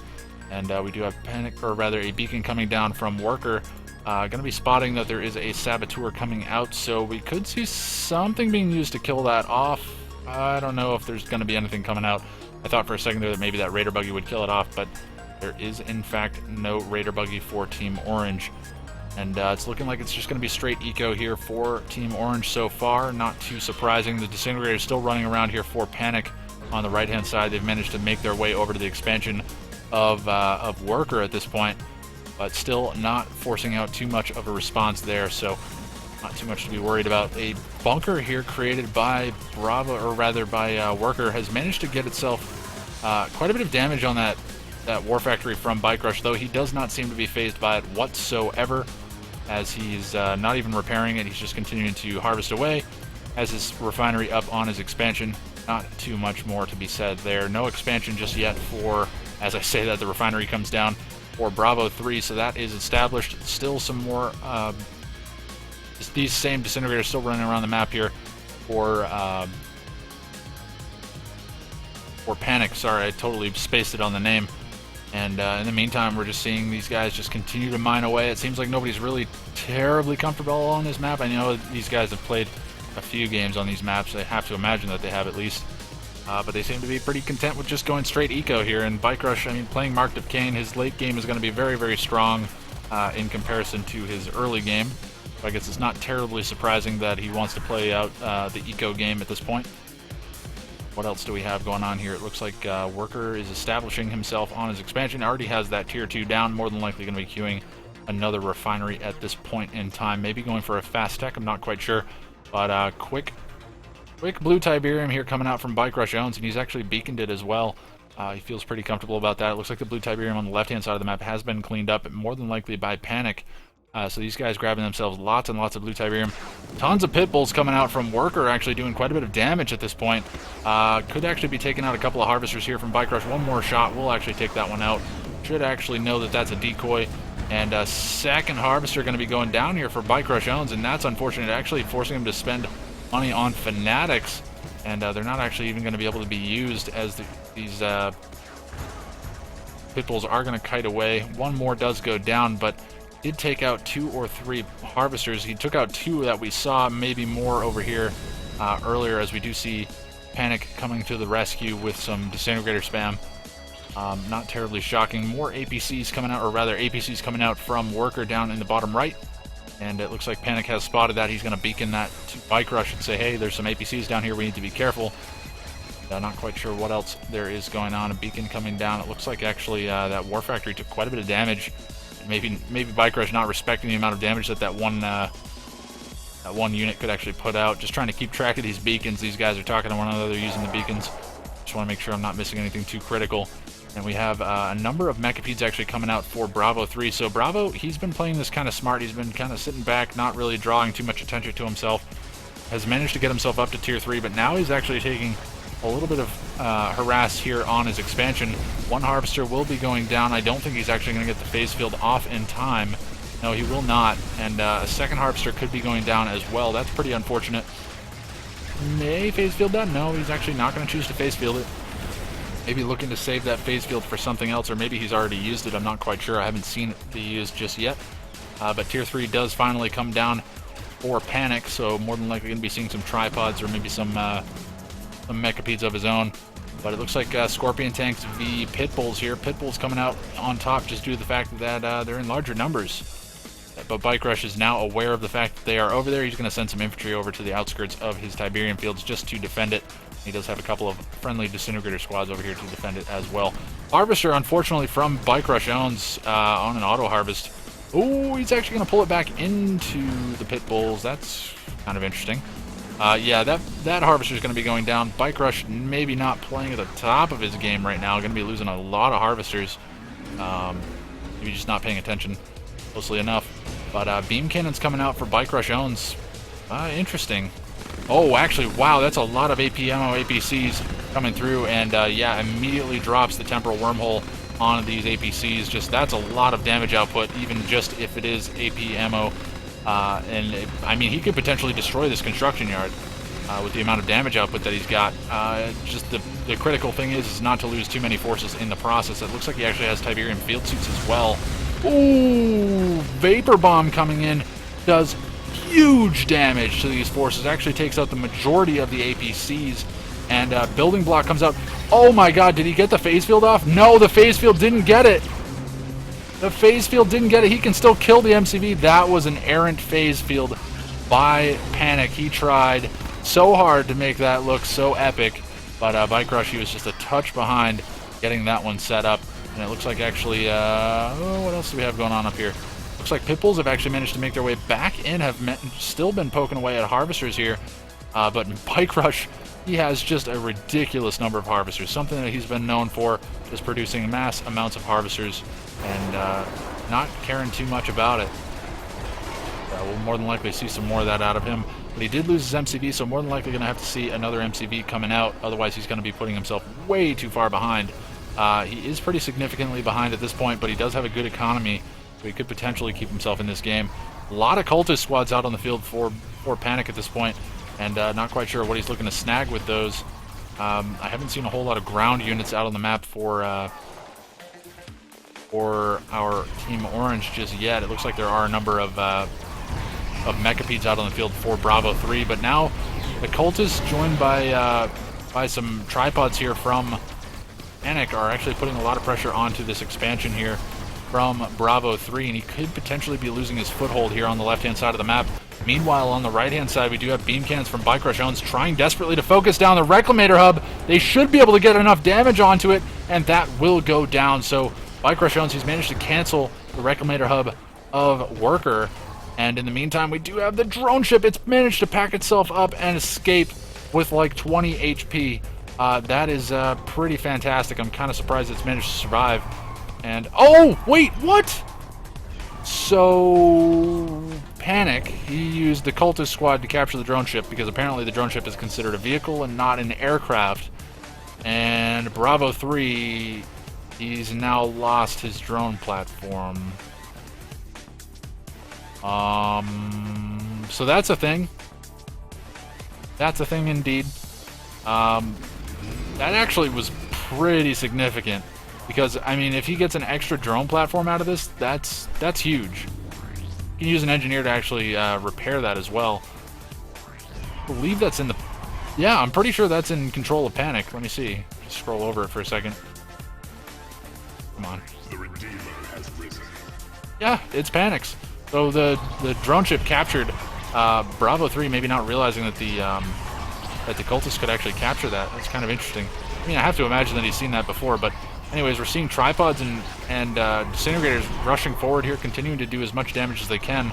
And it looks like Panic is putting Bike Rush in his backpack right now and just carrying him to victory. Continuing to put pressure on. It's going to be seeing that tech center going down. Actually gets the sell-off, gets 57 credits back. That's not a whole lot. And losing that tech center is pretty significant. Huge number of cultists on the back lines in case anything starts to go awry for these guys. And it looks like Bike Rush is just going to move forward with these beam cannons, try to do as much damage as he possibly can. The construction yard of Worker is under attack now. Rage Gen does go off. It does get the majority, actually all of the Mechapedes, and looks like a segment or two was actually lost, but the Mechapedes really hard countered by the cultist spam here coming out from Panic, and he has just got cultists everywhere. That is insane amounts of cultists. Honestly, those Mechapedes should be skirting around the edges of the map, trying to clean up whatever they possibly can. And now it's going to be Tiberium Field Suit Infantry rushing forward, trying to kill off as much as they can. It looks like they did manage to take out a couple of tripods. Hammerheads rushing forward, trying to kill off as many of these cultists as they possibly can. And the cultists will get away.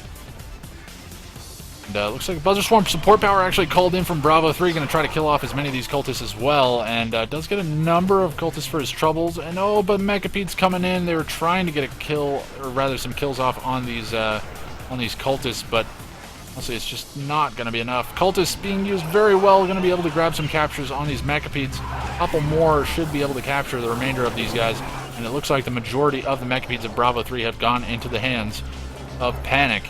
And we do have actually some stealth tanks out on the field for Bike Rush Jones. He does have Tip Core as well. What's he been up to in the meantime? In the north, it looks like he's completely mined out this field. He's been keeping pretty good control of the blue Tiberium field as well. It looks like this Harvester is a little bit disappointed to see there isn't any refinery, or rather any Tiberium to harvest over there. A couple of stealth tanks actually being focused down by some infantry here on the right-hand side. Tib Catalyst Missile coming off. Where is that going to hit? Not quite sure where it hit. May have Tib Catalyst Missiled the Mechapedes. That may have been what he hit, because due to the fact that they have Tiberium weapons, it's actually not the worst thing in the world that he could have done. Kind of an interesting move. At least I have to believe that's what he did, because I don't see any dead refineries or anything. And yeah, it looks like Panic is just going to rush forward with these Annihilator tripods, just going to absolutely smash this base. And now he's going to look to get into the base of Worker, and Bravo 3 not happy with the way this one went. And it's looking like the GGs are coming out. So it's looking like Panic and Bike Rush going to be taking a quick game number 1 and going to be securing themselves an early lead here in this final series. Doesn't look like these guys are ready to give up just yet, though. Okay, so GG's coming out early, but we do have stealth tanks coming in, going to be looking to do some additional damage. Worker actually throwing in the GG as well. Does that mean these guys are going to depart? Looks like Worker has actually backed out of the game, and will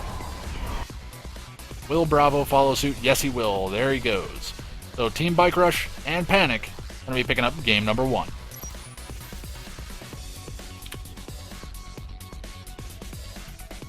Pretty quick game number 1, only 12.5 minutes approximately for that game, and Bike Rush and Panic just seem to have read that one very well.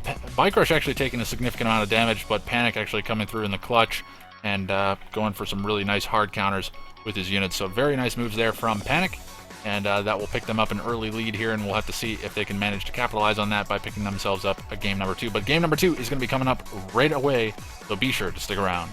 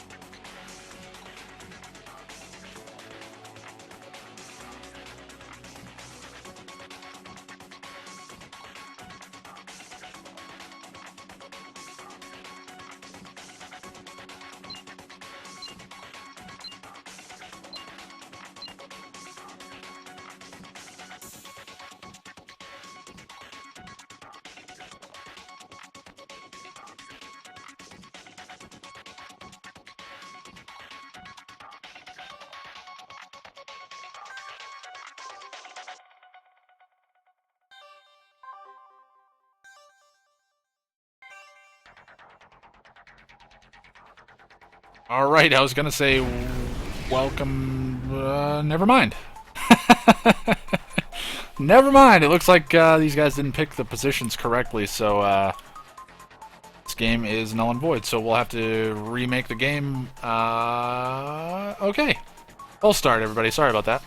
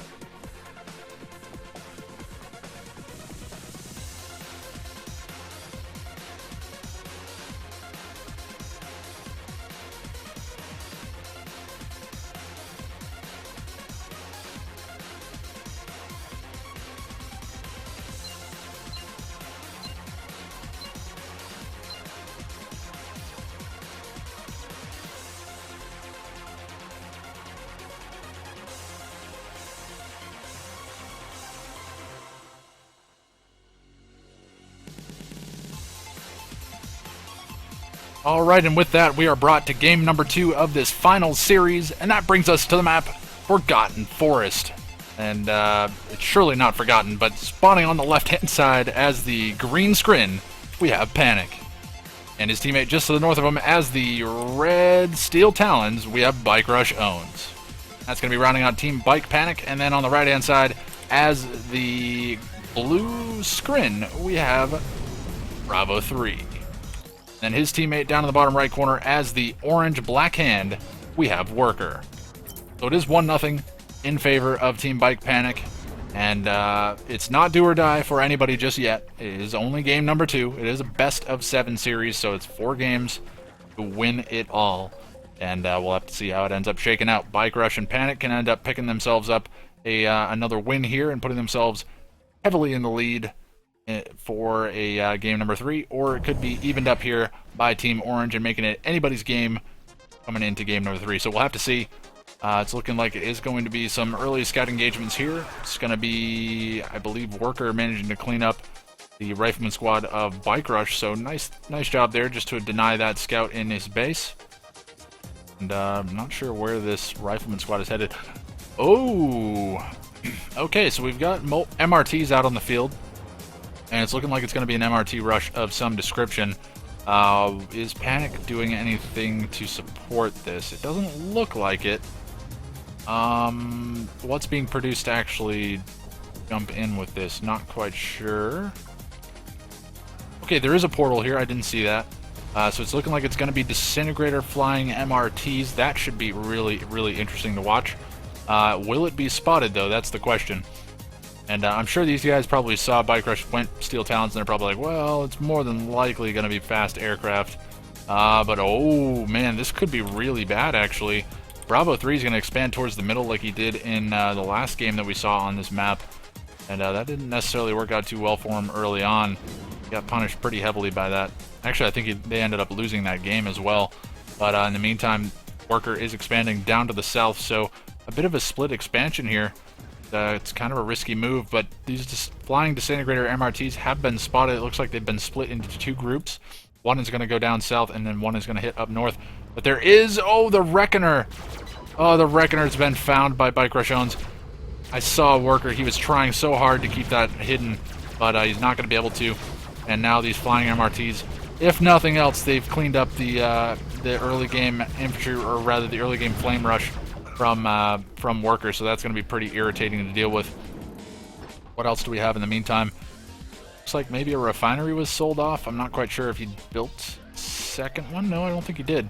He does still have his operations center. He did see a bike come out. Not quite sure what that's for. Maybe going to be trying to put some damage onto these Ox transports, but honestly, one bike is not going to be enough. You need to see some pretty heavy bike buggy. Actually, there's some bike buggy here down in the south. Maybe going to be forcing Bike Rush to deal with that, but it's pretty small amounts of damage. But there is an operations center down here for Worker, as well as a nerve center for Bravo 3. So there's plenty of anti-air capabilities here coming out from these guys. Actually going to be focusing down the operations center, or at least trying to. Gets a significant amount of damage, gets a little bit of ranks on the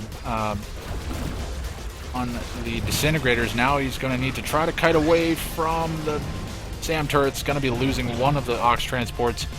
So 3 Ox transports remaining, but there are still that's still a decent amount of damage output. Have to see what's going on the left-hand side of the map. We do have some Seeker tanks coming out from Panic, going to be trying to defend his harvesters here as they're being harassed by the bike buggy combo here. Rather, just a single bike and buggy from Worker. It's looking like they should be able to get chased down here by these MRTs. They are stacked though, and that's not necessarily what you want to see. They're going to be taking quite a bit of splash damage, but they do repair it back up, so it's not too much to be worried about. Bike Rush in the meantime, he's just ecoing. He hasn't actually expanded. It looks like maybe he's going to go for tier 2 instead. Actually, no, I'm sorry. He wouldn't expand. He's going to drop a refinery on this field here, as Panic did expand down to the south. No fast tier 2 for him. He's not by the looks of it. Number of Seeker tanks actually coming into this field, looking to put some pressure on. And looks like the MRTs have actually been dropped off, so Bike Rush is now controlling these MRTs on the ground, going to be able to use them to repair up the Seeker tanks. So that's a pretty wise decision here, and this is a pretty menacing looking force. This is looking like it could be a fast game number 2 here for Team Bike Panic, as they're putting a lot of pressure on this expansion. I don't know that Bravo 3 and Worker are really going to be able to capitalize on this expansion in the north. There is tier 2, so he does have some Devourer tanks out on the field. So Bravo 3 is not out of this one just yet, but his ally may well be. He doesn't drop down some infrastructure on his allies' expansion there. Not quite sure what he's going to have left. He's trying desperately to hold on to this, but I don't know that he's really got the forces here to actually hold this off. He's selling off Shredder turrets, dropping Hands of Nod, trying desperately to keep his MCV alive, but his MCV does go down, and there's really not much left of Worker to speak of, excuse me there, as he only has a single War Factory at this point. He could repair that War Factory, or rather rebuild his MCV at this point and get himself back into the game, but he's going to be relying heavily on Bravo 3 to carry both of these guys through the inevitable late game push here from Bike Rush and Panic. And Bike Rush is continuing to eco here. He's got a huge number of harvesters. Bike Rush's harvesters production is just ridiculous. And it's looking like Bravo 3 has tried to come in here and poke some damage onto Bike Rush in the meantime, but Bike Rush has just got too much economy to worry about it, and he's also building blocking very well, using the Titans to his advantage.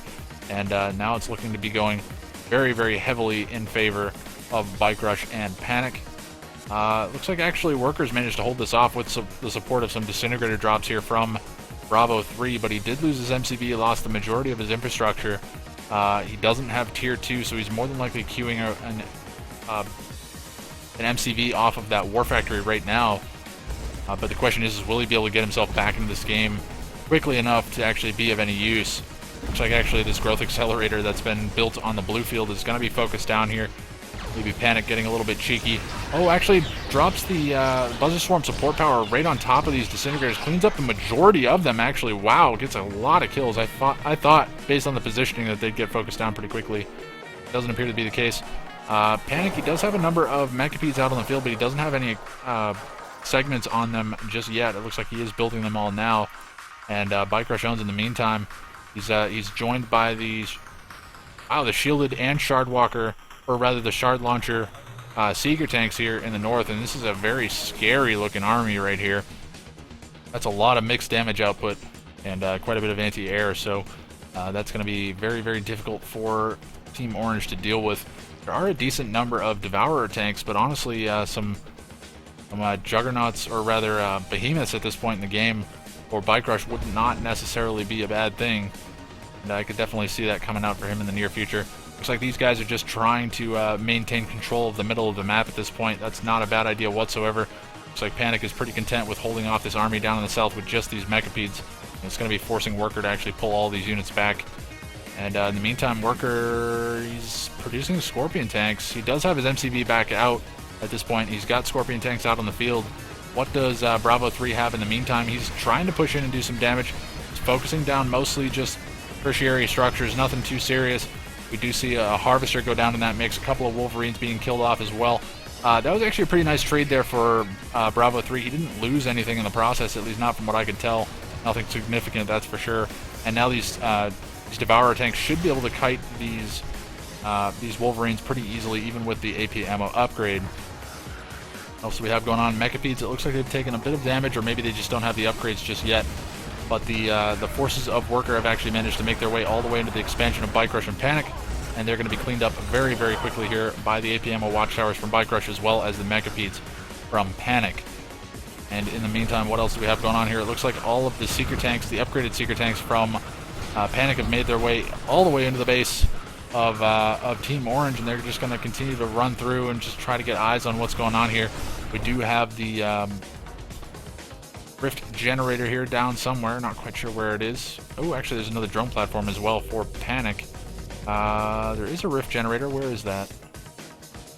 Okay, so Rift Generator dropped right next to Bike Rush's MCV, and that's going to put the clock on Team Orange here, 7 minutes. Wow, actually third drone ship coming out. So is it just going to be straight up drone ship spam coming out from Panic at this point? That's kind of interesting, not something you see all that often. Maybe just trolling a little bit, realizing that they're pretty heavily in favor of winning this game.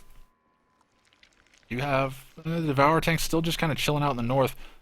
Bravo hasn't really been able to do a whole lot up here, to be honest. Did he lose his drone ship? Nope, his drone ship is still alive. I do apologize. That was a misread on my part. Oh, actually, wow. So the MRTs with the Disintegrators, there is still one rolling around right now, and it does have a heroic Disintegrator inside of it, so that's a lot of damage output. Unfortunately, the MRT does not take any ranks there, so it will not be able to self-repair aside from just its own self-repair function, which is strong in and of itself. But with the, like, if it was heroic status as well, that thing would be unkillable. What else do we have going on? 4 drone platforms? Panic? Really? Really now? 4? Is that the magic number? I guess it is. No, I'm sorry. 5 is the magic number. 5 drone platforms. Not sure what the reasoning for that is. Yeah, wow, look at the building block. Holy cow. Instantly drops 4 power plants and a ton of storm columns. Maybe preemptive on the storm columns. That was a little bit out of position to be dropping those storm columns. That was a lot of money wasted. He did get a pretty good engagement there out of it, but I don't know. Interesting move. Maybe just going for style points at this point in the game, realizing that they're so far ahead. But 5 drone platforms, yeah, you don't see that often in a finals game.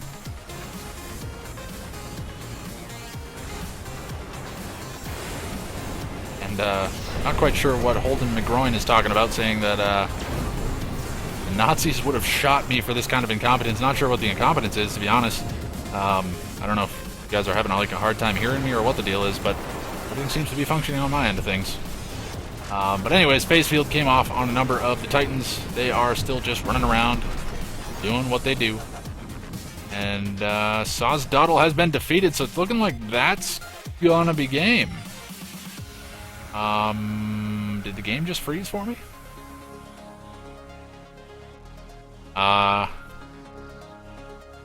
Yeah, so game froze. Yep, that's a game freeze. Okay, so that's game. I'm gonna chalk that one up as a victory to Bike Rush and Panic. We'll see how it ends up turning out when they end up back in the lobby. But in the meantime, I'm gonna try to solve my issue with Kane's Wrath crashing. I don't know if it was something like we all crashed just due to the fact that they exited the way they did, but yeah, that's going to be it for game number 2. Bike Rush and Panic going to be picking up that game and going to be securing themselves an additional victory there and putting themselves up 2-0 in the series. Should be interesting nonetheless. But with that said, I will be checking in to see what my technical difficulties are, and we'll be jumping into game number 3 momentarily, so be sure to stick around.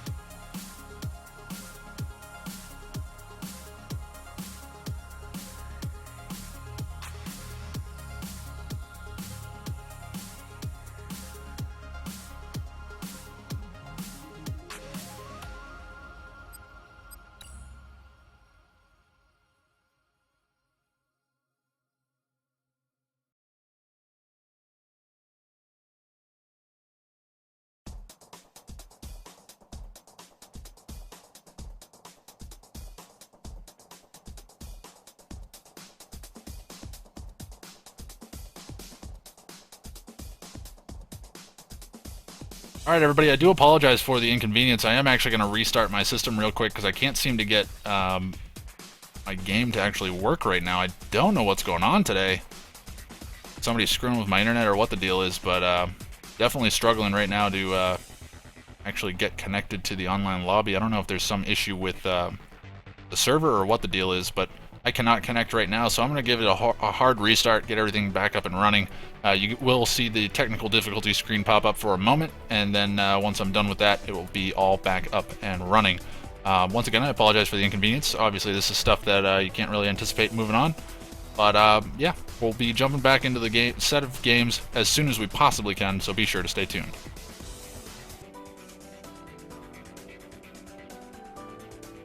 Okay, everybody, sorry for the hiccup there. I do apologize. Obviously, this is not something that we anticipated, but looks like there's some kind of an issue with the connection to the server. I'm checking in with the people that would be involved with that, namely Toxic Shock, to get his take on what's going on. But I was under the impression that maybe it was an issue with my service, but it appears as though Panic has mentioned in the chat that he's having issues as well. So that's leading me to believe that maybe it's not my system and maybe it's something else external I don't have any control over, so I'm not going to necessarily give it a hard restart until it's needed. It sounds like Toxic Shock is actually going to go ahead and restart the server now for us, just to try to get ourselves situated with this. So I apologize once again for the inconvenience, everybody. I know this is probably the second or third time that we've had some issues. Looks like a number of people have actually dropped off from watching due to the fact that we've had some issues with the server, but hopefully we haven't lost the majority of you guys. We've still got some pretty good finals games coming up, so be sure to stick around.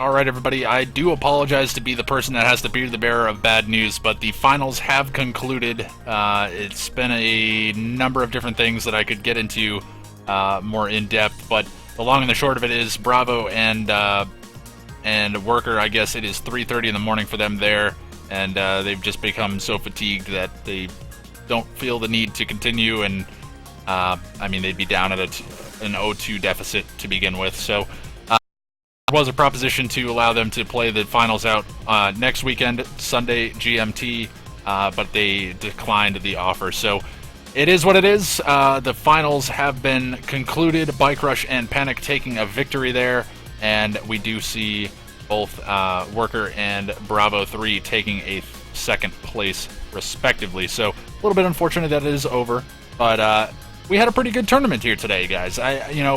Despite all of the technical difficulties, I thought we saw some pretty fantastic games, notably being the game from Unleashed, where he just absolutely came back and smashed.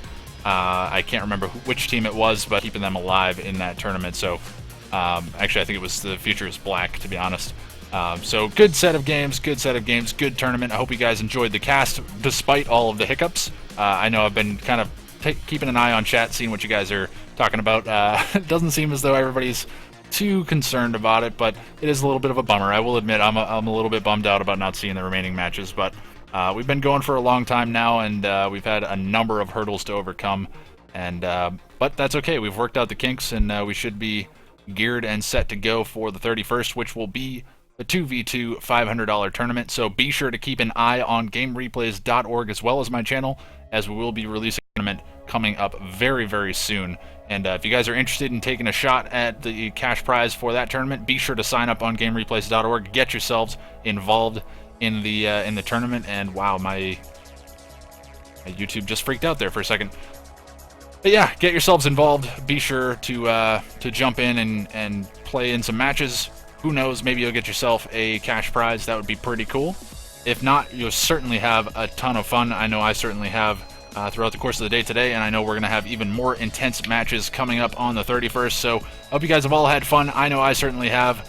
Be sure to let me know what you guys thought of the cast down in the comments. I'm certainly looking forward to reading some of the comments about the technical difficulties and all of my casting fails. Should be a good one. But with that said, that's going to be it for me today. Thank you all very much for watching, and I will catch you all next time.